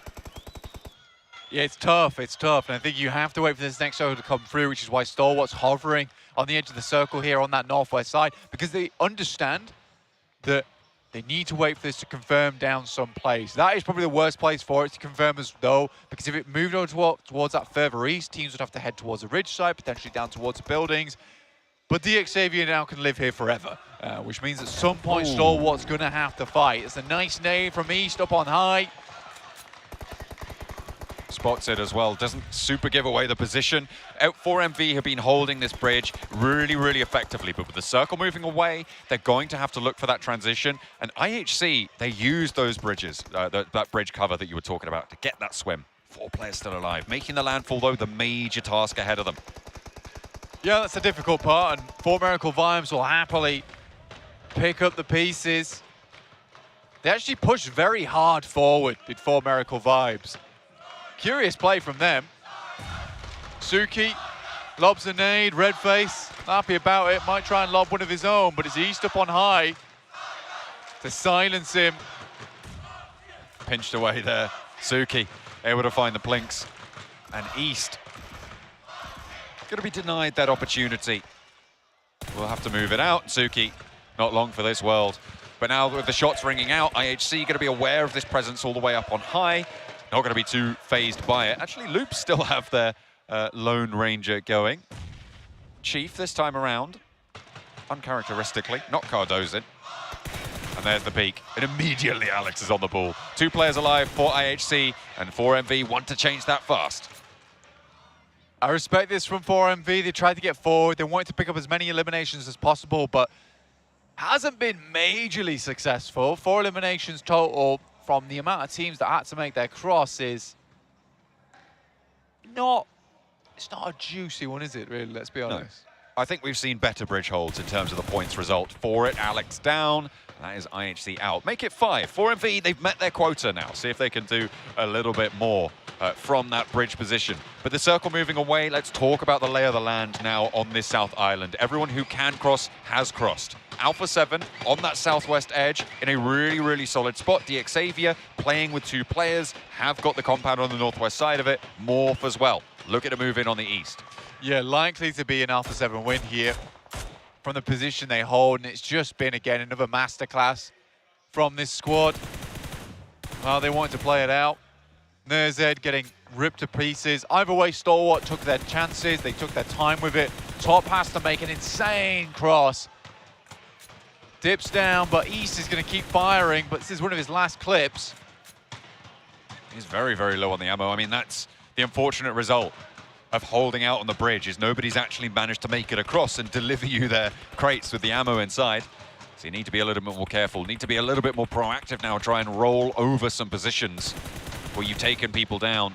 Looks like Doc's pretty healthy on the ammo, though. He's got plenty. Try and distribute that. 6-8, their last player falls to a nade. I wasn't expecting Sunan to be able to make it much further, and he will be out now. 4MV's going to be careful, because Morph's actually headed up towards this ridge side now. You can see that. Alpha 7 wins, but for Morph, they've got an excellent angle over towards 4MV. Nerzed goes down, but both Stalwart players did get themselves into a fairly decent spot. Some really nice long grenades does take down Top.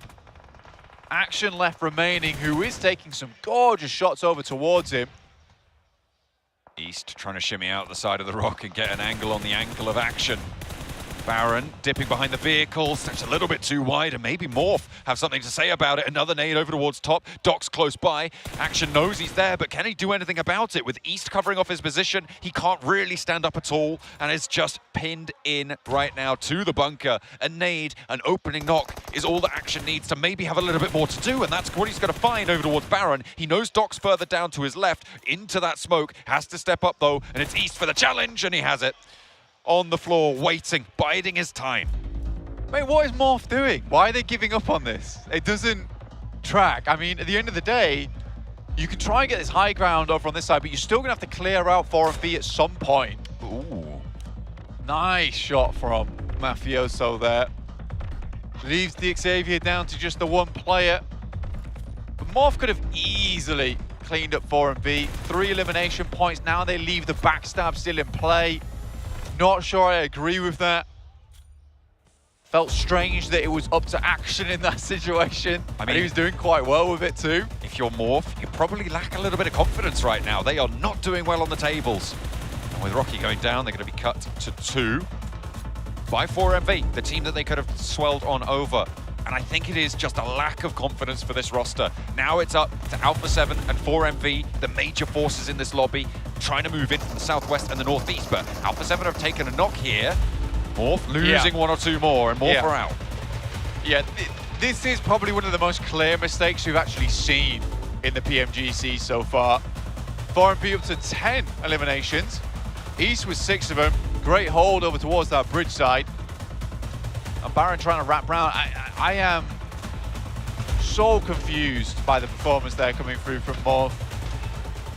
4 Miracle Vibes essentially just get a free fight over towards Stalwart. And a free couple of eliminations over towards Morph in the end game. Alpha 7 know they need to get rid of this team. Surely they heard the third party come through. Chua, though, just needs to live this one out. A 2nd place, brilliant news for them. DXavier would be happy to convert on that match we just saw from them on the first Aaron goal. Looks like East knows there's a player inside Soda. Alpha 7, Mafioso has got the bead. He almost knows exactly where he is. Look at that. I think he saw a backpack shimming around. Jaws holding his nerve. And that leaves Mafioso almost forced to maintain this off angle. And he is going to find the sliver of a pixel there onto Chua. But it keeps him on the back line, which means it's a 3v3 on the southeast. 4MV, here's the shots, decide that they want a piece of the action. East first to face. There is a knock towards Revo. The call for Mafioso to regroup, probably coming through now. Molotov, and Doc gets away. So all three players still surviving this one. Well, very interesting finish here, John. Alpha 7 do fully lose Revo there. Carrillo almost naded out as well. Could have been disastrous. He's caught on the cross. East needs to tag one more shot, but Carrillo hits the deck, gets up again, makes the dash, looking to try and get across to safety. Needs to heal, and with Mafioso over, it's the time for Troa to try and start to move forwards here. Needs to try and find something if DXavier want that second place, but a 3v3 atop the hill. Alpha 7 have the inside track. Yeah, Baron, I think he knows that Chua down toward the building below. No matter what Chua does, likely that both teams understand that getting rid of him first, ideal scenario, right? Both teams then confirmed at least a second place. Getting that smoke out for Baron so he can maintain that angle over towards Chua. Don't think he has a vehicle there. And he is the only reason that this fight hasn't really bubbled over, in my opinion. I mean, you can see Mafioso going back to take this angle after getting that ghillie suit on board. Has the Groza as well to back up the Mini 14. Chua open into the ground and is doing pretty well to stay alive here, but not for much longer. Mafioso finally gets that tag on. Alpha 7, 5 eliminations and a chance to take another chicken dinner here to try and solidify themselves towards the top. Yeah, nice game from DXavier. I'll give him that. They got far from a difficult position. A nice early rotate gets them there. Alpha 7 versus 4MV. Mafioso with the Groza. Low ammo on it, 2 clips left. Didn't have a lot of 772. Completely forgot the numbers. 762. 762, there you go, goodness me. Got completely muddled up there, but the Groza a little bit lacking on the ammo. Still plenty of Mini 14 left in the barrel, and the rest of the team as well to back it up. So you're really going to need at this stage. To this point, you see teams start to drop those backpacks sometimes. You start to see them shed them to try and get a lower profile out in this open terrain. 4MV shimmying around, and actually it's pretty even on the lineups in terms of who has the center of this circle. Actually, with that reposition coming through from Carrillo, it's given 4MV maybe a little bit of an advantage. Eventually, 4MV is going to have to take the fight to Alpha 7, but it's Alpha 7 has to crest this ridge side, right, which leaves them open. Mafioso tries to go as wide as possible. He knows that the Groza isn't going to be extremely effective, so information being passed back, so can take advantage of that Mini 14 in the open ground. Doc, though, spots over towards Carrillo, maybe tries to open things up here, but you can see Mafioso has clear line of sight. He is being vigilant now. Carrillo trying to bait out these shots. Moving north to south along their line. Not getting anything now. It's going to get a little bit more bold. Dipping into 4MV territory. Actually hops out. I think he might have spotted East. I'm not entirely sure, but he's got the nade on target. I'm fairly certain now that he's seen it. The nade is not quite on the target. It goes a little bit long. It looked like it was good, but stepping up now. East has got the shots in the back pocket. Mongolia looking to stop the ascension of Alpha 7 away from Stalwart, but it might not be that easy. East is still here to play. Baron for the backup, and now there's only one player on Alpha 7 left. Up on the top of the hill, Senab needs to come in clutch. Senab with a big task in front of him. East moves forwards, looking to finish this off with the DBS of his own. Senab tries to deal it, but cannot. For Miracle Vibes, the Gamblers head down towards the south first here. Will pick themselves up the game. Nice bridge camp there from East, and some fantastic PUBG Mobile at the end there from him. Even just the shots over towards Carrillo, that kind of takes balls, man. The stand up versus him after the first nade comes through, assumes he's going to follow up with another bit of utility. He does with a Molotov, but tracks him wonderfully well. Incredible stuff coming from 4MV. You called them the Gamblers. They were rolling the dice, staying on that military island and pushing up towards that bridge position. Clearing out everyone on that other angle and making it work to move back down south at the mercy of more. being allowed that opportunity. And I feel like East has to be the MVP here. It's got to be. Yeah, I think for 4MV, there is that slight thing in your mind that they get gifted a win off the back of Morph just running away. Yeah, maybe. They had a couple of options that fight, items, run away. They chose run away every single time. Was a little bit unfortunate because they could have absolutely taken the second place themselves. Could have Morph if they just committed to that fight. 1,400 damage, 8 eliminations. What a game from this lad. Incredible showing. And to be honest, it was Doc and East doing the majority of the heavy lifting there in that scenario. Baron and Apex, though, I mean, Apex didn't really do a lot there, if we're honest, looking at those numbers, but Baron was pretty important towards those later stages, making sure that that low ground was still available for East and Doc to move around. Yeah, I think Doc was sort of hand in hand with East there at the end. It was a strong showing versus Alpha 7, but I do think this is the type of games where you get a lot of adrenaline running. You get a lot of wind at your back as well from taking that spot on the south side of Military, and you're like, this is a game we can win, absolutely. And that pushes them very, very far into that end game. And then dealing with Stalwart into Morph, who really could have had them. I think that just sends you into overdrive. But you can see that from Alpha 7, almost 55,000 meters traveled. A really, really long game for Alpha 7. And to get second place off the back of it sort of shows why they're currently at the top of things. Absolutely. They were one of the few teams that were able to make that crossing across the water, getting that swim wide out, not being watched over by anyone, getting everybody over to that south shore. DX Xavier as well went for that swim and stayed alive for a long, long time. They were able to keep that one rolling, but in the end, it was the Military Island team who was able to take it home. 4MV claim a chicken dinner. Well, for Miracle Vibes, I'm not gonna lie, didn't think they'd win that match considering one man in particular, Alex. Apex, he's out. Sorry, Apex. Yeah, got Alex on my mind from earlier, but definitely Apex there. Stop talking about IHC. I just can't help it. Can't help it. Yeah, for Miracle Vibe, of course, here, 7 on that side of the island on Military, and able to just play himself such a good game in general, able to gatekeep the bridge against a lot of the teams.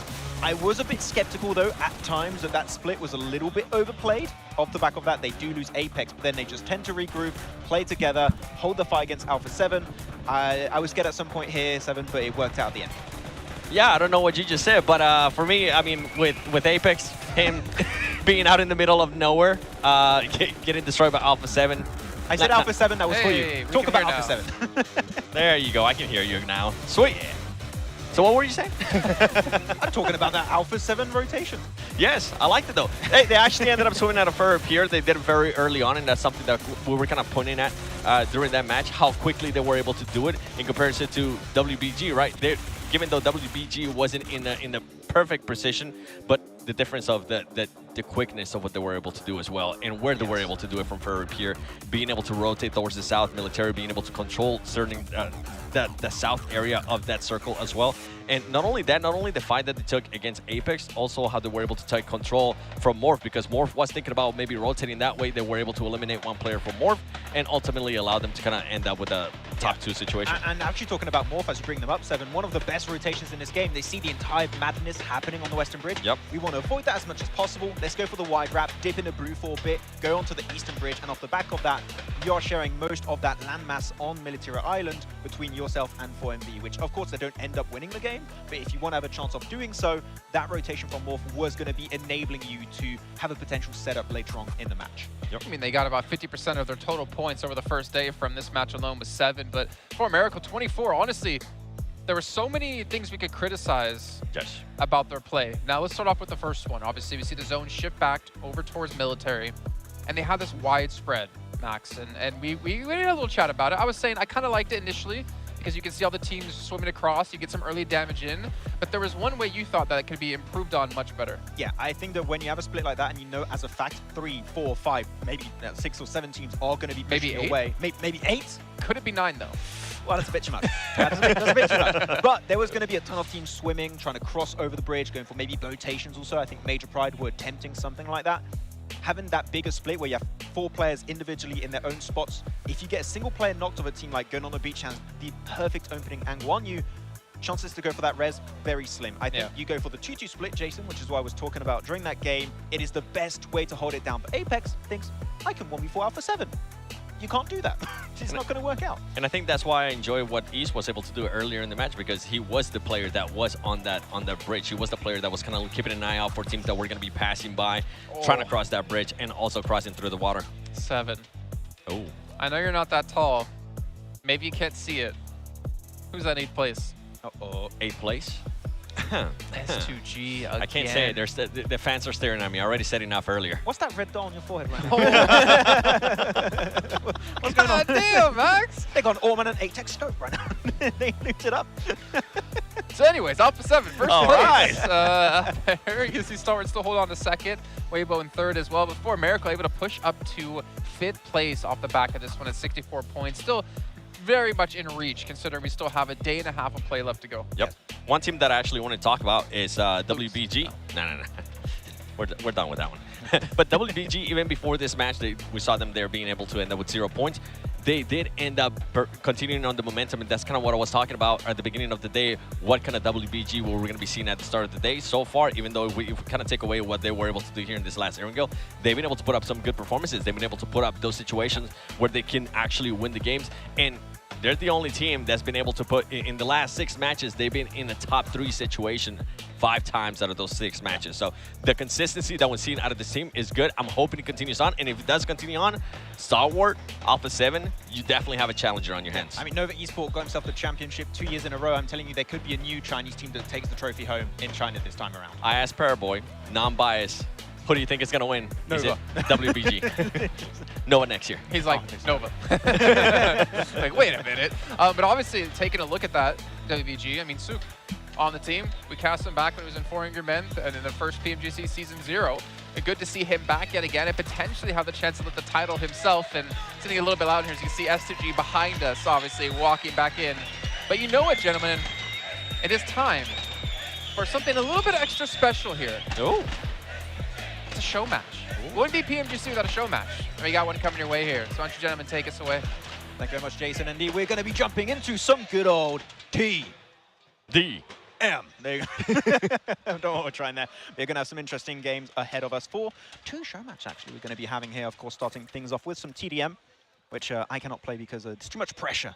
Sending all players all around the corner 7. I'm a little bit confused. I'm a little bit lost. But here, we're going to be playing in these apartment buildings that we typically have next to school. So we know how to play these spots pretty well. Yeah, it's pretty much, I love that Dogokan decides to go to the airdrop right away. He's like, you know what, let me get that level 3 as fast as I can. Let me see what's in there. And infinite DBS ammo. That's what I was going to say. And the Rippagers. Keep in mind, by the way, we got Loxy and Solke here. Oh my word. Oh, nice arm shot right there from Burrows. Yeah. Loxy and Solke, of course, going to be possibly carrying a little bit. And on top of that, RPGs, though, I need to play this. I want to play this TDM. Where's the zombie? Where is it? Let me get Let's go back to Zombie Arena right now. You know what we need to do? We need to write down that creation code, and we need to test it out ourselves. Yeah. Wait, we had 2 names for some previous TDM maps that John and Blank came up with. Okay, John in particular. We had The Room, we had Zombie Arena, Apartments. Blanky B's Apartments. I like that. I creatively challenged is seeming to run in here on the desk. Yes, I've learned from the best. Okay. I actually would have liked the buildings or the apartments. We'll change it. The Apartments, the official name here. It's not even close right now. Blue team is currently just dominating. Yeah, Barish G with the DBS, of course. With the DBS, you got infinite ammo, and Solke's got it too. Loxy's got it on their side. You know they're just going to be popping off here. 13 points going over to the blue side, though, but pushing these staircases, 7 with the DBS in hand is always going to be such a tough task at hand. It is going to be a tough task, and here we go. Throwing out some smoke, see how much that's going to be of help. As the blue team is waiting for Dogokan, just waiting for the right option to take those shots. He's going to be able to take some shots. He's going to be missing some shots, too. Looks at Solke. There you go. With the UMP. It's a nice elimination. You know what? No more DBS. I like it. I like the different pace. He just grapples up there. That's so cool. I mean, you don't have to go up the stairs against the DBS if you can just grapple your way up to the rooftop of these buildings. So I'm seeing some players also with the tag S2G. Don't think they're part of the squad, but But some Orm shots also from a distance. Hey, going over the windows, one single shot here. You'll have tier 3 helmets and vests, so you can't quite get that single shot to connect. But right there, he gets it, connects it, and that's the Lynx AMR coming in play, 7. Yeah, you don't want to stay too still, especially if there's Jump an over. AMR around. Is he going to be able to get it? Oh, nice. Oh, he missed. I love this maps. I love this creation comes out. As soon as he said that, he gets sent back. Like, oh, I'm going to do such a cool play. Yeah, okay, guess not. Decline. Going back the other way. That fan in the middle, though, when you're able to build some kind of fortification, you have really good information with that third-person perspective of each individual window, so you can just give some free info to your team. I'm intrigued. How is the IG link going? That's the beauty of this, right? You're kind of combining a lot of stuff from different modes that PUBG Mobile has had and added it into the team deathmatch. The building, everything else, I like it. They just locked him out of the top floor of the apartment there, as you saw as well, with the ice wall. Like, you can't come out. This is our building now. Hold the door. Blue's getting really close to winning. Only one more elimination, and they're going to end up winning this TDM. Now, the Lynx AMR, come on back. That wall was asking for it. Okay. There you go. Oh, there you go. Blue side, able to get himself some good elimination, and it's Roxy from Regnum Karia, my favorite Chugga gun. If only you could have did that in qualifiers. No, they did not do it. But a good attempt here. Well, Sulky kind of showcased what Fireflux is not here. Hey, there it is, 7. Whoa. 7, get it quick. Is there? Oh. He tried. Now, if I'm not mistaken, there's a hide and seek coming up next. Oh. Now, we play hide and seek, but the problem is, I would be so good at that game. you just can get in areas because they're so small that none of us can get to. I would just blend in. And then my nose would stick out of wherever I hid. You just, hey, I walk in the room, my forehead's a flashbang, no one can see. It's fine. No, you're free. Well, I mean, it's the other way. It's going to be pitch black, and you're going to be like a lantern in the middle of the room. He's right there. Is that a moon inside? It's actually going to be helping you out if you're the Seeker. Just channel it into a flashlight. He's just going to point his forehead towards where he thinks somebody's at. He's like, oh, they're right there. I know exactly where they're positioned. Okay, though I have no idea how this is going to work out, 7, to be completely honest, but I'm intrigued to see how hide and seek works in PUBG the Mobile. exact rules, actually, of how this works. You hide and you gotta find you them. hide, and you can transform into different objects. We're seeing here, of course, the books. You know, where would you put books? That's going to be so hard to hit, too. On the floor, obviously. On the bridge. Or on the shelf. The perfect place to hide if you are a book on the bridge. That's exactly how I would do it. I love that he was trying to get up on the shelf and he was a little bit struggling there. You know, Sounds like story of your life. If he gets there though, it'll be a great spot. Should have brought a box though. You know, where do you put the food? On a shelf. See, the thing is, right now they're being able to hide, and now What is is when the that? search begins. It's food. It's like food. Is that like an ice cream sandwich? It's a little teddy bear. I think it was. I think it's an ice cream sandwich. Turn it around. Okay, hiding behind the.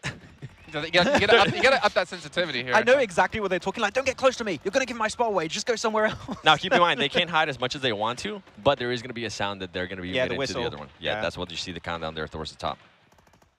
What would you transform into to hide? Max, you go first on this one. Ooh, A ball? in this map, I think the books are the play. I think you can hide anywhere with the books. You got some bookshelves you can go into. You can't reach them, 7, so you can't, but I can. And I think that would be my approach. I think I would be a snowman. I feel like I will fit it right in. I would transform into Karadozin and become unkillable in the game. No? I think that is the best thing We you just can have to look where no one else is, and we're gonna find you. You're gonna be away from the rest of the team. Oh, looking under the stairs too. See, this is why I wouldn't be good at this game, because I will be hiding maybe in places that I think it's really good. Well, here's the question, It'll right? be like super obvious for them. Do you just stay hidden, or do you change up your location? After the sound. Normally you want to move right after the sound, then just try and reposition. Maybe also change what item you are disguised into. If you listen, you can hear it. Yeah. Marco, Polo, and then they move. I thought it was in the game right Look, there. look at the placement of this that was book. so good. Out in the middle of nowhere. That's where I like to read, On top of somewhere. actually. But it might be so obvious that people are probably not going to be looking there. Exactly. Sometimes you just hide in that's the the obvious obvious spots and you're fine. You saw that, right? You saw Boris just decided to shoot at everything that was on that counter. So, yeah, he might be onto something. Uh-oh. You're going to check corners, you're going to check angles that Yanta, normally you sure. would never check, and just being in the open sometimes might be enough.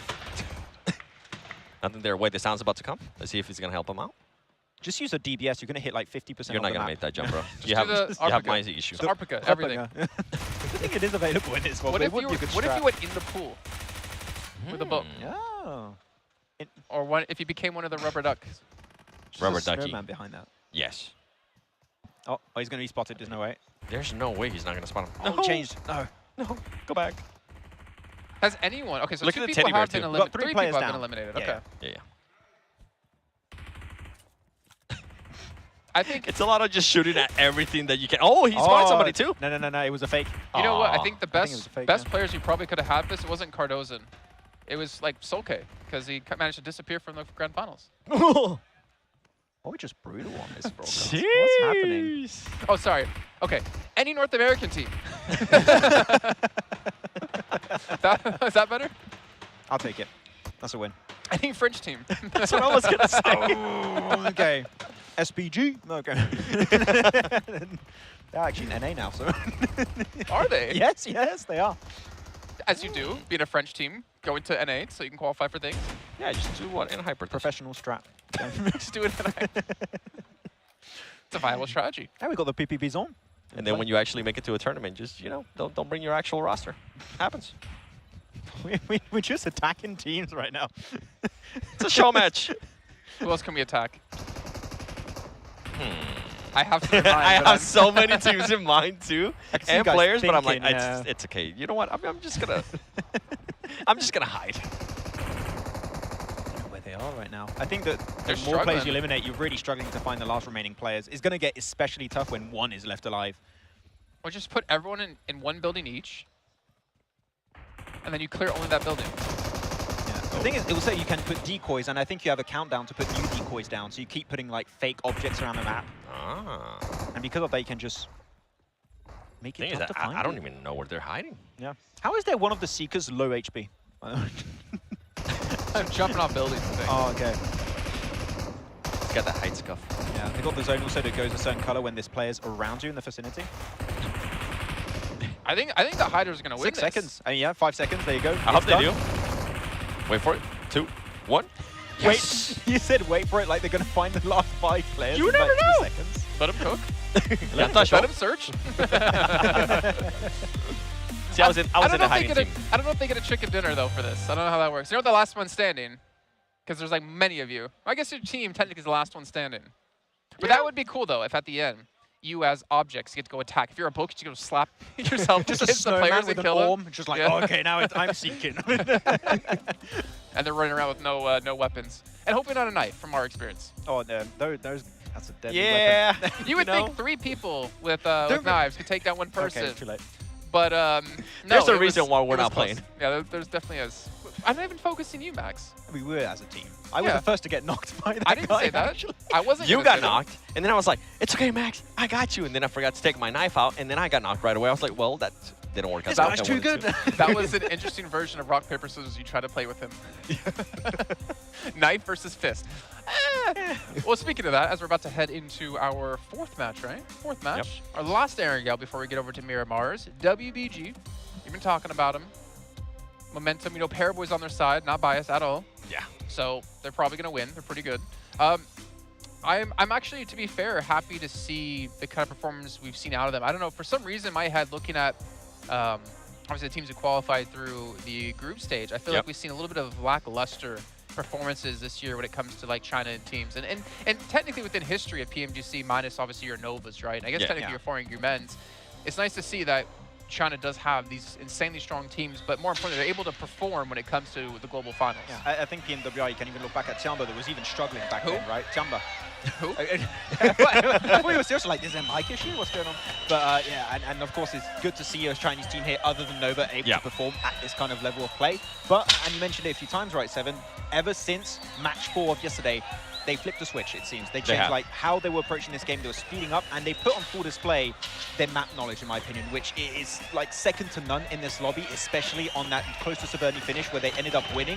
The way they were transitioning from dip to dip with just a great game plan in mind, and the execution of that was so strong. I feel like they're okay. Hide. Give me the gun! Wait for it. Give it to me!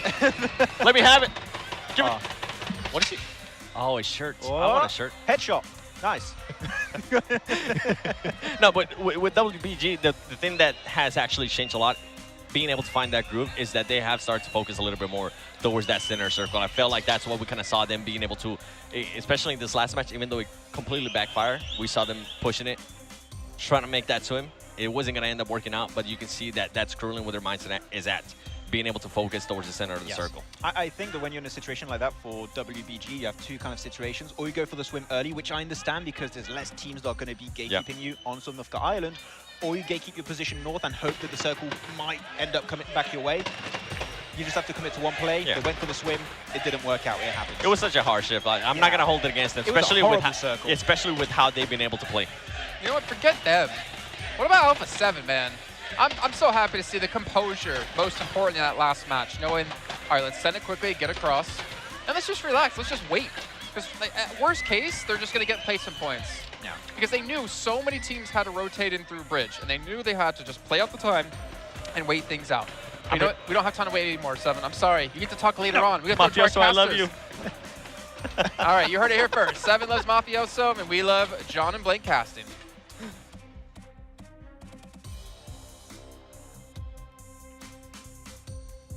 We're going to be going into this one, looking and seeing if Alpha 7 can maintain that top spot. We are over the halfway mark now, Blank. We are in to the closing side of this tournament.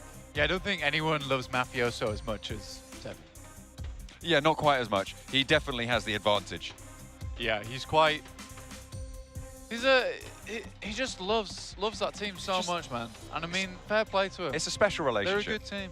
They're a good team. But yeah, we are getting back into the swing of things here with our 4th match of the day. Heading back over towards Erangel after a lovely time with all the hide and seek, the TDMs, good fun, showcasing all the weird and wacky and wonderful world of wonders that we have just experienced. Wow.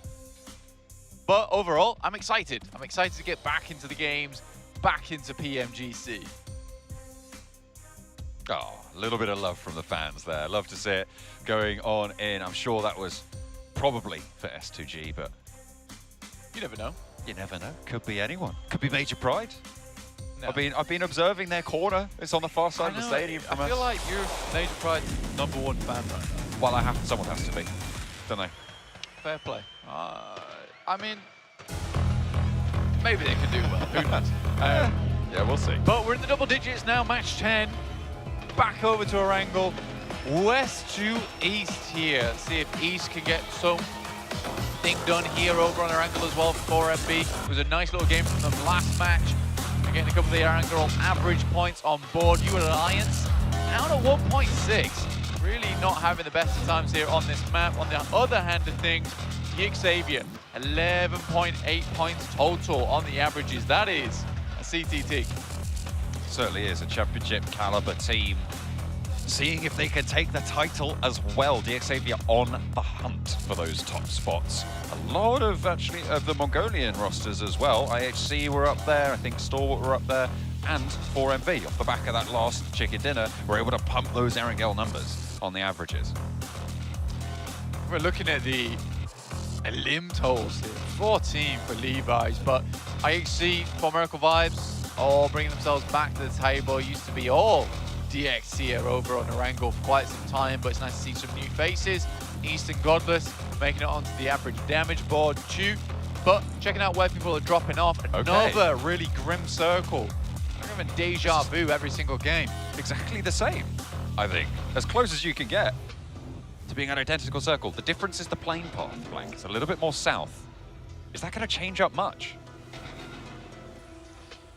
Sort of depends really, because I think our last one we had it where teams were very much chock-a-blocked over towards that western side a little bit more, so we had teams being able to get into position much quicker. For instance, Prestige Evos, south side of school towards the start of that game. He's curious though, a lot of very similar circles coming through on these maps. For Miracle Vibes, they know what they're doing. Back to Sosnovka.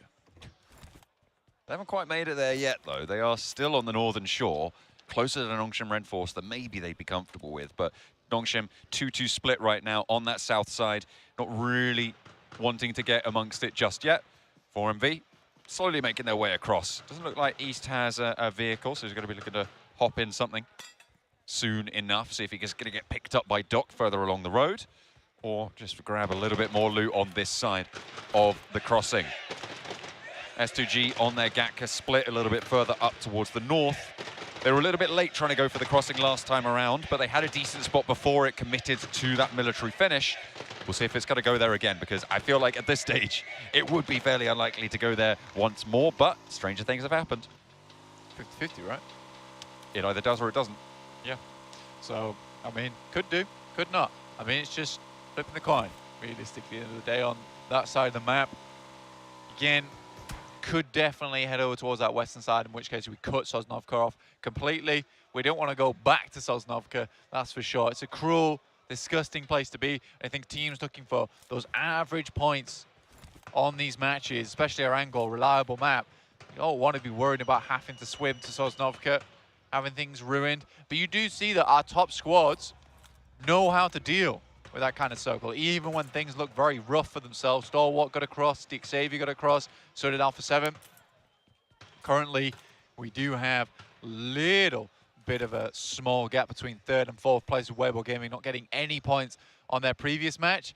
And Dick Xavier managed to pump up to 69 now, just 2 points behind third place.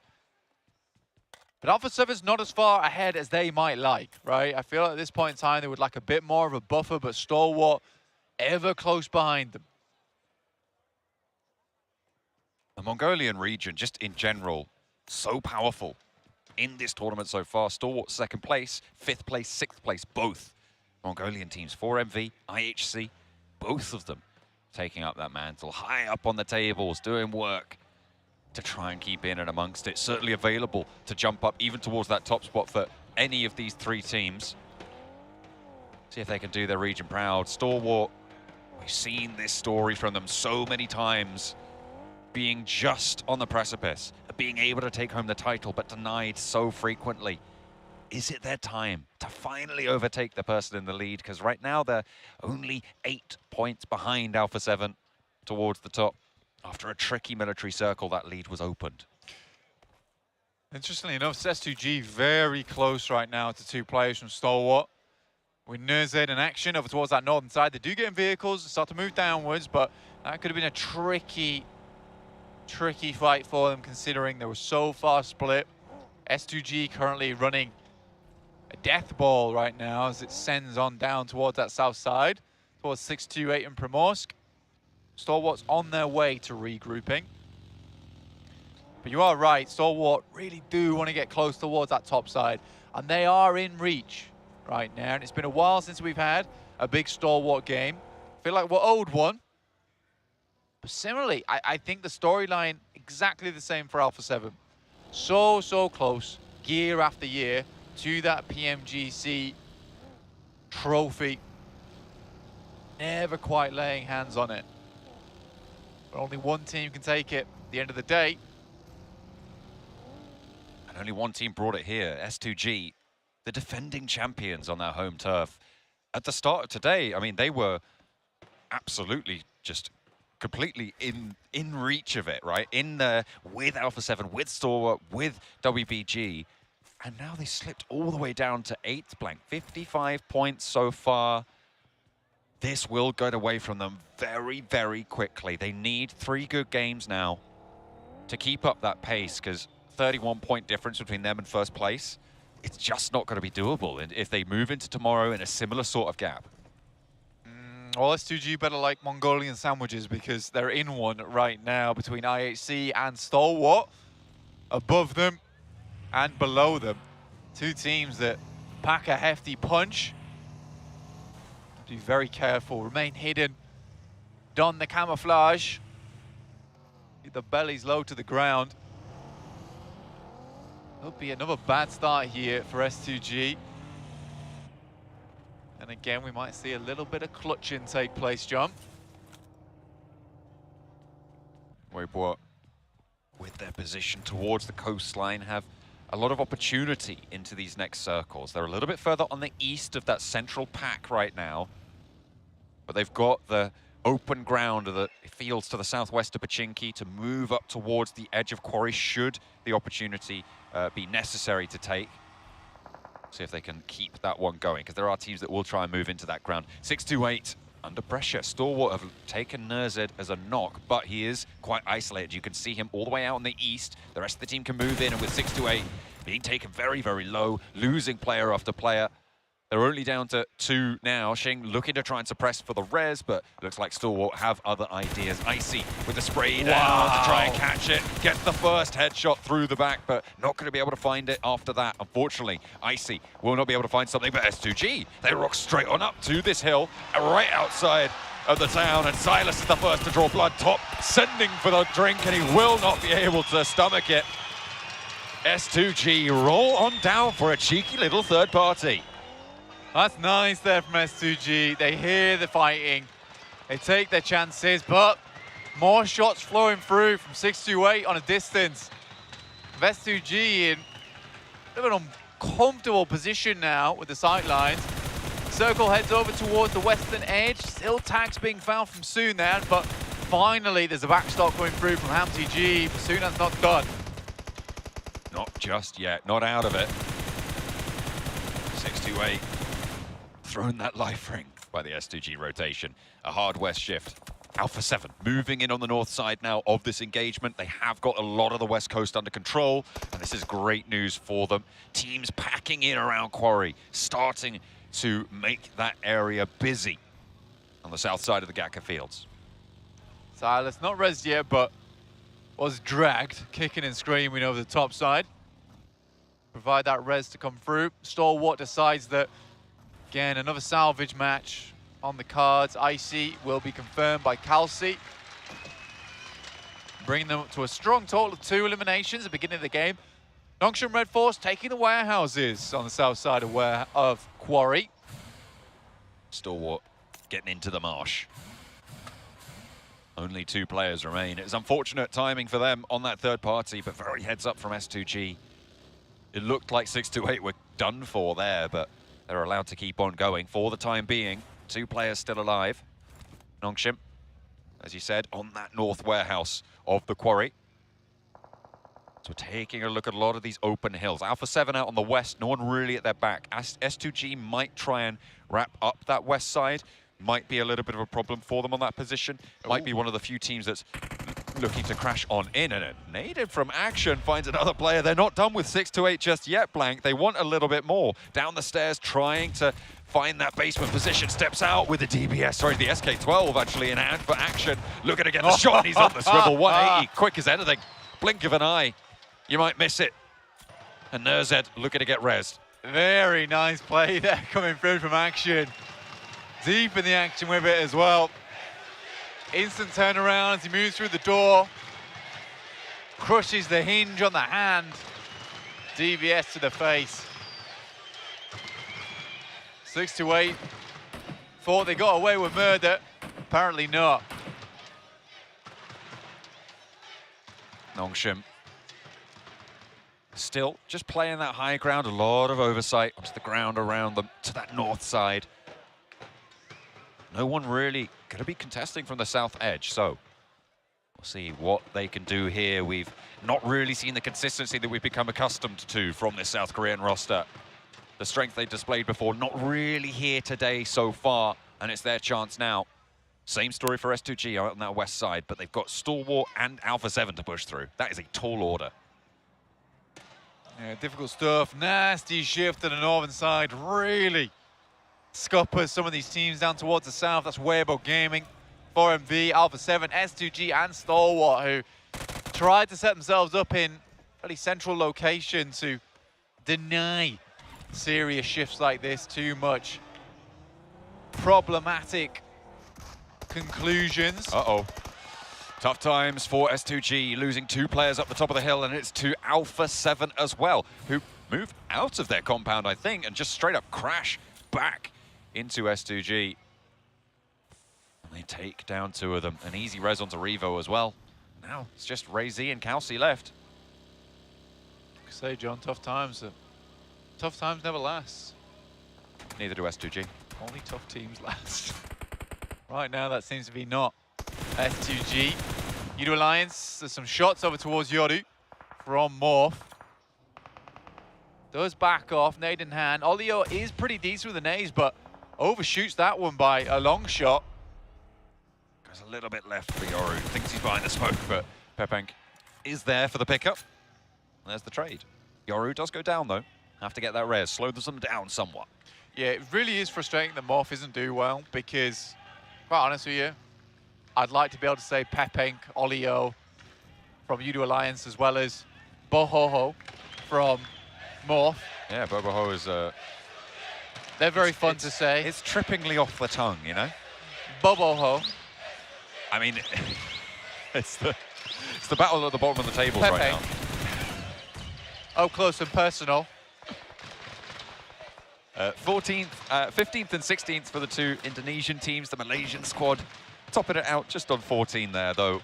And it has not been great, to be honest, from these teams. How, despite Udo Alliance, I said before, I feel like making some good rotational decisions. They just don't have the firepower to back it up. Pepenk rotating. What about Boboho? What's he doing? Not sure, actually. But I'm saying it whilst I still can. I don't know how much longer they're going to last here.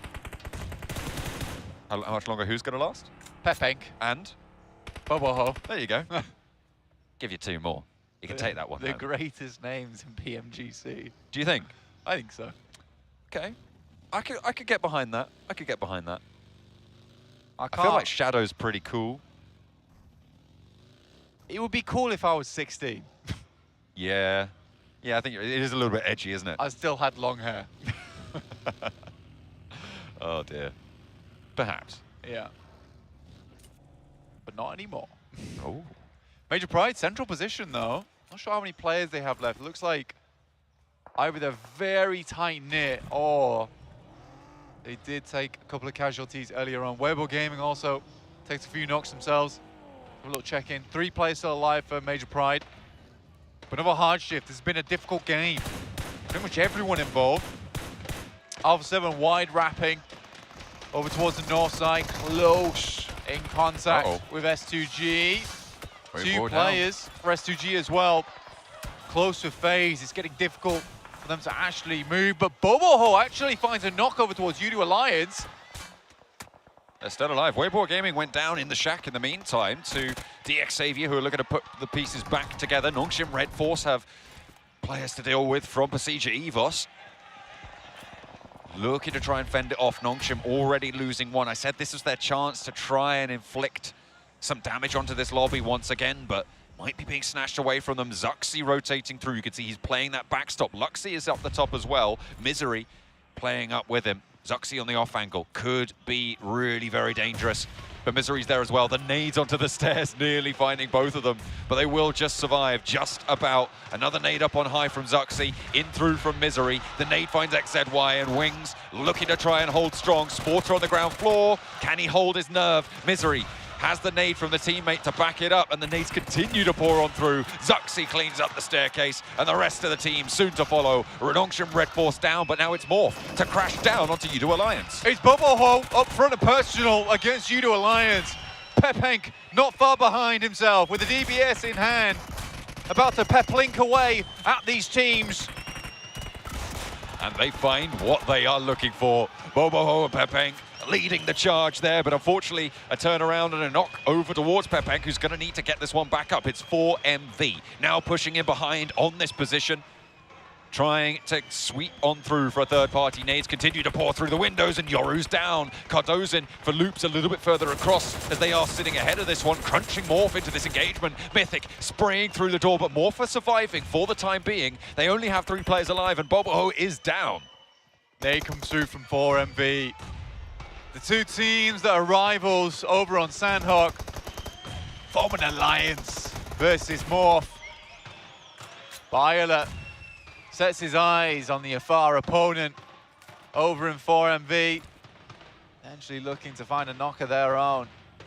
S2G sent central, gives them a good spot. They'll live the game out for quite some time, actually. It's a nice little rotate from them. Alpha 7 opting to try and take control of the Western Ridge, whereas FaZe bank over towards the north side in Gaka and the compound itself. FaZe on the northern side might actually be able to get a lot of power here. The compounds that they hold around that Gaka area, it looks like they're almost confused that there's no one in that southeast spot. Why would you go for it, you know? Yeah. I mean, honestly, for Titans as well, Procedure Evos. There's potential for these teams on this side to do well off the back of this game because you do have compound still with the amount of hard shifts that we've seen so far. I would be not surprised to see a hard northeast shift or a hard south shift on this one. Okay. Which we do get indeed. This is a game for Procedure Evos to not only prove everything to the international teams, but also to their home country. Rocky goes down, the montage comes to a close. Unfortunate for Morph. They'll be denied that opportunity further. Baron is down on the inside and Loops are descending to try and shunt 4MV out of this circle, to try and keep them at bay from that east side. As the nades start to pour on in, Mythic gets the flush, turns his attention to the window frame, but it's a little bit too slow. East is far too quick on the draw. Chief, though, managing to get the best of him. Apex now last to stand for 4MV, and Loops have managed to do the work here. Ayala finishes the job, and that is 4MV out. Loops have lost one, it's Mythic, and they can get Cardozan back to his feet. In the meantime, Alpha 7 looking to crash the party of FaZe. Actually, hang on a minute, it's the other way around. FaZe have moved all the way through to sweep.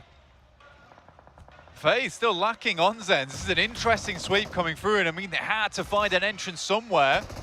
Action from Stalwart dealing with their Mongolian brothers over in IHC. Gets a good nade off, keeps them at bay for now, forces them over towards Alpha 7 and FaZe. Could be a crushing little fight on this side with Major Pride still in it, right on the edge of the circle, but down the hill slightly, so can't get too involved. Mela decides not worth it, starts to move away.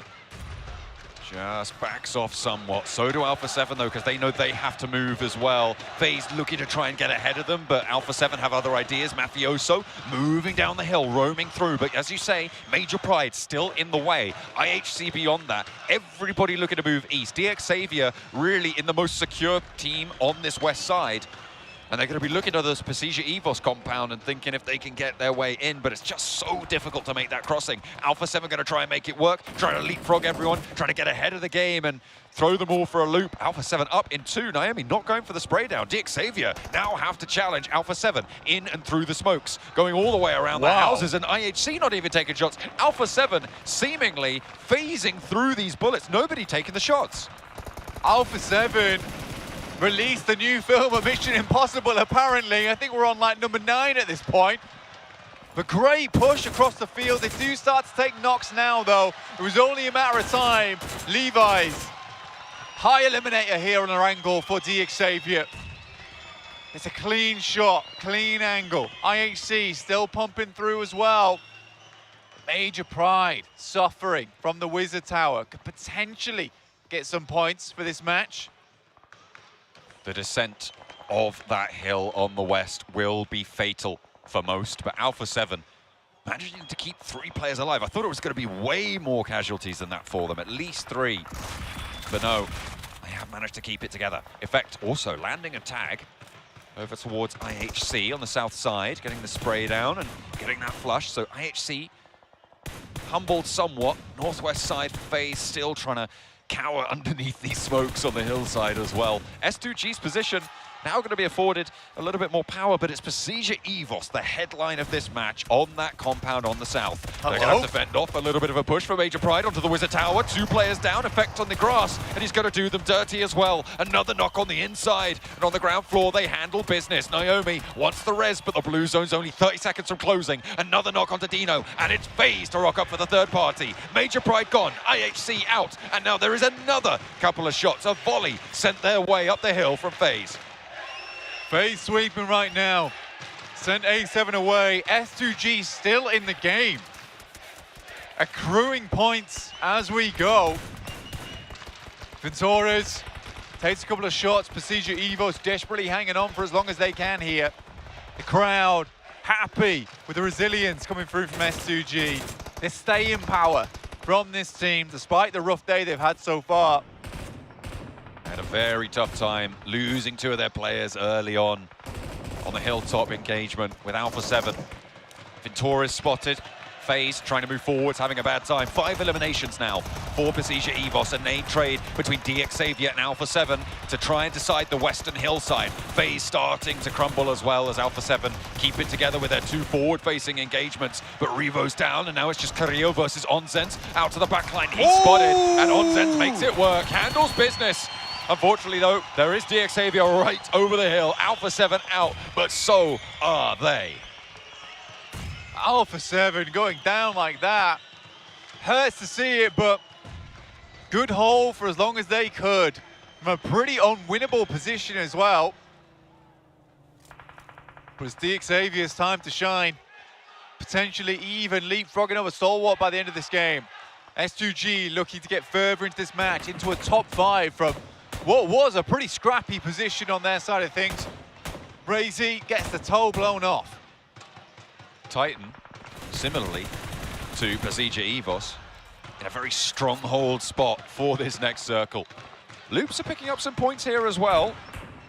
A little bit of a resurgence from some of the lower down of the tables teams. Titan, Loops, Precision Evos, all with a really solid result. But through it all today, DX Xavier still alive. 5 eliminations, all 4 of their players.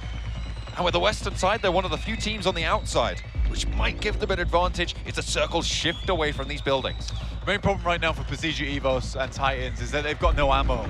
They're really low on everything. They haven't been able to get too much more off the back of this one, so players on the outside edge certainly going to have themselves a nice amount of loot to work with. Utility-wise, they'll be happy. Assaulting the buildings with nades, smokes, almost necessary. But getting Precision Evos out of these buildings on this south side will be difficult because the circle is more than likely to center up around here. But Precision Evos going to have to start giving up ground. Levi's, the rest of DX Xavier looking for that opening to be shown to them. But Precision Evos currently not giving an inch. The road's still in, so maybe a little bit cover, but DX Xavier going north, that would pretty much be a death sentence. A survival game for them, but they move forwards, 2 and 2. They've got some cover as well. They're going to play off it. They have got a position in the circle now. That foothold is existent. Tra close by to Precision Evos. You can see the terrain keeping them covered off from a lot of the angles that Precision Evos could take. On the rooftops, that's where they're going to be mostly worried about, but Precision Evos can't really access that with the presence of Loops on the southeast, with Titan across the way. Precision Evos here, this is a bit of a greedy play that they're going for. Playing the 2-2 split across these compounds is rough. Most of the time you want to give up this position down towards the bottom. We've got Zuxi playing him. Potentially allow DX Xavier to move in, right? But Zuxi and Luxi are holding up front. It's a greedy play.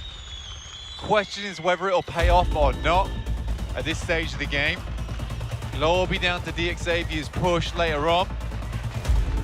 You got Levi's Paragin in the back here, looking for a potential opening. Loops doing the same. The furthest we've seen this Brazilian squad make it in a game in a long, long time. Cardozo and Chief up on the high ground. You've got Ayala as well, backing them up, playing as 3. The numbers disadvantage for them. The rest of DX Xavier moving up to this ridge now. And they take a commanding position on it.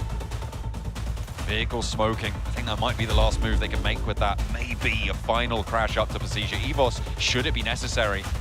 Still got the one. Actually, they've got 1 or 2 that they can still make work, but would be very, very dangerous to move in those smoky vehicles. Titan holding strong in their northeast. Cardozo in. Potentially looking for a nade here. Tosses it down and under. Look at the utility on all of these guys. Precision Evos, 36 smokes, 10 grenades. 19 nades on DX Xavier. A veritable arsenal between them. Not a lot of smoke for DX Xavier, only 5 in pocket. If they could roll over another team, you see how many smokes are available, right? So that might be the first on their priority list, should they be able to find a pick, but it's difficult maneuvering now. Going into stage 8, it will close central after this circle plank, which gives Precision Evos the inside. Ayla opening up now with the rest of his teams on the smokes to move down towards Precision Evos. We'll see what they do. potentially back things up towards the high ground, maybe holding that outpost as long as possible. For Indo fans around the world, it's a big moment. Been underrepresented so far, and now they'll have to hold off against Loops. A double push. Chief and Ayala move forwards uncontested as Pasija Evos looking to regroup a little bit more. Shots down their way to slow the roll, but Zuxi biding his time. They know that Loops have moved up to this position now. They are fully aware of it. Chief and Ayala have the low ground building, but they're on the outside of this blue zone crunch. Cordozin moving up as well now. The last player from Loops, and he's on the level with Pasija Evos, makes it into the building. Chief underneath. With Titans over on the other side. Full squad move out their buildings. Over towards Pasija Evos right now. Xavier locked out on the edge. Shadow playing a nice little cheeky position on top of the rooftops. Scuttling along the slates. Back and forth here. Attempting to find something. Nades going far, going too short. Not landing on their mark. They're sweeping that close angle and clearing out the potential angle that they'll have onto 97. They're forcing Xavier to take further back spots. That might not be the best idea. Forcing Xavier into a corner doesn't quite end well most of the time. Parajin opens up onto 97. A lot of damage pouring through the Molotovs between the smokes. Difficult to navigate for Titan. They've already lost one and almost had it flushed away. Char with another nade in hand, and Nox continue to pour on through. They're abandoning 97. They'll play on as 3. Titan cut down. The ship is sinking. And the battleships keep taking damage here on Titan's side as DX sends torpedoes their way. Look at all the smokes that are being used. Look at that. Titan down to 0, Loops down to 1. It's only Pasija Evos, who had about 30, I think, before, who have still got some left in the bank. But that's Pasija taking a knock from Cardozin. Loops have opened the bidding on towards this central position, but Ayala is the trade-off for it. Actually, that comes from Chief, who was able to get that knock onto his teammate. That is really unfortunate for Loops. The smokes are out, we're on foggy seas, and the waves only get higher. Oh. But it's Redface coming through with a tsunami of punishment on the DBS. Quick Luke, give me all those smokes, yes please. Any nades you've got, medkits is fine. DX finally, they take the lower building. Pasija Evos had to regroup a little bit earlier, but it seems like they've got things under control now. Cardozin, last player for Loops. It had to happen even this late in the game. 4 eliminations for Titan. They've been a little bit quiet, but now they need to be louder. Cardozin with a 1v3, it's not going to happen. Pasija Evos shut that hope down. 6 eliminations though, and 4 placement points, a 10-point match. Great news for Loops. Xavier now looking to try and storm through the compound, and a nade from Redface opens up a flank for them. Might be able to find another as well, as Shadow's right underneath this window, and a second knock comes through for Redface. Redface right now on an absolute spree. Moving through, Suki's burning. They cannot handle it. Nice little Molotov there coming through from Pasija Evos, assisted by Lamborghinis. Redface, more nades coming through. Absolute king during this match for the team. Now the final boss, Xavier, who have been on form today, completely barren in terms of that utility. 1 nade left for Pasija Evos, and Redface looses it forwards. Will it find value? No. It's even Stevens now. They still got, actually, hang on a minute. One more, no, it's just updated there. Zuxi first goes in, Parajin falls, Pasija Evos looking to try and take them down, and another one. Levi's is last, and it's just going to be Lamborghini left, and he can't weather it. It's Pasija Evos standing back up for Indonesia from the bottom of the tables. It needed to happen at some point, but is it too little too late? I have to wonder. However, they'll be happy with that nonetheless. A raucous finish for them. The Twins come through with a back-to-back. Felt like they were underwater at one point during that game, but they come up with a big breath of air. And a sigh of relief at the end of that one. They desperately needed a win. It's a big chicken dinner, good amount of eliminations. They've kept up with decent point scoring. Not likely to send them far towards the top side of the table, but at least maybe finish this PMGC with some pride in pocket. Let's talk about Xavier as well.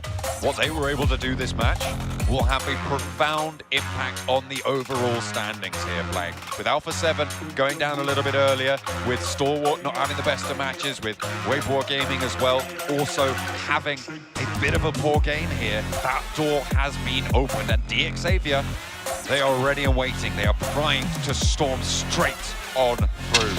Luxy taking the MVP spot for Pasija Evos. What a game from these lads. It's been tough as well for them, but you know, almost we're looking about 2,400 damage across the board here, a little bit more than that, but again, it is a really, really nice game coming through from Pasija Evos. This is what we've been missing out on. Zuxi and Luxy working in tandem. Again, read through that Luxy has just leveled up his game and Pasija Evos have evolved alongside with him. It's nice to see. It really is nice to see, but DXavier getting more points in this one. Titans, once again, standing up tall with their brothers way above gaming.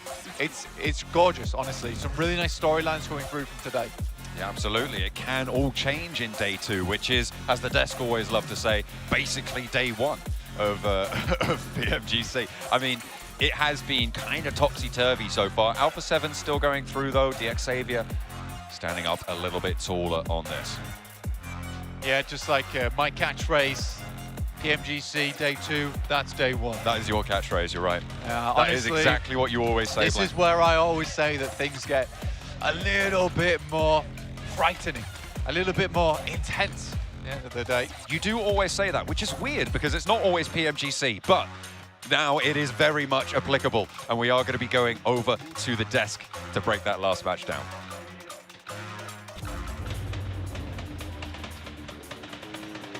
Well, Blank, quoting my quote, PMGC Day 2, it really is the PMGC Day 1. Appreciate that, Blank. Well done by Pasija. We talked about him all day today. Well, not all day, quite a bit today, as we were talking about Max and how you talked to Junior and what they said, what they're doing with their lineups based on certain battlegrounds.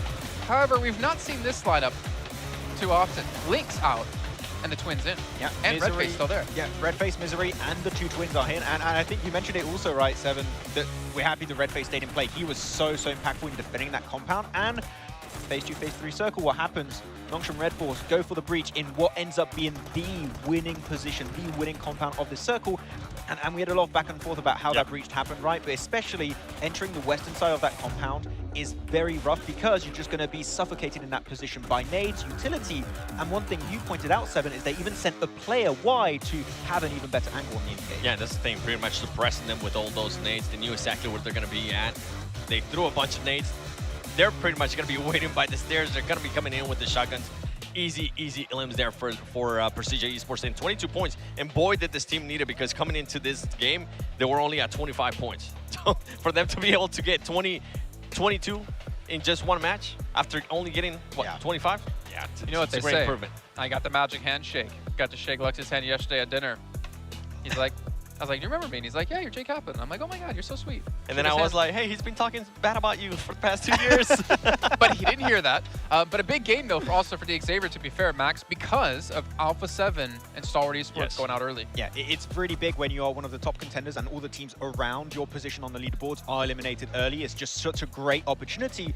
And throughout today, Seven, chicken dinner, 13 eliminations. A third place, less eliminations, still getting placement points on board. Back now by another strong podium finish match. Really, DXavier have also found their mojo, just like WBG yesterday, it seems. This is the day of comebacks we are witnessing. And right now, with points like that from a lot of these teams, DXavier could also be holding onto the ground. And I think this is why we were kind of hyping up the team, right? We're being a little bit extra on them, talking about how there was the IHC out of their region. No, now they got their placement points down. They've been continuing to get those placement points, and I feel like it's really, really good. And as we see some of the stats here from Luxy, 5 elims, this is what you want to see out of the Twins. They ended up, both of the Twins ended up with 7 eliminations out of the 10 that the team had.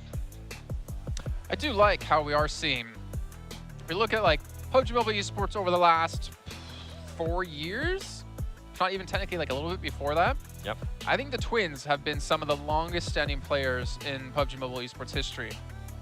Would you disagree with that? I think they're one of the OGs, one of the originals. They are, for sure. Yeah, they are. Like, I don't think you can argue with that. Yeah. Well, that's why I brought it up, because I like to have no one argue against me. But for them to be able to maintain and play at this level this long in is phenomenal to see. I think a roster change when they won BTR was necessary for them to get that mojo, get that that drive back. They're maybe getting too complacent in their like back-to-back wins they've had year in and year out, being the most dominating team. And then there's like oh, there's actually other really good teams out there, and they needed that maybe a little bit of a shake-up. I would need that for Gladiators too at some point, but it works out here for the side of Procedure Evo, so I it's cool. mean, we know of some potential players who could go on them. Maybe they rebrand to another team. Procedure making the jump there to 10th place. That's pretty much what we want to see, especially out of them. Morph, I mean, Morph at this point, Morph is just going to be thinking of how to salvage their tournament, their PMGC in a way, because there's no way that I see any of those teams that are currently 13 to 16 even trying to challenge there towards the top. And Alpha 7, one thing I wanted to mention, Alpha 7 not being able to take advantage of Star Wars Esports kind of having 2 bad matches now in a row. I mean, let's like kind of think ahead, right? Because obviously we're not talking about, oh, you need top 5 to qualify. We're talking about who's taking the trophy. Yep. Yes. Procedure, 10th place. I still think they're out of the running right now unless they have another big game. I think this game is the one that puts them back in a race somewhat. I think if they didn't have this game at the end of the day, they were going to be pretty much done. I'm just leaning to be able to see on the what's edge going of on. his seat, ladies and gentlemen. Oh, okay. But yeah, that was the game that keeps them in a race, keeps them in the conversation. And I would say I could have a whole telestration segment about how they defended that compound against the side of Nongshim Red Force, how they held it down in the later stage, because Loops too, we were talking how had a decent approach playing the southern side, so they're not spotted out by Titan Esports Club or also Xavier pushing up onto Procedure Evos, because that is the best entry point to focus only on one singular team, and yet they hold it down so well with that utility, and especially some individual players like Red Face, as you mentioned, being so strong in that defense. Nongshim Red Face. They were not good on that breach, but it was just such a good setup that I think that they've definitely now understood how they want to play their game. They got this team that worked out so good. I hope we keep this iteration of the roster for the following matches. And for Nongshim, I feel like the biggest worry for me has finally actually become a reality, which was this team. Can they actually continue after day one? Because I remember on their league stage, day one, they were very, very strong, but then they were not able to adjust to some of the other teams being able to now adjust to them. And that's what I was actually talking to you on the way here. I was telling you how after day one, they weren't able to get any wins, and I feel like it's starting to be the same thing here in grand finals. They're not going to be able to adjust in time, and now they're going from that team that I thought, okay, this team, if they're going to be able to keep it this way, if they start off a little bit hot today as well, maybe they're going to be a champion contender. That's starting to fade for me. I feel like you had a lot of space in day one where you could go for those plays, send it center and play off the back of that. Now the circle barely pops and just like, you just send it right in the center right away. So it's really tough to get those POIs when so many teams are aiming for those same spots. I'm just trying to get you to jump off the train, Max. That's what I'm you got trying me to off the train. You know? Okay. I stopped at the station disappointment. You know. All right. Is that okay? That's fine. Okay. So Nongshim's gonna win next game. Got it. If that happens, the thing is, he got off the train right before it crashed and burned. That's the thing. You stay on that train, you know? You stay on it. All right, well, it is time to head to a short break while we get things ready to go for our back-to-back Miramars before we finish off our second day here at PMGC 2023 Grand Finals. Don't go anywhere. We'll be back in a few.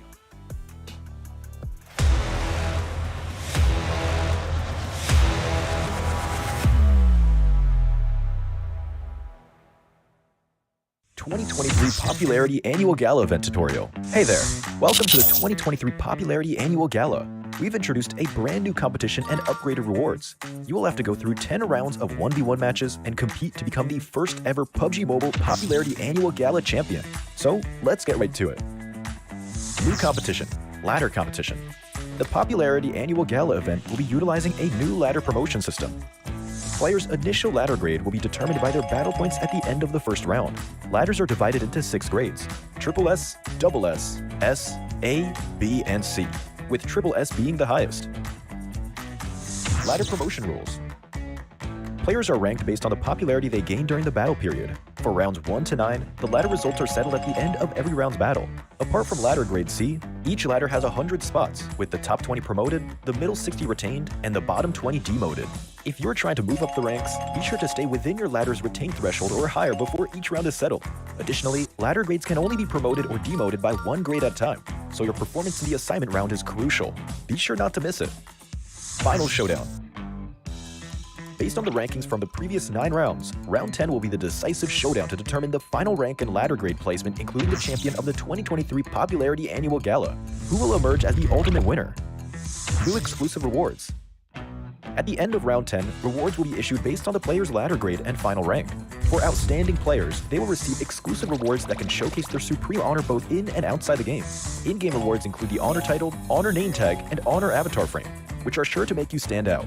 Moreover, there are also physical trophies, interviews, custom-made popularity gifts, official social media promotion, game exposure, and other exclusive honorable rewards. Gain global renown both in and outside the game. What are you waiting for? Participate in the 2023 Popularity Annual Gala now.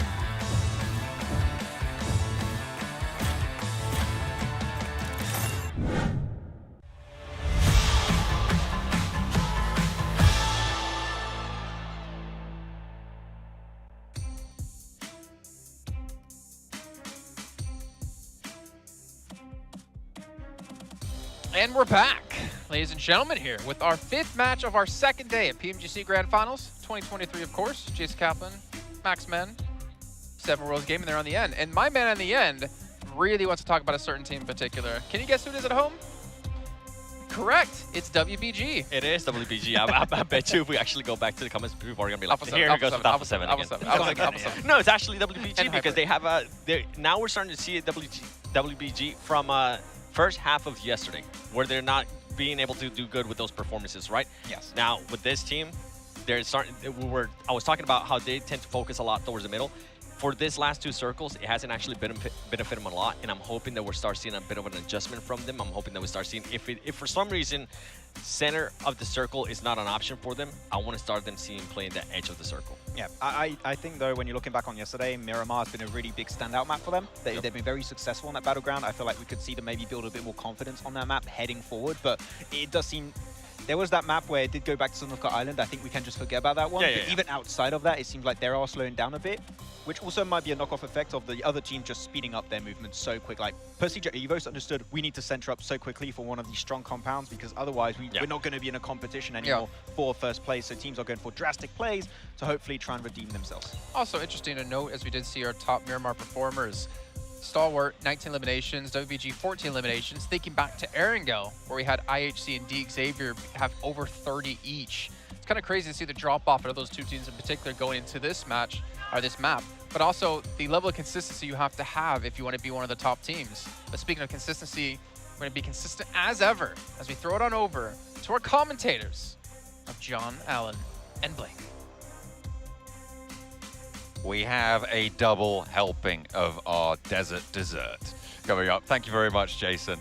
Consistent as ever over on the desk. That's right. Always there, always claiming credit for Blank's quotes. You know what he's like. But either way, I have no idea what Jason's trying to tell me there.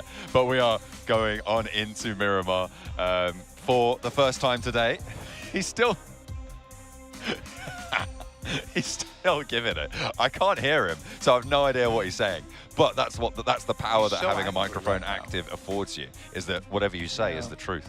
He's just furious that he just can't really get my catchphrase right. No, it's all right. Like sometimes he just misquotes it, but yeah, you can't beat the original. You can't cite like me. Zuxi or Luxi, the originals, like you said. I've got the Harvard referencing for that quotation. True. Okay, he does not. I've got it written down somewhere. It's documented. At the end of the day, what we're documenting right now is the PMGC Grand Finals. Okay, right now we're here. The PUBG Mobile Grand Finals. That's where we're at right now. Something like that. I think that was a Jason quote. Jason did that one. Yeah. Jason did that The referencing does lead back to him. Yeah, we can see that. But yeah, heading over towards our last 2 matches of the day right now. We've got Miramar coming up very, very shortly your way. Persija Evos obviously been able to win out that last game, looked fairly decent, but D Xavier today has been consistent indeed, picking up a lot of points. You can see him here on your screens. Lamborghini to your back. FaZe also, you know, they're trying to get some stuff done here. There has been some mischief, but most of the time it's been managed fairly effectively. Yeah. Stalwart, I've had some pretty rough games today, but I think salvage-wise today have still looked good, right? You know, they're remaining in that top 3. Still staying up there, but DXavier have entered that top 3, right? Overtaking Weibo in that 3rd place position and jumping on up to that top 3 position. I don't think anyone apart from you would have called DXavier being in the top 3 towards the start there, but you've got the faith, you know? It's just like my catchphrases. They're always right. My predictions. That's another of your catchphrases. I'm always right. I'm always right. Yeah, that's a good catchphrase from me, honestly. Yeah. Damn, That's what I heard. we just blinded someone in the crowd there. Yeah. So sorry. We're just shine bright lights in people's faces. Contractually obligated to blind a few people in the crowd. That's definitely a quote, and you're always right. I'm always right. No, honestly, I think this DXavier earned my vote of confidence. Less because I thought they were going to be in the top 3, but more with the amount of the effort they put in this year. And I do think that if that continued into Istanbul with the improvements they've been making, and they can improve alongside some of these incredible teams here we have with us in this grand finals, I thought, you know what, maybe they could get themselves into a 3rd place. But I'm not out here to say that I'm some kind of prophet. I'm always right. But it is a really fortunate circumstance that this has occurred, and I'm really happy for DXavier. They've been able to make it up here. Stalwart and Alpha 7, though, still battling it out between the two of them. There's still a lot that can change. Things aren't set in stone just yet, John. No, they have yet to fully form. You said at the end of today, probably we're going to see a little bit more solid on that one. And you are always right. And yeah. I believe you on this one, Blank. I think it's a reasonable take to look at a top 5 set of teams at the end of today. As the Blank's base take. Based takes with Blank. Seemingly predicting the future every single time. Major Pride hoods up, focus in. They need something special if they want to be in that conversation for tomorrow, if they want to be chiseled into that masonry. Get themselves ready to take on whatever tomorrow throws at them. After these last 2 matches, just 6 matches remain until we are all done and dusted. Lights on. Lights off. Throw out the deuces. Going into the game soon. 30 seconds before we make it work. They've rehearsed it. No. Paid actors. No. Paid actors. No. If ever I saw them. 100%. Rubbish. They were waiting for that one. Can't be ready for it. That's the whole point. It's candid. This time is not lying to you, by the way. This is definitely 10 seconds away. The game is now imminent. So don't go anywhere. No drinks allowed. I know it's the desert, but don't worry. You're only going to be strapped in for a little while on this plane flight. No, no drinks. All right. Only PUBG Mobile. I didn't mean it. Sorry. I do. What we are certain of, though. If you want to drink, get it now. Right now. 3, 2, 1. Okay, no more drinks from here on out because Miramar is on the cards. The desert will dry him up. Lickety split. We're going south side over towards El Pozo on the northwest. So cutting out areas near Tierra Bronca, Torrejomada on the northeast. It's a disgusting playing path. We'll put it that way. He's really cutting out a lot of the map here. It's a massive map, and cutting out the majority of it over towards the northeast side is real difficult to deal with, John. I think a lot of teams are going to be crunched up, squeezed together. Some of these teams will be a little bit happy with themselves if they're playing down to Puerto Paraíso or Impala, but then again, you may just have a couple of extra neighbors to be dealing with. Not great. Not great for business, if we're honest. Oh, those extra neighbors. You want to be making sure you're maintaining that space around you. A lot of players out near Los Leones. You can see just over towards Picado as well. I think I'm seeing about 4 or 5 different colors there. Various teams looking to drop out. They will be aware of one another, of course, spotting those parachutes, figuring out if they want to divert, if they want to stick to their guns and go for this hot drop. We are past that halfway mark, Blank. Match 11 now of the 18-game sprint for the finals. Luckily, the circle fairly kind to the plane path. Yeah, that would have been real doozy if it was the case of going up towards that northeast side. I think players would have been pretty mad. We might have had a rehost, which I don't want. Okay. Where are you seeing that? Oh, I'm saying we might have had a rehost. If the circle's up towards our northeast side, someone's defo intentionally disconnecting without playing back. I don't think anyone's doing that at this stage. The referees have got their eyes on the prize on that, I'm sure. I'd sneak a rehost. And that's why you're not playing. Exactly. I am a loose cannon at the end of the day. That's what I've been saying. Yeah. You're always right. I'm always right. But you're always and I'm a loose cannon. Chaotic. Morph. I don't want to talk about. Pasija Evos, on the other hand, is an Indonesian team that I do want to talk about. All right. Really, really, really good stuff from that last match. I was happy to see it. And I'm pleased that it was Luxy that stood up because I've been talking about this guy for a while now.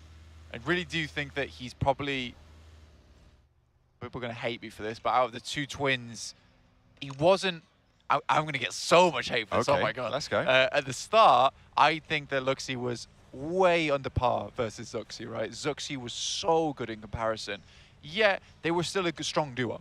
But as the time's gone on, I think Zuxi has fallen off a lot. He's done so much recently to get back on the wagon.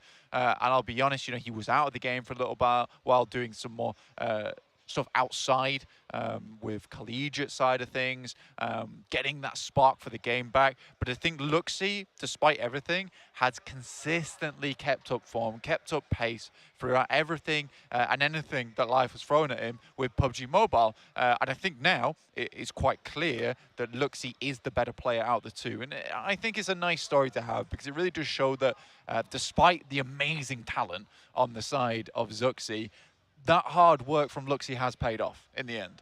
I think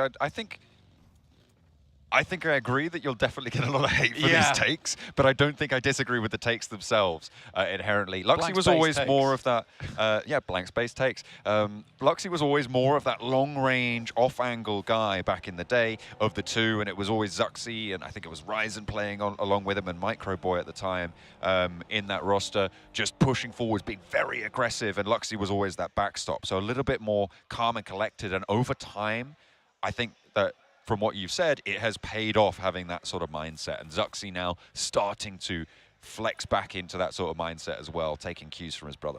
Yeah, I think it's a good thing, though, because I do think that Zuxi sort of needed the boot, right? You know, not the boot out the team, but in a sense, you know, a little bit of a kick to get things going again, because it did feel like that talent was wasted at one point. But I'm sort of proud of both of them getting back here towards PMGC because it really has felt like 2023 has been a bit of an influential year for the both of them. I really am having just a big TED talk about the two twins right now. They've been with us for a long time. I want to talk about them a little bit. But that's all I'll say. This has been Blank Space Takes, brought to you by the Infinex GT10 Pro. Exactly, yeah. With infinite dimensity. Well, technically the dimensity is only 80/50, but I think that's big. That's big dimensity. That's pretty much infinite, right? Is that a lot? It's like nearly infinite. It's like quite a bit. Oh, yeah. Many. It does sound very impressive, I won't lie. That's true. I've heard it is. S2G, they've been a little bit less than impressive today, I think it's fair to say. Only getting 5 points in that last match. They will be playing on as 4. They lost 2 players early on against Alpha 7 in that last match. And today, in general, fall off. I think it was 7 who was saying they're basically throwing today. And I feel like maybe I won't go that far, but I kind of see where he's coming from on that front. I do think throwing is quite a... It's an intense word. Yeah. It's out there, right? They are throwing their lead away, for sure. Not on purpose, I think that they're losing. I think it's a better way to put it, right? Is that you just haven't hit your shots. Yeah. It's not a case of they're throwing is intentional, right? At the end of the day, come on. Well, hang on a minute, because then why would you call it intentional throwing? If it's not basically intentional. You're throwing. You're just throwing. Even if it's unintentional, it can still be throwing. I would posit that. This is John's pedantry takes. Okay. You know what? Acceptable. Yeah. Okay, they're throwing their lead away. Yeah. But only by a small margin. I don't think they've done badly by any means today. I think there's been games that they've had to salvage quite a bit. There's been engagements that maybe they didn't need to take. But if you do look at a team like Stalwart and Alpha 7, Dick Xavier, in fact, as well, I'd even throw into the mix there. I think that It's very clear that these teams know what to do when the advantage is not going their way.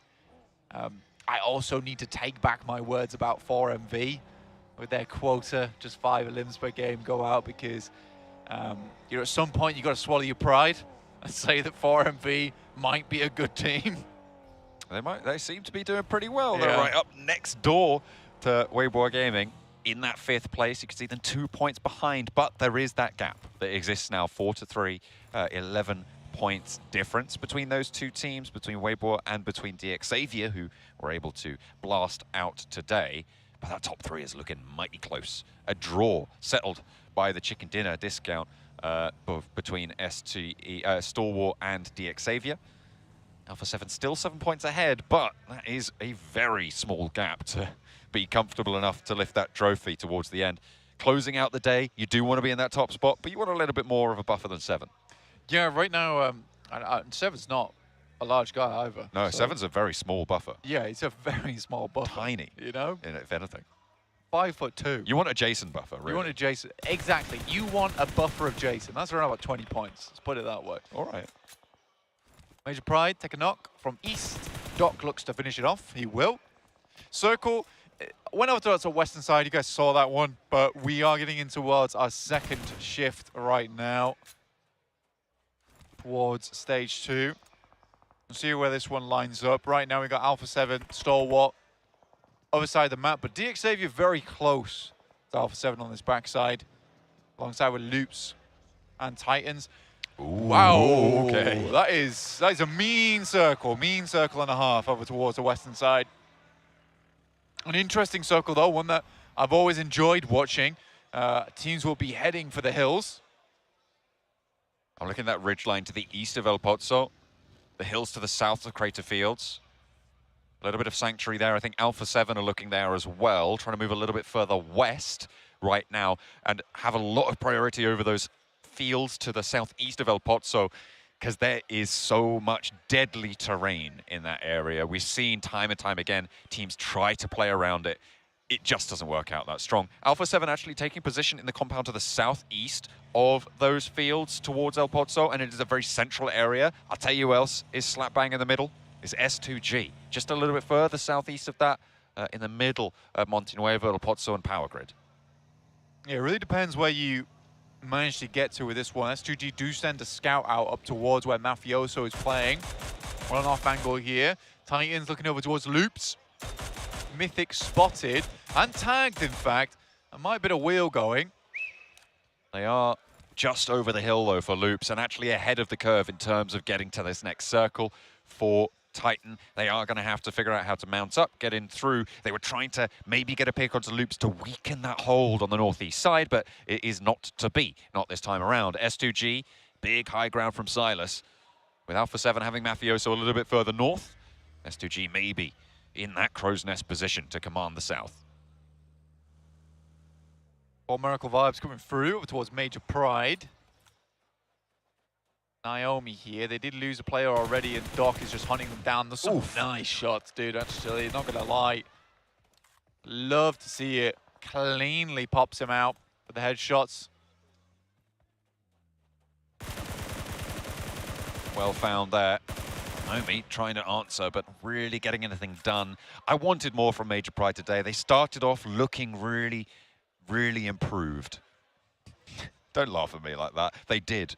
I think I defy you to tell me I'm wrong on that. The first 2 matches from them, 11th place. I liked it. I mean, yeah, fair enough to you. But the next games just did not continue that trend. You love Major Prize. They are so good. You are oh my goodness. literally Major Prize #1 fan. I am. I don't think Major there's been a Prize. game that you've not talked about Major I'm Prize. wearing their jersey right now. He takes it off in between games. It's true. Crazy. Levi's up on top of the mountain.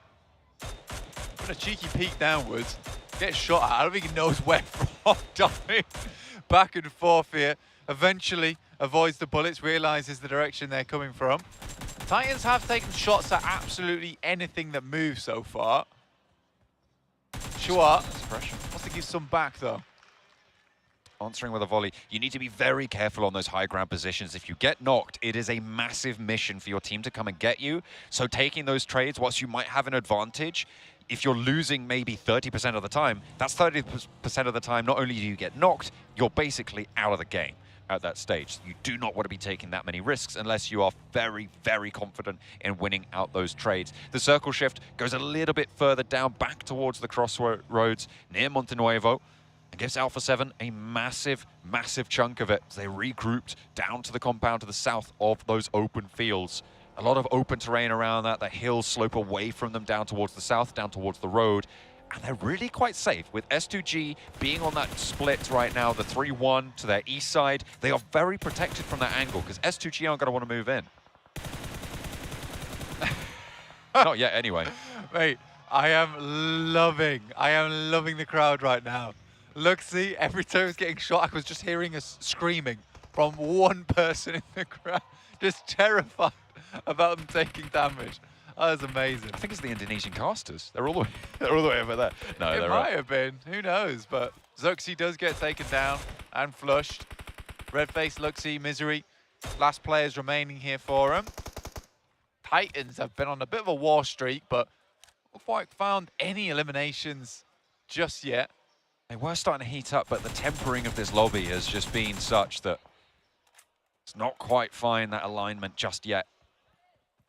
And on the northwest side, Titan want to close out their day strong. They still got 2 matches to play, including this. They want to scrap. They want it now. Taking a knock, getting some healing done. That's what they're looking for. Morph trying to skirt around. They are 4 players alive, but they're very, very split again. Boboho and Pepenk on that northwest side blank. Yeah, Boboho and Pepenk. Boboho and Pepenk. Boboho and Pepenk on the way. Don't know for how long. Lamborghini. Sounds like a child's cartoon, doesn't it? Boboho and Pepenk. I'd watch that. I'd watch that. Pepenk's dead. Oh dear, I wouldn't watch that anymore. That's not suitable. Mate, Boboho's down as well. Oh no. We got Bamboozle. 3 Bobohos and Pepenks within the space of 30 seconds before they died. This is ridiculous, guys. Hey man, those rates, we've got to bump them up. Well, you know what I mean? They're rookie numbers. Yeah, well. What can it's you like do? they know. They know that I'm trying to get the names in Bobo at know. the time. They Bobo know. But yeah, over towards the next shift coming through very shortly.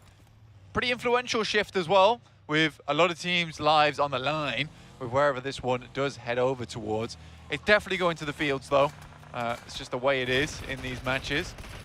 IHC, slap bang in the middle of this next shift, with the hills that stretch away from Alpha 7 down towards the south side. IHC going to have to fend off against 628, against Titan, probably Pasija Evos, although there is potential to maybe swing around through DXavier, but DXavier going to move down south as well. So Alpha 7 have a challenge on that east side, as S2G are going to have to figure out what they want to do. Do they want to stay on the edge and hold, sweep through later, or try and make a crash towards the middle and challenge Alpha 7 for a position?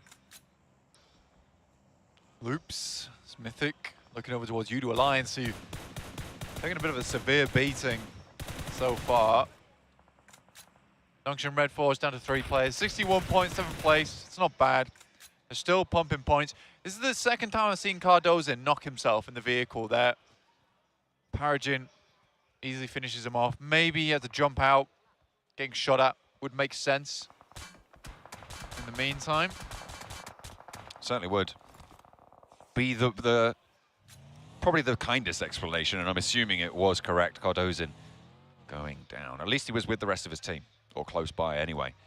The rest of the Loop's going to have to try and make their way through Silas, through S2G, past Alpha 7, past IHC. I just don't see it going well. Morph similarly being punished, but Bamboo is going to have a little bit more of a challenge on his hands. Suki able to win that one out, and Morph will go down. Just the 1 point, actually. Titan oozing 2 already. Shadow very, very low, under pressure behind the buggy for Suki. A 628 want to try and take them out here and now. Yeah, 628 got some great angles over towards Titans. Sing sees the movement outwards. Shadow move in between the lines. Gets a roundabout to a decent position alongside with his teammates, and 628 can't spend too much time out here. Have to eventually move away. 4MV damage over towards Major Pride there. I think that was a flush, maybe a knock over towards Effect on Major Pride. They're down towards that southeast side. They're dealing with both 4MV as well as FaZe. Shots over the top for Ventores, and FaZe have racked up a pretty hefty elimination count here. 6 eliminations so far on this match already. Playing from the east side, they've been through it quite a lot now. And they'll want to try and keep it nice and tidy. They haven't got the best of positions, but they have got a position. That's maybe the best they could hope. 6 points already on the tallies. Looking to try and push further up the tables. Over that 60-point margin today would be a nice little approach for them, but they're going to want more this match. With the 6 eliminations they've already got, potential to stretch out to that already on this match 11. Nomi pulls out the nade himself. Quick back off from the window. Here's the nade, whistling over towards his position. Whiffs the smoke as well. It's a nice nade. Wow. 1 for 1. Double knocker. Silas and Paragin up and down. Looks like Silas might actually have the backup, though, to get covered off. Silas, this is that 3-1 split that I was talking about before. It's going to require S2G to send someone through. It looks like Hamzy is going to take up the mantle of that task. They're going to have to come back after it. It's going to take a while, but DXavier, they're similarly very split. They're not going to be able to make this one happen. Only the one player remains for DXavier. Levi's across the way definitely can't get this res. Yeah, it's a hard one to go for, and I mean, right now he's out in the fielded position, so likely to be a case of he just tries to live this one out as long as possible. Alpha 7 still have a strong spot, but S2G equally have to move. Pick their buddy up, put him in a vehicle, send him back down towards that south side, mail him, ship him back to safety. Certainly unsafe right now for Nomi. 4MV bearing down upon him. Gets the heal off, but East has a nade. Shots coming through, a crossfire, I think from FaZe, further up to the northeast side. Potentially even from Stalwart if they have an angle. I think it's more likely that FaZe have, taken a couple of shots. You can see Ventores just up the top there. Having been in a scrap, a nade goes long over the bus, and it is just perfect for Baron. A second one to follow it up, but it's not needed. Major Pride are out. Yeah, it took about 2 hours to do, but eventually they get it. Must have felt quite frustrating as well, it only being the 1 knock and then in the instant flush. Wasted a lot of utility on that one player to move forward, but maybe they could have just gone for the 4-man push. Ooh, Silas under pressure, regrouped with the rest of S2G. FaZe have them now in their sightlines. You can see the ground starts to open up beneath that Alpha 7 position that rolls away from them. Similar story in the area of IHC, but Stalwart are trying to challenge them for it, and 6-8 behind that have a little bit more of an advantage. Nades over from the shack from Loops, find Calci, and S2G are already on 3. That knock brings them down to 2 active, and more damage is pouring in. Razy now trying to survive for S2G, but it's just going to be so tricky to dodge through this hailstorm of bullets. Mela trying to mess up their day to continue S2G's descent on these tables. The nades continue to roll on in, and that is it. S2G out. Yeah, curtains closing S2G. Maybe 7 was right, after all. Who knows? Loops up to 5 eliminations. Trying to bring things back. Surprising that they're almost up to 50 points now already. So what I would say is probably one of their worst tournaments this year.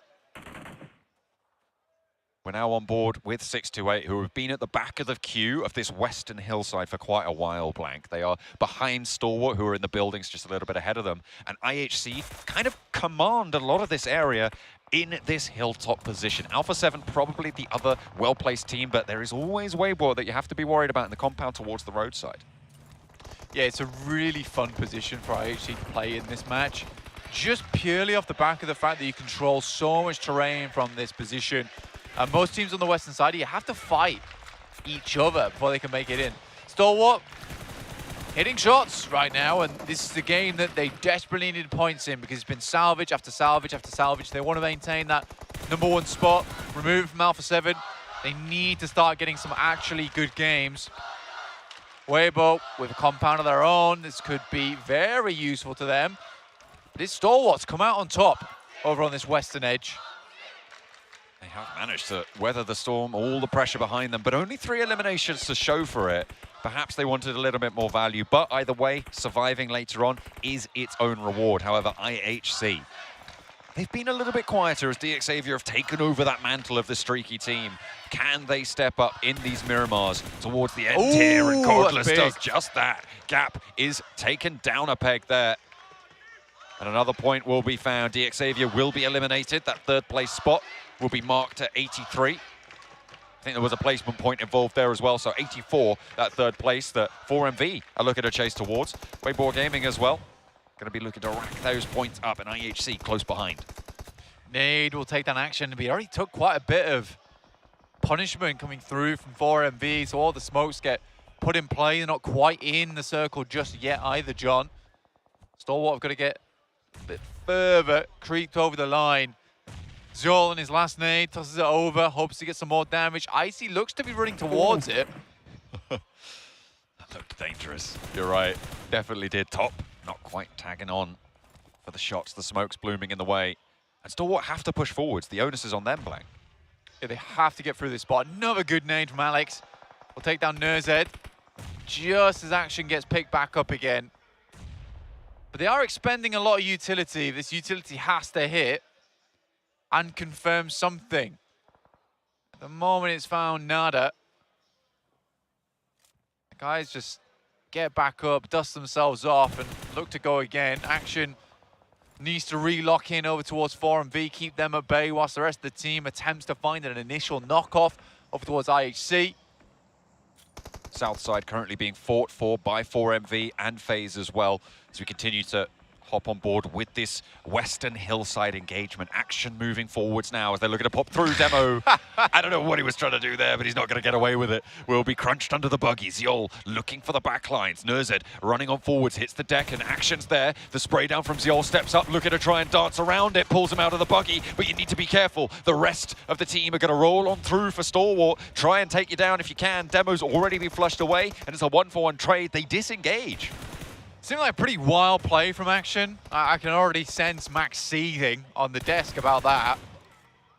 That was a situation where you could have just hopped out of the buggy and maybe looked at him. Hang on, Alpha 7. They've just rolled up. On the backlines, on the side swipe of this fight, a third party from Alpha 7 to try and rack up some points here, sweep out this northern edge and take control of the north side of the road. They had to leave the compound, and what better time to do it than when there's a fight already raging through. Senab at the backlines now needing to try and hold down this ridgeline, top as well as there, because Icy has already fallen. Ziol is next up on the menu. That's Stalwart picking up that point, but they haven't managed to confirm it just yet. There it goes, up and into the points total for Stalwart. They are losing players left and right, though, because Alpha 7 is sweeping through effectively. Are Weibo going to be able to guard this one out on the edge? IHC find the final nail in the coffin for Stalwart. Just Godless remains. Come on, Godless. That is mean gameplay hiding in the bush there. Nade. Tags on. Damage on Godless. Will not be able to go any further. Revo with the DBS lands the headshot. Shots on through. IHC, 8 eliminations though. A couple of points for the placements as well. But Alpha 7 starting to open the cannons now. The gas is flowing. Starting to turn their attention over towards Weibo as well, because they're going to have to descend the hillside. FaZe suffering on the south, because 4MV, they're on a tear today, and they will not let up now. The Mongolian side starting to turn on. Yeah, 4MV actually looking fairly strong, but like you say, Cutlass is drawn for Alpha 7. Cannons posted up, gunpowder lit, and the wick is burning down, ready to go here towards Alpha 7 to claim that top spot, to go from a 7 buffer over towards a Jason buffer on that top side. Nice and healthy, nice and tall. East, how? Don't understand. Not sure. Either way, Mormon doesn't quite connect on that spray, and East stays up and kicking. Onsens wants to challenge with East as well, but he's not going to find that. A nade over the top. I think that might have been a smoke to keep him safe or stop a push there. Refolds back to the rest of the team. Alpha 7, in the meantime, have descended from the top of the hill. They're playing up towards the north side of it. Mafioso still on the high ground, though. Onsens finally tagged on by East. He goes very, very low. The play zone gets the knock, and that might deny the point over towards 4MV, but either way, FaZe lose a player. Mela looking for that heal, will regroup. They'll have to push on forwards, get a little bit closer to the road. Mafioso Decent initial shots there down towards them, but Weibo sort of have been gifted a free game off the back of this one. Circle look coming back for them. Mela, one of the final players on the side of FaZe, out in the open. Ventores realizes he's just going to have to give up the ghost here. Take the L on this one. Alpha 7, they're still as 4 though. You can't count them out. The forward position for Weibo though in this next circle. 4MV have a little bit more lateral movement if they can use that road to cover. Making sure that it's working for them rather than against them. Will slow the cross. As the battlefield sets itself up, the smokes starting to bloom. 4MV, mount on in, getting torn apart, trying to move forwards. They don't take a knock, however, and that might be the most valuable move they could make in this situation. They have the cover of the road ridge. It's a difficult push for Alpha 7, and I think they've done fairly decently, all things considered. Nice shot from Apex. Takes down Revo. Senab sort of shaking his head there. Can't quite believe that he survived it. Neither can Revo. On his knees, but still kicking. Alpha 7 have to push a little bit closer, but 4MV making their lives so tough. Weibo just have such a strong high ground, and Alpha 7, I feel like the jig is up at this point. They're crossing open ground. They don't have the smokes. They don't have the utility. They don't have the players or the firepower either at this stage. Carrillo and Mafioso, sure, they're strong, but how much further can they go here? I don't quite count on their prowess in this scenario. They just are right up against it. But there's still 2 players alive. Weibo have yet to really take shots out this way, and 4MV similarly can have to push up towards the roadside. 4MV send the party bus in. Lock it in behind the ridge. Natural made bunker in front of them now. Look over towards Weibo Gaming. Again, it's one of those matches where sometimes the circle comes around, you know, lays the chicken in front of you. All you have to do is put it in the oven. So for Alpha 7, they've worked hard here. And they have been here before as well versus 4MV just a couple of games ago, but they took the win on that one. But now 4MV looking to go all the way. 4MV has to leave this complex. The last circle of the zone. They will have to leave, but Blank, I think they're a little bit closer to the center of it. I think it zones in just to the north side of the road, and that's going to force Weibo to start to stretch out. You can see they're already laying the groundwork with these smokes. Mafioso down, and that just leaves Carrillo for Alpha 7. I think it's only a matter of time before he falls. Weibo looking to close the gap now, and he is right up and close and personal. Su on the back line with the long nades, trying to give them a little bit of a foothold on the far side, but Apex is closer by than maybe they realize. Right up on the road smoke, Waimao and Ming already taking a lot of damage. Su takes low as well, but Apex has fallen in the meantime, and that is a massive opening for Weibo to try and sideswipe through.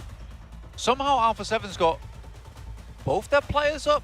They have, so it's a 2-player mix-up with Weibo Gaming completely open.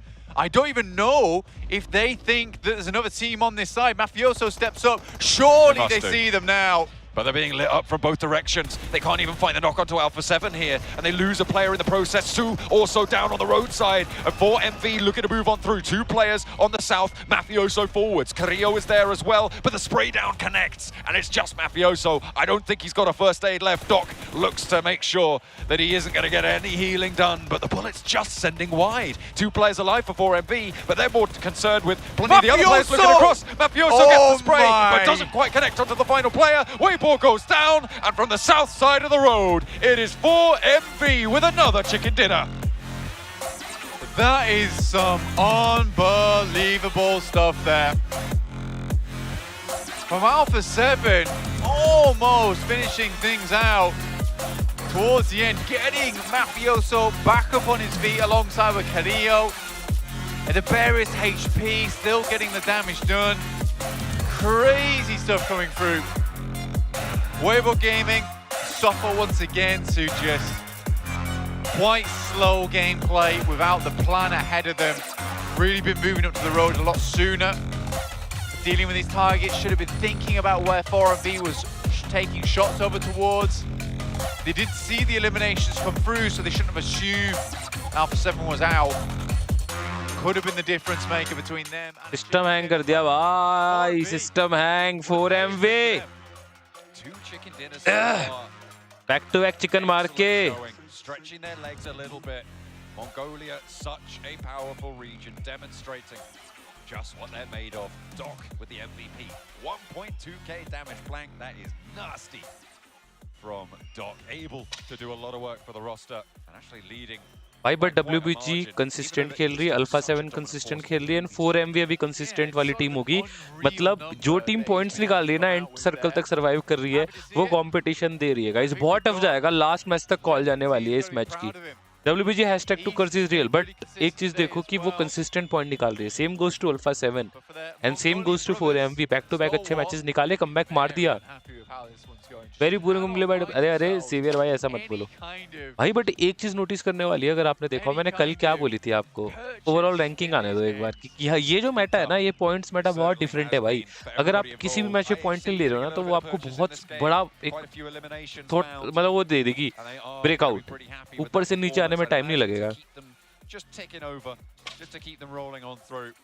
Seeing what they can find. But Weibo Gaming as well. Today they've been denied a couple of performances, a couple of matches, super strong. But in the end, they're able to get this Miramar, get very far into it. Despite going into that second place, they held that central compound. No one really could take it from them. And again, credit to Alpha 7. In a similar scenario, very, very difficult situation to try and push through from that north edge, but they make it quite far. They stay alive as 2, but they can't quite cross the final hurdle. That hurdle goes to 4MV.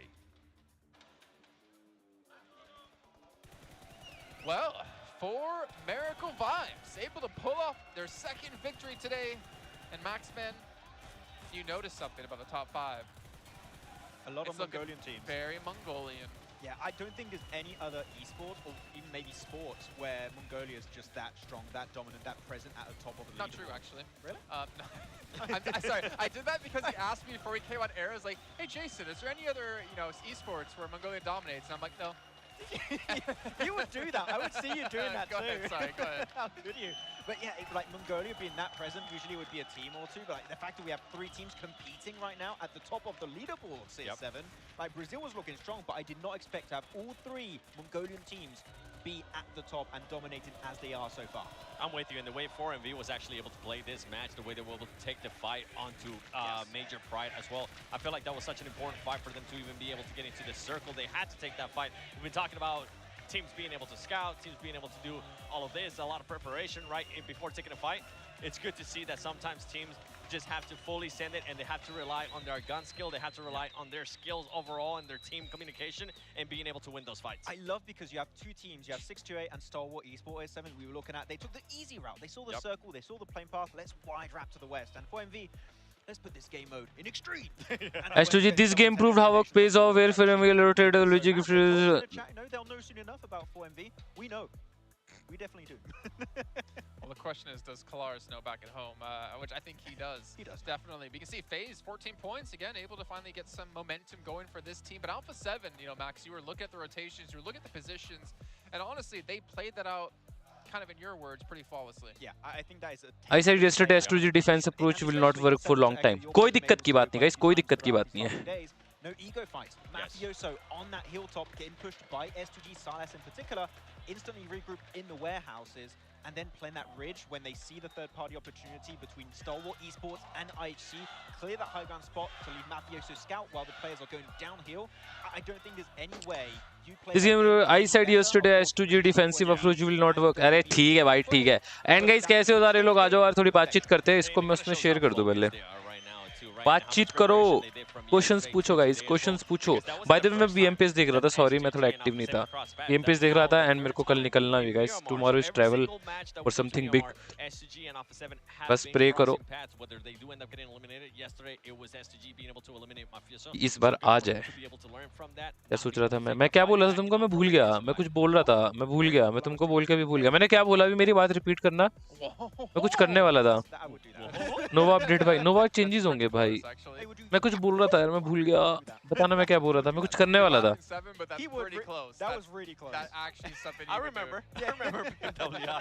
मैं कुछ करने वाला था यार।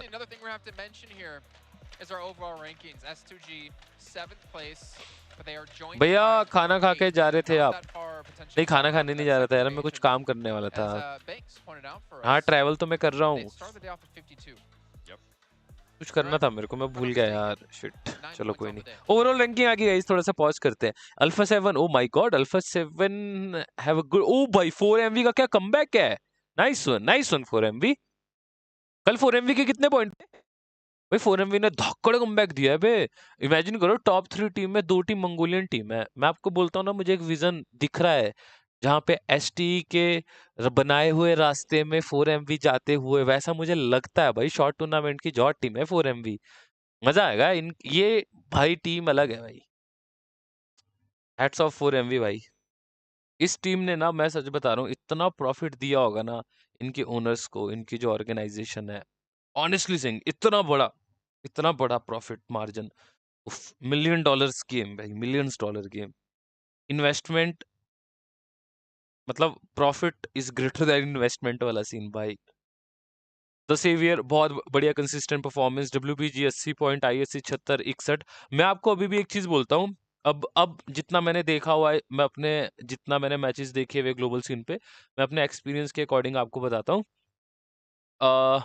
अभी जो last match अभी शायद होगा ना, लास्ट मैच जो होगा, अगर उसमें TEC, फेज और लूप्स पॉइंट निकाल देना, ये 3 टीमें पॉइंट निकाल दे, मतलब अच्छे खासे पॉइंट निकालते, I am talking about 20 point something, तो कल के दिन पे ये टीम भी #1 के लिए कॉन्टेस्ट कर सकती है। So this is the beauty of the new points table. 1-2 overall अगर आप देखो, मैं लाइक इवन लूप्स तक बोलूंगा, you can count loops too. आज के दिन पे परसीना में भी पॉइंट निकाले, इवन लूप्स की मैं बात करूंगा, और कल के दिन पे उनको फिर बैक टू बैक जैसे 4MV ने खेला ना, वैसा खेलना पड़ेगा। सो आई थिंक लूप्स इवन तक कम बैक हो सकता है इस पॉइंट्स टेबल पे। मैं अभी भी नहीं बोलता अल्फा 7 चैंपियन है, क्या पता कल बन जाए, क्योंकि 4MV, ST, द सेवियर, ये जो मिड टेबल चार्ट है ना, ये कभी भी ऊपर आ जाएगा, पता नहीं भाई। मजा आ गया बट देख के 4MV को, सिस्टम तो है भाई 4MV का। लोल कल मुश्किल होगी 4MV को भैया, प्रेशर नहीं होगा, बट यार ये चीज तो मैं भूल गया गाइस, जिन लोगों को नहीं पता है, हमने 4MV को इतना देखा है। तो 4MV का एक सीन होता है, लास्ट डे पे 4MV हमेशा चोक करती है। दिस इज द हमेशा हुआ है। फर्स्ट डे चाहे डाउन होगा, सेकंड डे इतना गंदा मार देगी, फर्स्ट डे मार देगी, सेकंड डे मार देगी, और थर्ड डे हमेशा से 4MV लैग करी है। द थर्ड डे, क्या कल वो थर्ड डे पे प्रेशर ले लेगी? ये तो याद दिला दिया तुमने। Look at IHC players movement. S2G के लिए मोए होने वाला है, देखते हैं भाई क्या सीन होता है। Also guys, if you are new to the stream, make sure to like the video and subscribe to the channel अगर आप स्ट्रीम के अंदर नए हो। मैच आपका 4 मिनट के अंदर स्टार्ट होने वाला है। एंड वो आज के दिन पे हमको सुपर चैट भी आई है। इताची भाई, thank you so much for joining the membership for the 6 month. If you are watching the stream, ये 5th मतलब क्या है, 5वीं वो है क्या? I feel the smoothness help with the high IQ players because we have So seen like, Alpha what do you 7 think choke about- whenever they are on the lead. Alpha 7 have always been a really ये strong कैसे hero होगा team. ये? Like ever since we've known these players, I feel like Miramar has been their कैसे background होगा where ये? they stand out the most. And we know especially the very streaky team, they've got a lot of momentum. Now they're just hyped up. They know we could be the world champions. We don't want चलो। a second place curse like last year. We want to be the aggressive वाली team ले जाएंगे वाले भैया। मैंने भी किया 5 रुपए की। अरे थैंक यू भाई। देखना भैया कल WBG खेलेंगे नेक्स्ट लेवल की। ठीक है भाई, ठीक है। फॉर अवेयर म्यूजिक भाई, लास्ट मैच है, अच्छे से देखते हैं। Look at IHC placement point. भाई मैं BMPS की प्रिपरेशन कर रहा था, BMPS के मैप्स वगैरह बना रहा था, वो भी थोड़ा बिजी था थोड़ा, क्योंकि कल ट्रैवल करना, कल टाइम नहीं मिल पाएगा। Did you just whip out the je ne sais quoi? Did I want to speak French too. Yeah, I can. Never mind. We know some words. We can't say them on broadcast. Don't say it. No, that's a flashback to PMGC in Berlin when we were there. Obviously, though, looking ahead, if you are Alpha 7, you also know anytime you go out early in these matches, teams are going to catch up to you. But in retrospect, if any of the teams below you go out, you know we can play safe. We can play to survive. And we can build up a lead that we can carry through into these final matches. And I think that kind of goes with what we saw exactly in this last match, the way they've been able to play it. Oh, they were chilling. Yeah, going back to the no ego fights, being able to back off, putting themselves in a position where they're actually going to be able to either defend or attack a situation, which they ended up doing with those clips that you were mentioning. Overall, Alpha 7, the way they're playing, they are playing like they're going to be the champions. Is it coming home to Brazil? It's going to tilt some of our commentators right now, I can tell you that for sure. But obviously, I think it's been something that's a long time been coming. Brazil taking home a title, taking home a massive trophy like this. And honestly, for Alpha 7 to do it, I'd be pretty happy. But I know I've criticized them a lot in the past, but with the way they've been playing this event, like we've been saying, it's well-deserved. But obviously, it's not over just yet. Teams like For America Vibes are on the chase. Xavier, the team that I honestly thought was a fluke that they won last chance, they're in the hunt as well. Stalwart, that was pretty obvious, right? It's Stalwart. Actually, talking about Xavier, interesting point. It really feels like they are going back to their comfort play of league stage, which is they find really good entry points in these circles. They're not taking unnecessary fights. And because they get better positions when a fight is engaged or coming their way, they have a better chance of getting those eliminations, reaching that late stage and getting placement points off the back of that. So Xavier, I feel like, understood why they were so successful in the league, trying to bring that back a bit in these finals. I want to see how WBG is going to end up today. As well, just like we've seen out of Alpha 7. It's time to head Anyone can be champion, yes. WBG हमेशा आखिर के दिन में अच्छा खेलती है, वैसे 6 matches बचे हैं, कुछ भी हो सकता है. IHC kill point S2G total. अरे ऐसे मत बोलो. We've got our last helping of the Desert Dessert. Miramar going on into the end of the day. We're going to be closing out for match number 12 over on the Dusty Dunes. We're heading over to that final match of the day now. So don't go anywhere. Make sure you remain Your opinion on Carrillo consistency. Carrillo is a jod guy, bro. इतने लंबे time तक इतनी consistency को handle करना बहुत बड़ी बात है, समझ रहे हो? Same goes to team. Same goes to Action Tops. ये हर एक cup of tea नहीं होता भाई कि हर एक global international tournament में आओ, regionals में जाओ और आप हमेशा MVP बन रहे हो. It's सच बता रहा हूँ, it's not a tough job, bro. हर साल नया competition, but same MVP, same consistency. It's a big thing, and I think you should appreciate them. सीखना चाहिए उनसे. WBG लास्ट डे एवरेज खेलती है ट्रॉफी जीतने के लिए. हाँ, WBG का सीन थोड़ा सा है, जो रिस्क लेके नहीं खेलती लास्ट डे पे. अगर वो एक सेफर साइड पे हो, कई बार वही चीज उनको मारती है, कई बार वही चीज उनको लेती है. Actually need to set up. Yes, 4 MV gun power. Okay, yes, More bhai. I actually couldn't bring myself to say sucks. Yeah, I mean they kind of do right now though. Stop saying that. It's mean. It's I don't like being mean to people. It's not a falsehood. No, it's not at this a falsehood. point. Yeah, it's all right. It's all right. It's all right. Isn't it, Seven? It's all right. It's all right. He says it's all right. He says all right. He says he loves S2G now. Yeah, that's what we were asking. He said it's not all right for S2G. Oh, it's not all right. Specifically. Oh, okay. Everybody except for S2G. It's all right. And more. A little bit of je ne sais quoi coming through from Maxman as well. Always good to see. Yeah, even with the hand motions, he loves it. He loves it.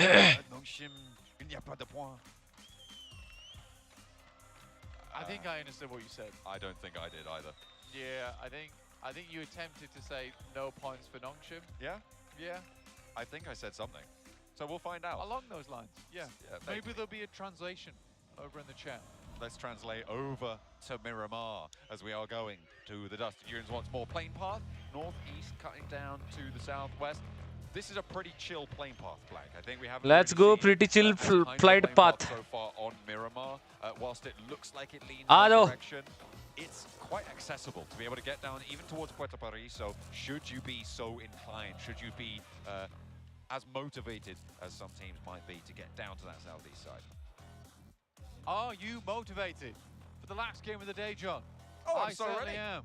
6-8, dropping in no man's land up towards Campo Militar over the northeast side. Kind of crazy we're seeing so many teams dropping out on the central line of this plane and then just ducking out as far as possible. So much of this plane path not really used up. More than likely we're using the majority of this end tail. Again, our last match of the day before we head into tomorrow, which is the final day to accrue some points, the final day to secure your legacy going into next year as the champions of PMGC, alongside a boatload of money. And the teams that are in that conversation have been changing so frequently. It's a bit of a mixer up there.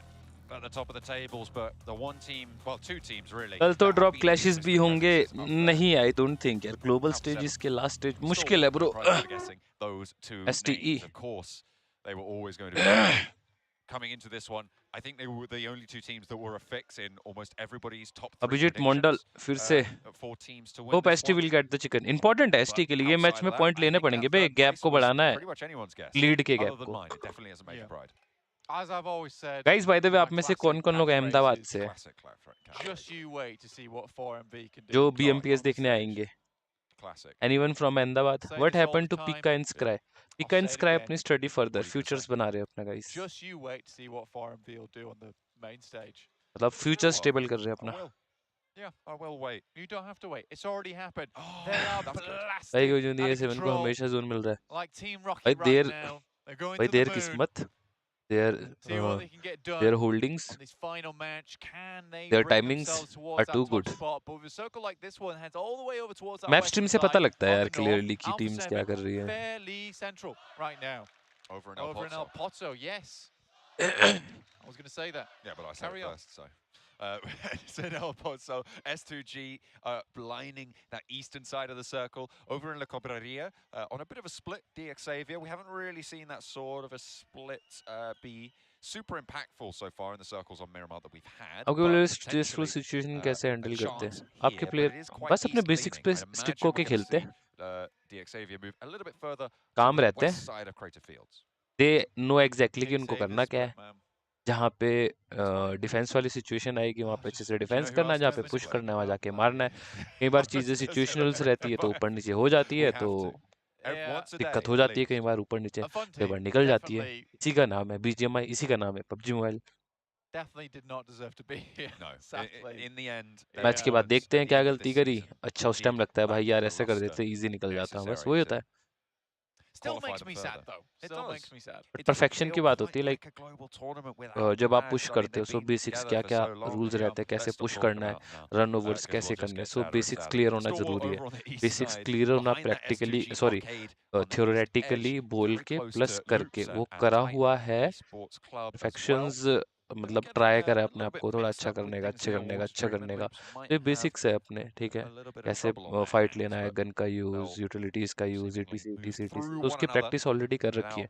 And lobby का read रहता है, confidence आता है ये आएगी, अच्छा split में जाते हैं, मार दे. मतलब उनका सीन क्या है कि अगर तुम उनको कोई भी टीम जाके ले लो ना अपनी टीम पे, किसके साथ ड्रॉप क्लैश लेंगे, इसके साथ फाइट होगी, कोई नहीं मार देंगे. उनका ये एटीट्यूड रहता है, कोई नहीं मार देंगे, कोई भी टीम हो. Nice. We are kind of doing Yoru and Cleon dirty here. A little bit. I'm pretty sure there's someone in chat called Cleon. Okay. And the lore is that the player was named after him, but I'm pretty sure he just took his name. Okay. And then has created this lore for himself. That's pretty bold. Yeah. That's it's my bold name, lore. But I respect it so much. Either way, it's an interesting story. Yeah, I love it. If that's you, Cleon, in the chat. भैया एक बात बताओ, लैन पे player एक know दूसरे you're की okay. Position also, screen पे नहीं well देखते done. होंगे भाई, पीछे बंदा होता है और But इतना yeah, I think it's a curious नहीं split दिखता. right now coming through from S2G. I और like जब आप the way गेम they के got अंदर होते हो ना around इतना this. ध्यान नहीं S2G होता players भाई. up towards concentration Crater focus Fields. Level आपका गेम के अंदर I think रहेगा that's तो in the ज़्यादा hopes बेटर of है कि finding इधर उधर देखोगे. Levi's. अगर After इधर that उधर big देखोगे तो setup आपका player फोकस up नहीं didn't हटेगा. go just terribly normal well सोचो. for them. So this time around they send two. Kelsey has taken a couple of shots, so that should alert Levi's to the presence. But again, there's a couple more players to be dealt with in this location. So for S2G, could get the drop. कल on Big A7 Xavier. Consistent Big रहे Xavier तो obviously पक्का dropping trophy है. हो out सकता है of the top consistency का 3 game है. that last game. Would like to reclaim their spot for Vietnam. They have got a pretty wide split right now, given the number of teams nearby. And they have potential danger on the cards, but they have seemingly looked to get Lamborghini back closer to Paragin. Chwas bringing that rotation up as well. So only the one player still stuck nearer to S2G. Over on the east side, teams coalescing towards the middle now, fairly effectively and actually fairly respectfully of one another's position. No eliminations coming through just yet. A couple of trades, a couple of bullets being sent each other's way, but other than that, nothing dramatic. Alpha 7 in the middle of El Pozzo, holding down the urban environment. Playing on that stadium. Levi's might be changing the peace agreement between the two of them, but has to back off that high ground. I spoke about the danger of being on this high ground before. You can't afford to get knocked. You cannot afford to get knocked up here. It's a stressful experience. Sniper K9. rifle. Interesting. Could come in handy, especially if you can tear the head off from Calci.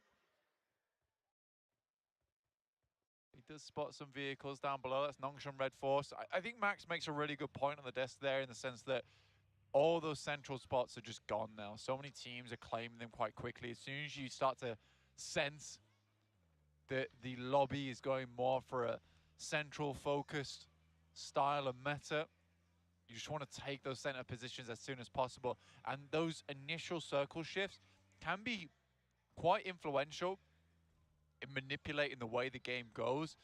Certainly this one, Alpha 7's having time of their life with it.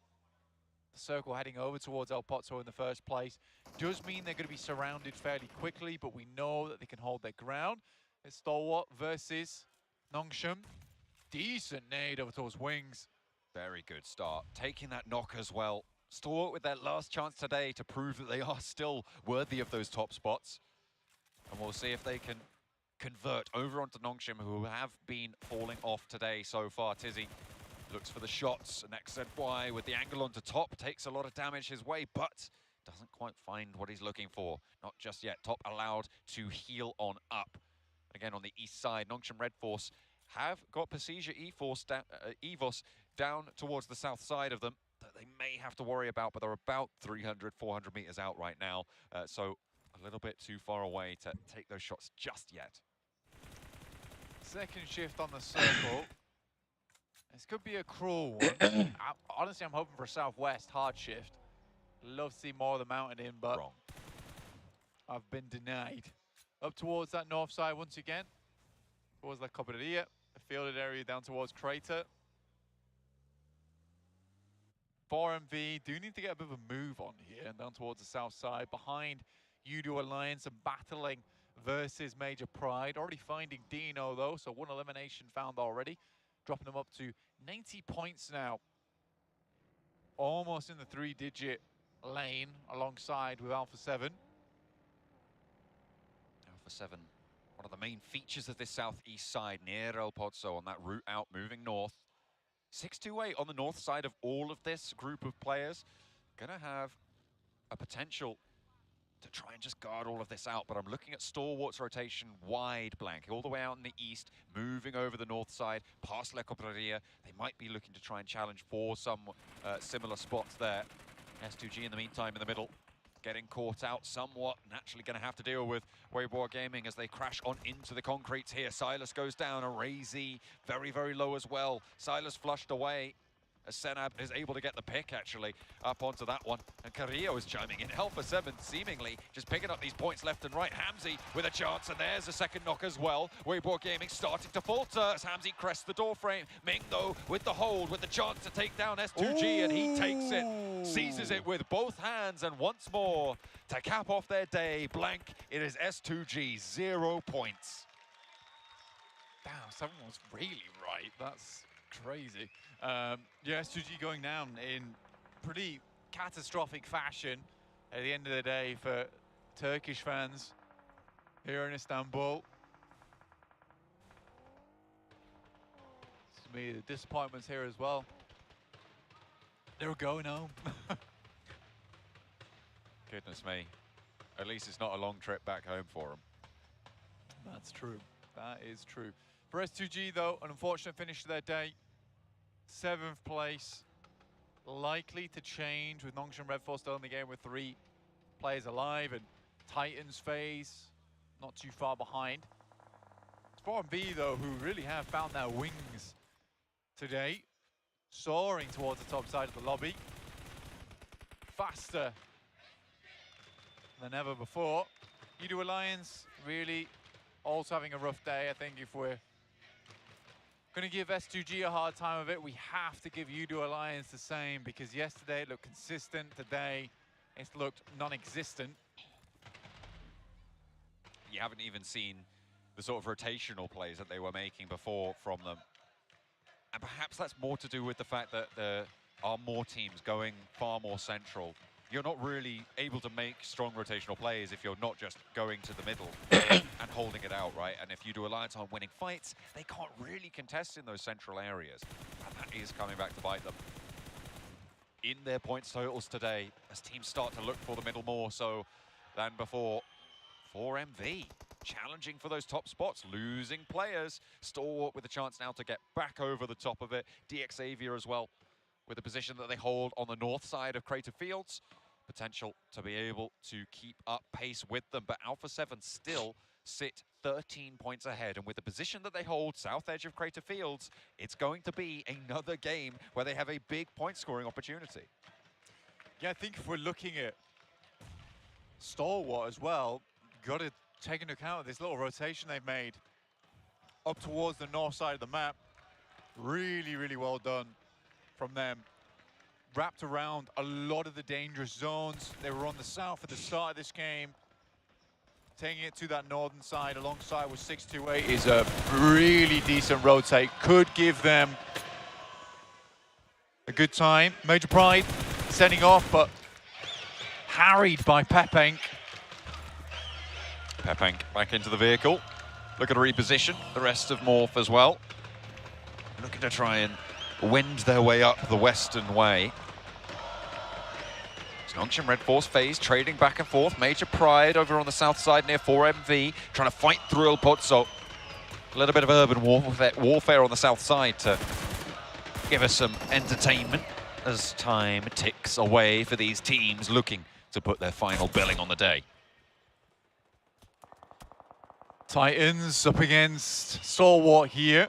They got Shadow hidden behind them at the moment, as all Shadows are. We'll see if Action can take those shots. Doesn't quite hit it, but they're holding their ground right now. A little bit of a western shift on their rotate. 628 plowing them back. Forcing them off. Bamboo trying to reposition for Titan. Trying to get a better angle because the blue zone is going to make that angle worse and worse and worse because you can't really withstand the force of that one. Bamboo very low, actually. Taken down low by Icy and pulled out of the buggy as well. A lovely little knock there for Stalwart, but there's a trade. Shadow strikes from the sidelines. A lovely off angle to find that crossfire. And the 3-1 split that we've seen from a lot of teams in this tournament, in these grand finals, Blank, is going to be punished onto Icy. It does technically work, it's just the way you play it, and I think Icy there takes a bit too much of an aggressive approach. I don't think he needed to go for the confirm. With the circle moving down towards the southeast side, once again gives Alpha 7 another in here. 4MV do go down. 89 points with the 1 point they found, takes up to 90. Stalwart losing Icy though is pretty grim for them. It's not something they want to see at the end of the day here. It feels like the Circles want Alpha 7 to win this tournament as well. They've just been shrunk on again. Over on the north side, 628 going to find a departure from DXavier's position on North Crater Field and try and move over towards Stalwart, towards their engagement with Titan Esports. Try and get ahead of the curve on that spot. Trying to guard them out with a 3-1 split, Blank. Sunan left as a backstop towards DXavier, who actually may be leading a little bit of a salvo over towards this area. They might want to turn their attention further south. Action stepping up, trying to move in behind Titan, and Shadow is caught. Top the one to do the dirty there, and Action gets the flush. Potential to nade over the top in towards Titan on this roadside. 97 close by to the shack, and they've got to be wary of this position, Blank. They have to be careful moving in this open ground. 97 and Suki. Bamboo need to get out of here now. Sends over towards the compound. Loops is very close to him, just edging their way along the circle like a tightrope at the moment. Stalwart have a bit further to go here, but with 33Z getting taken down by Lamborghini, as you were saying, leaning off to the side. I can sense some kind of danger coming through from this side of the map. Nurzed will spot out Sunan. Does a mighty hefty amount of damage on that side, but necessary for that to come through from Nurzed. Forces the heal off, gives him more time to get through with the party bus. Stalwart know that they need more points here at the end of the day. Alpha 7, it's what I talked about right at the beginning. The team doesn't really have bad games. They will just consistently hit those points game to game. I mean, when you give it a circle like this as well, you've got to be capitalizing on those points. That's exactly what they'll do. Titan Esports now seemingly overwhelmed by Stalwart's position on the northwest side. 3 players alive for Stalwart, and they're picking up points. You can see they're back up into that second place position. 4 eliminations so far. They have lost a player, but they're still in a decent spot here. However, Alpha 7 holding face to a lot of these teams. Again, Alpha 7 on a 3-1 split with Revo on the backstop. Honestly, for Alpha 7 right now, this is one of those games where the circle shifts on them again. It's fairly unlosable, right? I think that when you look at their position up on the high ground, where it's very difficult to get up there without a long, lengthy setup at the beginning of the game,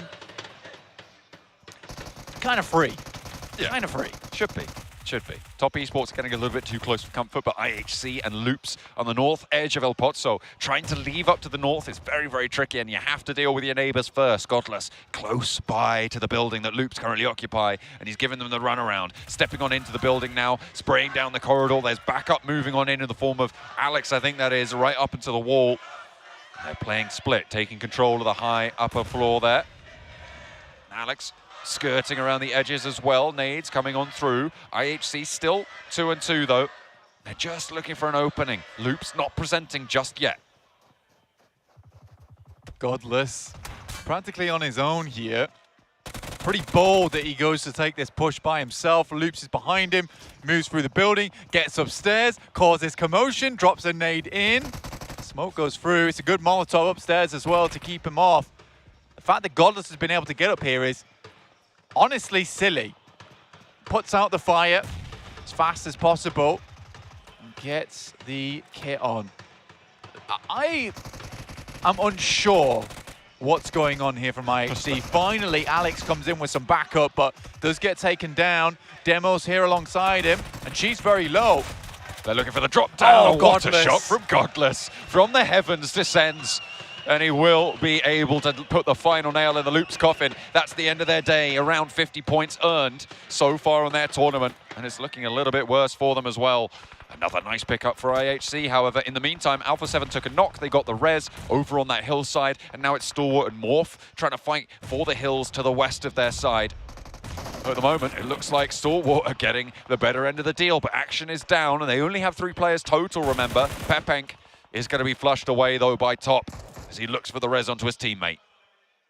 Pepenk down and finished. Stalwart's not, you're right, it's not looking too bad. Weibo Gaming coming up against, I believe this is the last player coming through from 628. Sunan. Over on the north side for 628. But Alpha 7 seem to have spotted something out this way, and SUK gets hit. Takes the shots from Carrillo. Sunan might actually be able to get the flush down there. Mafioso takes a knock as well. So they do need to be a bit careful here. Try and keep together, try and keep these reses in. They have fully grouped up now. I think it's 4. Carrillo, and some replays from him. This was some awesome shots from him to take out a couple of players in the back line there from Luke before they even made it over towards where IHC were playing. Lamborghini also chiming in towards a lot of these engagements. Right now, DX Xavier is very much playing their own game over in the field on the northern side. Not really poking their heads out too much at all, just banking on this compound. But yeah, this game from Alpha 7, look at their positioning. On that mesa, on the top, on the high ground. It is so rough to try and do anything in the general vicinity. Bobohofer Morph has actually managed to go through the foothills of this area and get into a very central position for them. Same sort of story for Sporter of Nongshim Red Force. We'll see if the teams from El Pozo can leave as well, because of course IHC winning out their fight over on the north side. They now only have Judo Alliance as their neighbors. Can they make that break across? Because it is so tricky to do with Alpha 7 having sightlines down towards you. Look at the angle that Senab has over to them. There's just no way that you get out unpunished. Top sees the nade. Whiz on pass and going to try and send one back of his own. Don't think he'll be on target. There's some quick repositions coming through from Weibo. Ming and Wyme. Sunan underneath. Trying to live this one out as best as he can. Titans did go down earlier. Action's going to try and pick himself up some more utility. A couple of grenades, a couple of smokes. That's all there is to it. Alpha 7 very far forward now. Good shots from Ming. Will take down. Final player there from 628. Start to move up. It's Lamborghini and Dick Xavier with eyes on. He's got a couple of shots onto Ming, but doesn't quite convert onto a knock there. Has to reposition to the other side of the hill. Sporter unlikely to want to take shots here, but DXavier moving to the edge of this crater. Nades up and down in the meantime between Weibo and Alpha 7, but there's the spot, and Lamborghini is still just lying in wait. Revo pinches the point away from him, however, in the meantime, and gets back away unscathed. Really good turn up, but Mafioso not so lucky. Needs a res, needs a little bit of a hand from his teammate.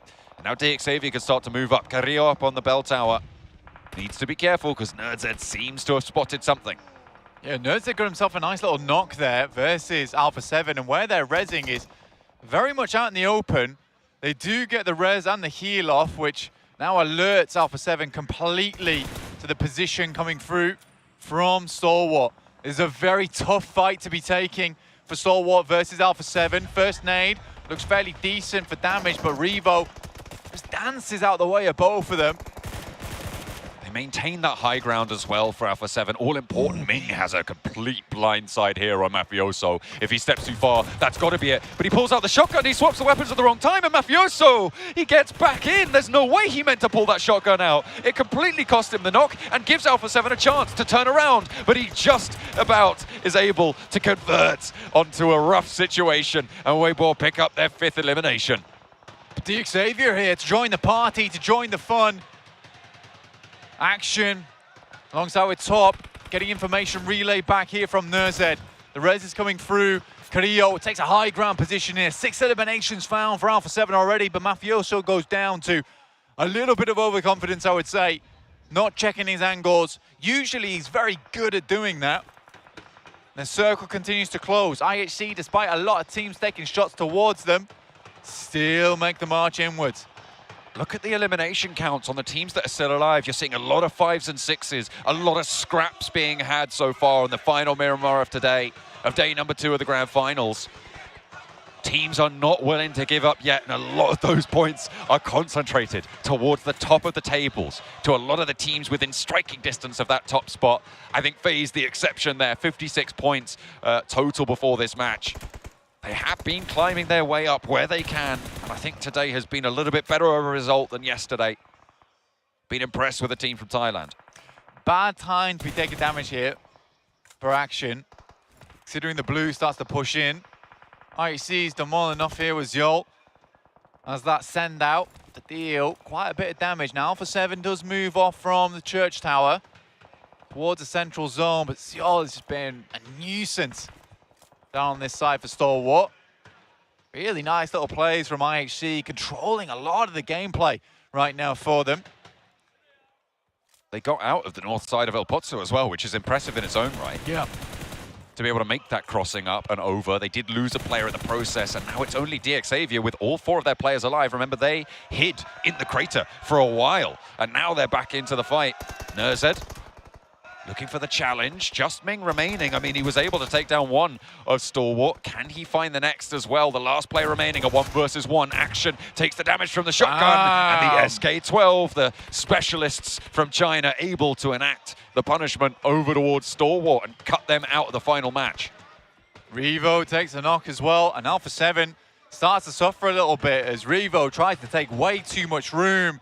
I think a lot of players wouldn't really expect them to be 8 teams still available, but this is what this certain type of terrain does to you. Just underneath Credit Fields, this huge rock face, this huge feature inside the map, splits off all the action around here. Major Pride understand Udo Alliance on the way in. 2 players, Flax and Cluck. Could be a great nade from Flax here, and Major Pride aren't doing anything, and it bobbles downwards. Ooh. Hits hard. Now just no meat. Good shots from him. to keep Major Pride in it as well. Naomi in effect both down. They need these reses to stay up as 3. They're right on the edge of the circle. In the meantime, Alpha 7, they took a knock for Revo, and his Carrillo and Senab a little bit split from his position to be able to go for this res. Nades over the top. We're back on board with Major Pride and FaZe on the east side. FaZe forced to take this aggression. Naomi has not been res, so it's a 2 versus 3 for the hold. Effect gets the heal off. Nomi close with the shotgun. Ventura's cooking the nade, spots the player behind the rock, and that should be on target. Nomi goes down, not to the first, but to the second, and there's another one to follow it up. A beautiful clean through with FaZe taking their 7th eliminations. IHC racking up 10. This is a bloodbath, and IHC have another challenge. This is IHC for you right at the end of the day to kick things up into 5th gear as they plow their way through towards the end game, find themselves their final chicken dinner in Last Chance on rocky terrain like this in Miramar. Now to do it again on the last day of the last match of day 2. But DXavier still in this one to win it. They want to regain that top 3 position. Stalwart spot's now open. As is 4MVs.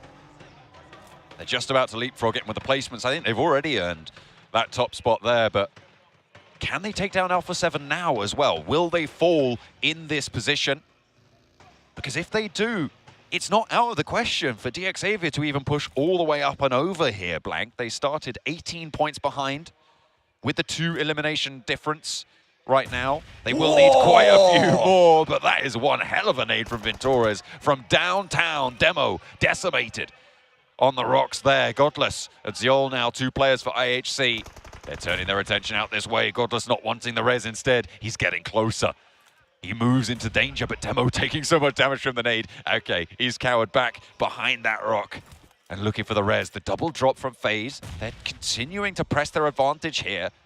I'm impressed with this team today, with the step up they've had, but IHC, a tall order to take down, steps out, 1 good spray, finds a second as well, and the roll down from the buggy. He's absolutely mental. The down shots from the top of the rocks, though, find a little bit of a trade. Now just 1 player up the top. Can they pull it together? FaZe trying to hold on now, and he's looking for it down towards Godless. Can he hold on? It is 1 versus 1 on these rocks here for both of these teams. Godless further down. No, Demo is up, actually. Behind this rock, he looks for the spray. The blue zone is the arbiter of this fight. It's going to put the pressure on, and Godless stops the drop. Mormon cannot get rest here. Onzen's just needs to look for it.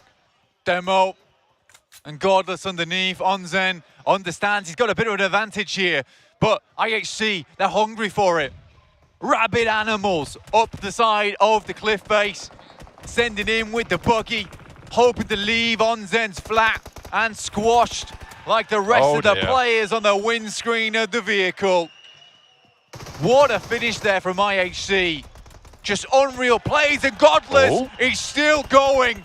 He's not got much more left in the tank, though, and I do not blame him. That was one hell of an afterburner. Senab crosses out past the wall. Alpha 7 out. DXavier now with just IHC to deal with. It's just Demo on the south. He's super low. He is going to be going down, but DXavier with another chicken dinner today. There is so much more to see from this team from Vietnam, and Demo looking to move around the edge here. Can he get a first aid off? I think he might do, but it's not going to be in time. Paragin puts the nade to bed, and another chicken dinner coming on through.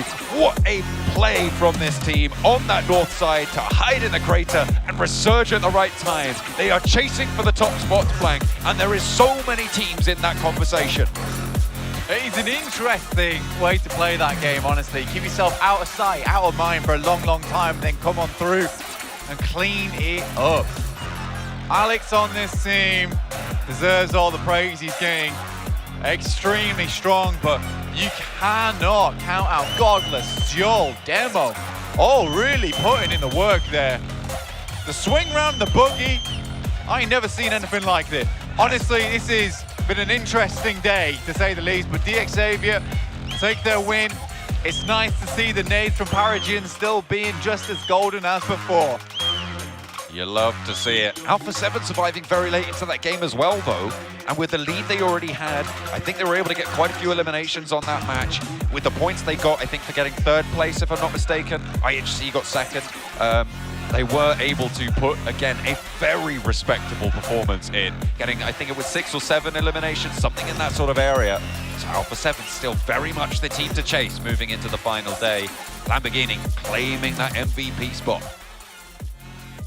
And honestly, very well deserved. I think that we sort of expected Chua or Levi's to be the ones that would be stepping up, but Lamborghini, he's brought some absolute rubber-burning rampage to the PMGC so far. It has been very, very fun to watch this team just perform and actually be able to stand up to the test of PMGC at the end of the day. I'm loving it, honestly, John. I'm loving it.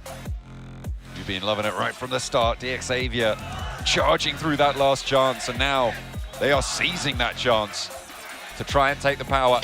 IHC, similarly, been so powerful over the course of the day. But I talked about it quite a bit there. I liked how FaZe were playing during that last match. I felt like they had a lot of strength to sweep through. Unfortunately, they were drawn to a close by IHC. Yeah, and I think that it was fun watching FaZe, but this is going to FaZe to a tease that they will kick and scream and fight and bite their way towards the top, but it's not going to happen to the very end. But we'll wait for the very end, which is coming right now. But before that, we've got the desk. Oh man, if we're talking about big movers today, DXavier has to come to mind. They have put on a stellar performance today, looking to carry themselves through into the final day in a place that they can almost grasp that trophy on stage. Maxman, you've been diving into the numbers here for the results today. DXavier have put on a stellar performance. Yeah, sure, they start off with a 15th place game, but after that, chicken dinner, 3rd place, 2nd place, and now another chicken dinner to wrap up day 2. It's a real dingus day here, Jason. Really loving it. You know what? Everyone loves the Dingoes. 7 on the end here. A great closeout by them as well, not to mention, I mean, we talked about them and how they really stepped up towards the second half of day 1. But I really wonder what place they're going to end up now with their performance here.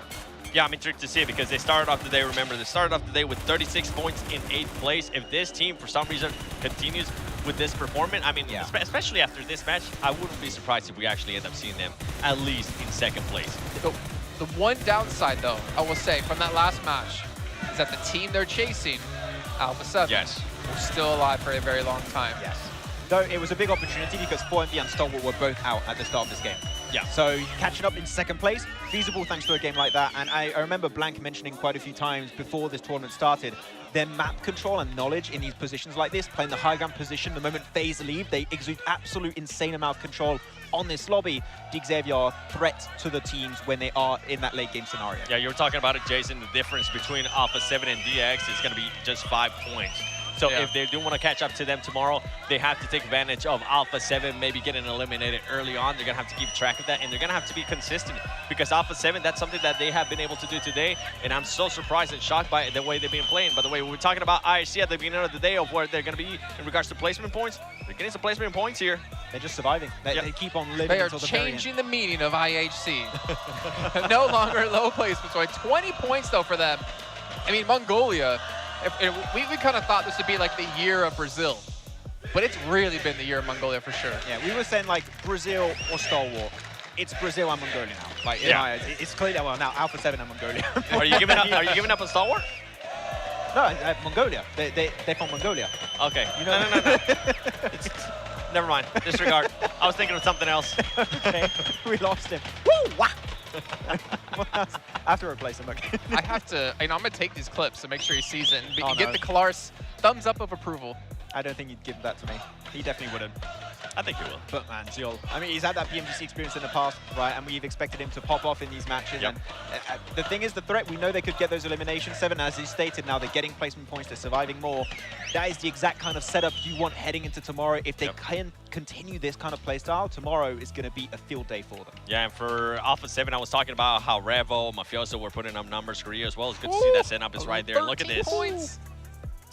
Dang, but DX being able to push up all the way to 2nd place when they started off the day in 8th place. That is a huge day for them, and IHC as well. But IHC tomorrow, when we come back, I want to see those placement points. You can see it right there. The only team right now within the top 6 with 0 chicken dinners. Exactly. But they had the most eliminations in this entire lobby in the most experienced, strongest lobby we've ever had in PUBG Mobile. They are still able to frag out like this. This is really a testament to how strong they can be as a team. But S2G, I know you to look down there very far. 8th place, 61 points, tied with the 9th place team. Yeah. You're looking right now at where the points are. 114 points for first place. They got 61. You expect them to get more points. You need to double your points tomorrow, pretty much, if you want to even have a chance. And that's if Alpha 7 are having a bad day, which I don't expect them to have. It's possible. It's honestly, with Alpha 7, it's possible. I challenge you. I defy you to tell me I'm wrong. He's getting on their train. Please don't. No, but that's a good point that Max brings up. Like, there's technically a cutoff point we're starting to hit now, right? Oh, yeah, 61 points. They'd have to at least double, like you said, because assuming Alpha 7 doesn't really get too many points beyond that, it's going to be possible for you guys at home, though. We do have the PMGC play party kicking off right after we finish things off here. You can head over to Face It and check out the PMGC play party, and where the top 500 have will be winning their own choice, 154,000 UC. Yep. A lot of money to win. Also, Infinix GT10 Pro, Switch Blast. We're machine getting through all these. This is smartphone provider here at PMGC 2023. Born for Xavier. I thought that was STE. I was pointing the stage, not to a team in particular. Looking a bit different. We're talking about SG. I actually enjoy that he's doing that right now, hyping up the crowd. We saw some actual fans leave because of the performance today from S2G. We gotta mention it. I mean, but it's in good spirits, because that's something that we were kind of asking them at the beginning of the tournament. How is it affecting you having the fans here? Do you think it's gonna put more pressure on you? They were saying no, it's not gonna put us more pressure on us. The way that we're acting today, it definitely looked like it wasn't the case, but it's good to see him coming out, giving the fans some support as well as they've been able to give them support. Tomorrow, though, as much as I hate to say this, I don't think they're going to be able to go back-to-back championships. I think it's done, to be honest. Like, doubling your points on the final day, on the third of the matches left in this tournament, when Alpha 7 are so consistent. 4MV, Xavier keep bringing points on board every single match. I feel like right now the cutoff would be around 6th place. Right now, if you're in the top 6, you have a chance for the trophy. Outside of that, I think it's done. On that note, by the way, about S2G being in high spirits, I mean, this is like an experience of a lifetime for them, right? Yeah. You only get to do this once, if ever once, to play in a major tournament in front of your hometown, your crowd, your people, and they're enjoying every moment of it. As you can see, I mean, yeah, they're in high spirits, even though they're kind of in low placings. They're still going for it. Hopefully they continue to finish in high spirits, even if they do end up realizing that they're not going to be able to become the champions. And then we're going to have John and Blank representing the UK in next year's PMGC, so it's going to happen again. The Cup's going home one way or another. They're going to get disappointed, because I don't know of any UK teams around anymore, or any really good UK players. But you know what? That's going to be it from us for now. We're going to head down to the stage with an interview with Carrillo from Alpha 7. Ooh.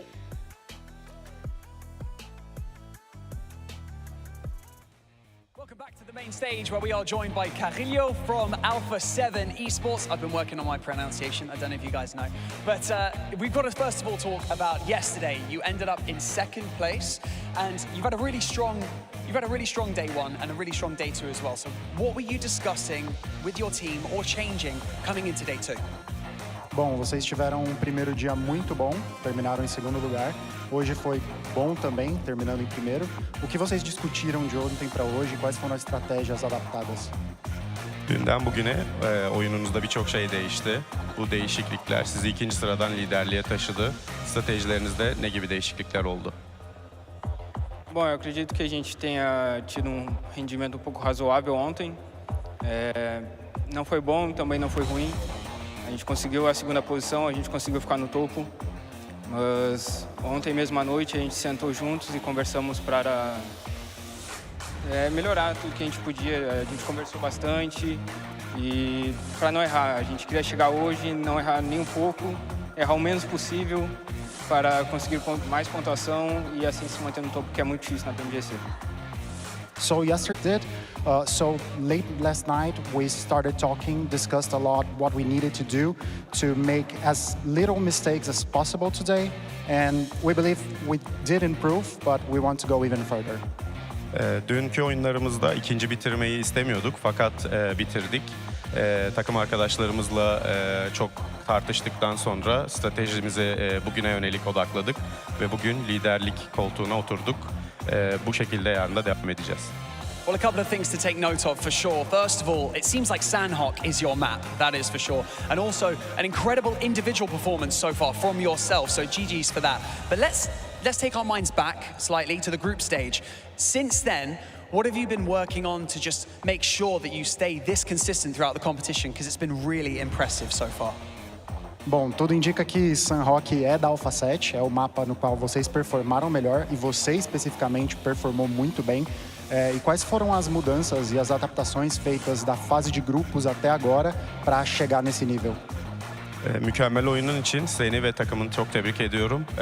Grup maçlarına dönecek olursak, grup maçlarından itibaren stratejilerinizde ne gibi değişiklikler sağladınız? Özellikle Sanhok haritası sizin haritanız gibi görünüyor. Bu konudaki tutarlı bir puan kazanmanız, hanenize puanını yazdırmanızda ne gibi stratejiler etkin oldu? Bom, Sanhok a gente até brinca internamente que é um dos nossos piores mapas. A gente não vinha tendo bom desempenho em Sanhok e eu acredito que a gente foi bem agora nesses 2 Sanhoks que teve porque a gente realmente se dedicou muito e a gente treinou bastante. A gente treinou muito para estar aqui, principalmente. E acho que a gente mereceu as 2 vitórias porque a gente soube realmente jogar o mapa. Então, a gente treinou por isso. So actually, internally, we believe Sanhok is our worst map. And between the group stage and now, we trained a lot. We busted to get here and to do the best performance possible in this map and in everything else that we did. So I believe the results today are results of our own work. Grup maçlarından bu yana takımımızla stratejilerimizi yeniledik ve Sanhok haritası üzerinde çok yoğunlaştık. Bununla ilgili çok fazla eğitim yaptık ve kendimizi geliştirdik. Aynı şekilde devam etmeyi düşünüyoruz. Bu bize galibiyeti getirecek. I'd like to just quickly touch on tomorrow as well, because obviously it's the final day. You guys, Alpha 7, you've been so close every year in, year out at PMGC. Is this year finally your year? Let's speak it into existence.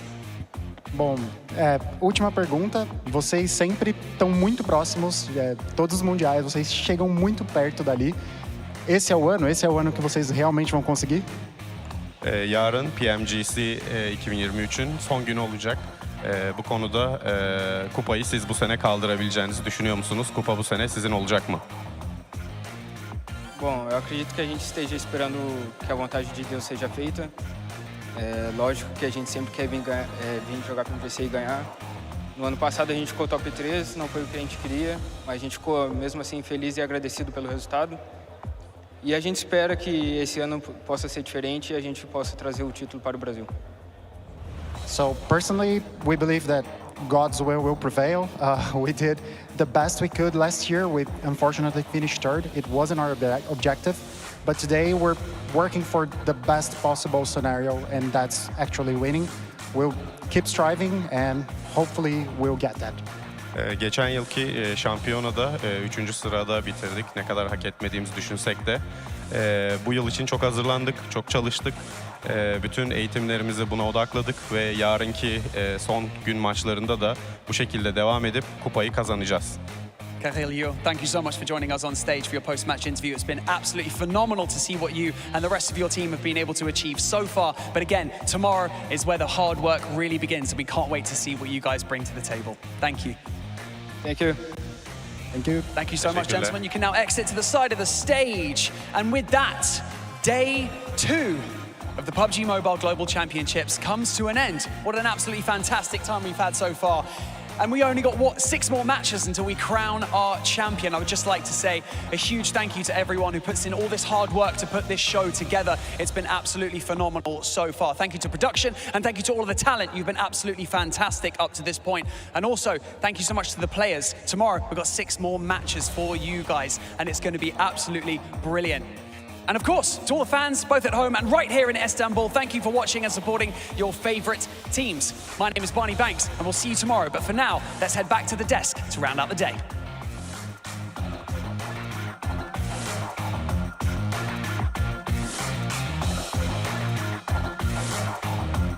Well, to round out the day, I think the quickest way to say S2G, not so good. Alpha 7, D Xavier, IHC, 4 America vibes, good. Very good. That's a quick TLDR if you guys didn't watch today, but as you can see here, Gilles, 24 eliminations, leading in damage, elims, not quite assists, because you know what? If he's gonna get a knock, he's gonna do a max ban and confirm it. My eliminations. Yeah. That's the sound I make when I get it. But he's gonna be MVP. What a surprise! Oh my, okay, he's been popping off actually. Survival time a little bit lower, but he makes that time count, 7. That's the most important thing. When he's alive, he's popping off. He is, and I mean, with that survival time, it goes for the whole team, right? I wouldn't be surprised if it's around the same. Obviously, it's going to probably be a little bit lower, but tomorrow for this team, I feel like a broken record. They need to work on those placement points. Honestly, if they don't end up getting a chicken dinner, I don't feel like this team can actually become champions. They need to get that chicken dinner. Yeah, I would love it if tomorrow they end up winning with like 120 eliminations and barely get any placement points just to prove us wrong. Like, we can become champions with 300 elims or something. I like his team contribution, by the way, 22%. The MVP of the day, 22% for players. 25% would be the average. But that's showing that everyone else on the team is playing well as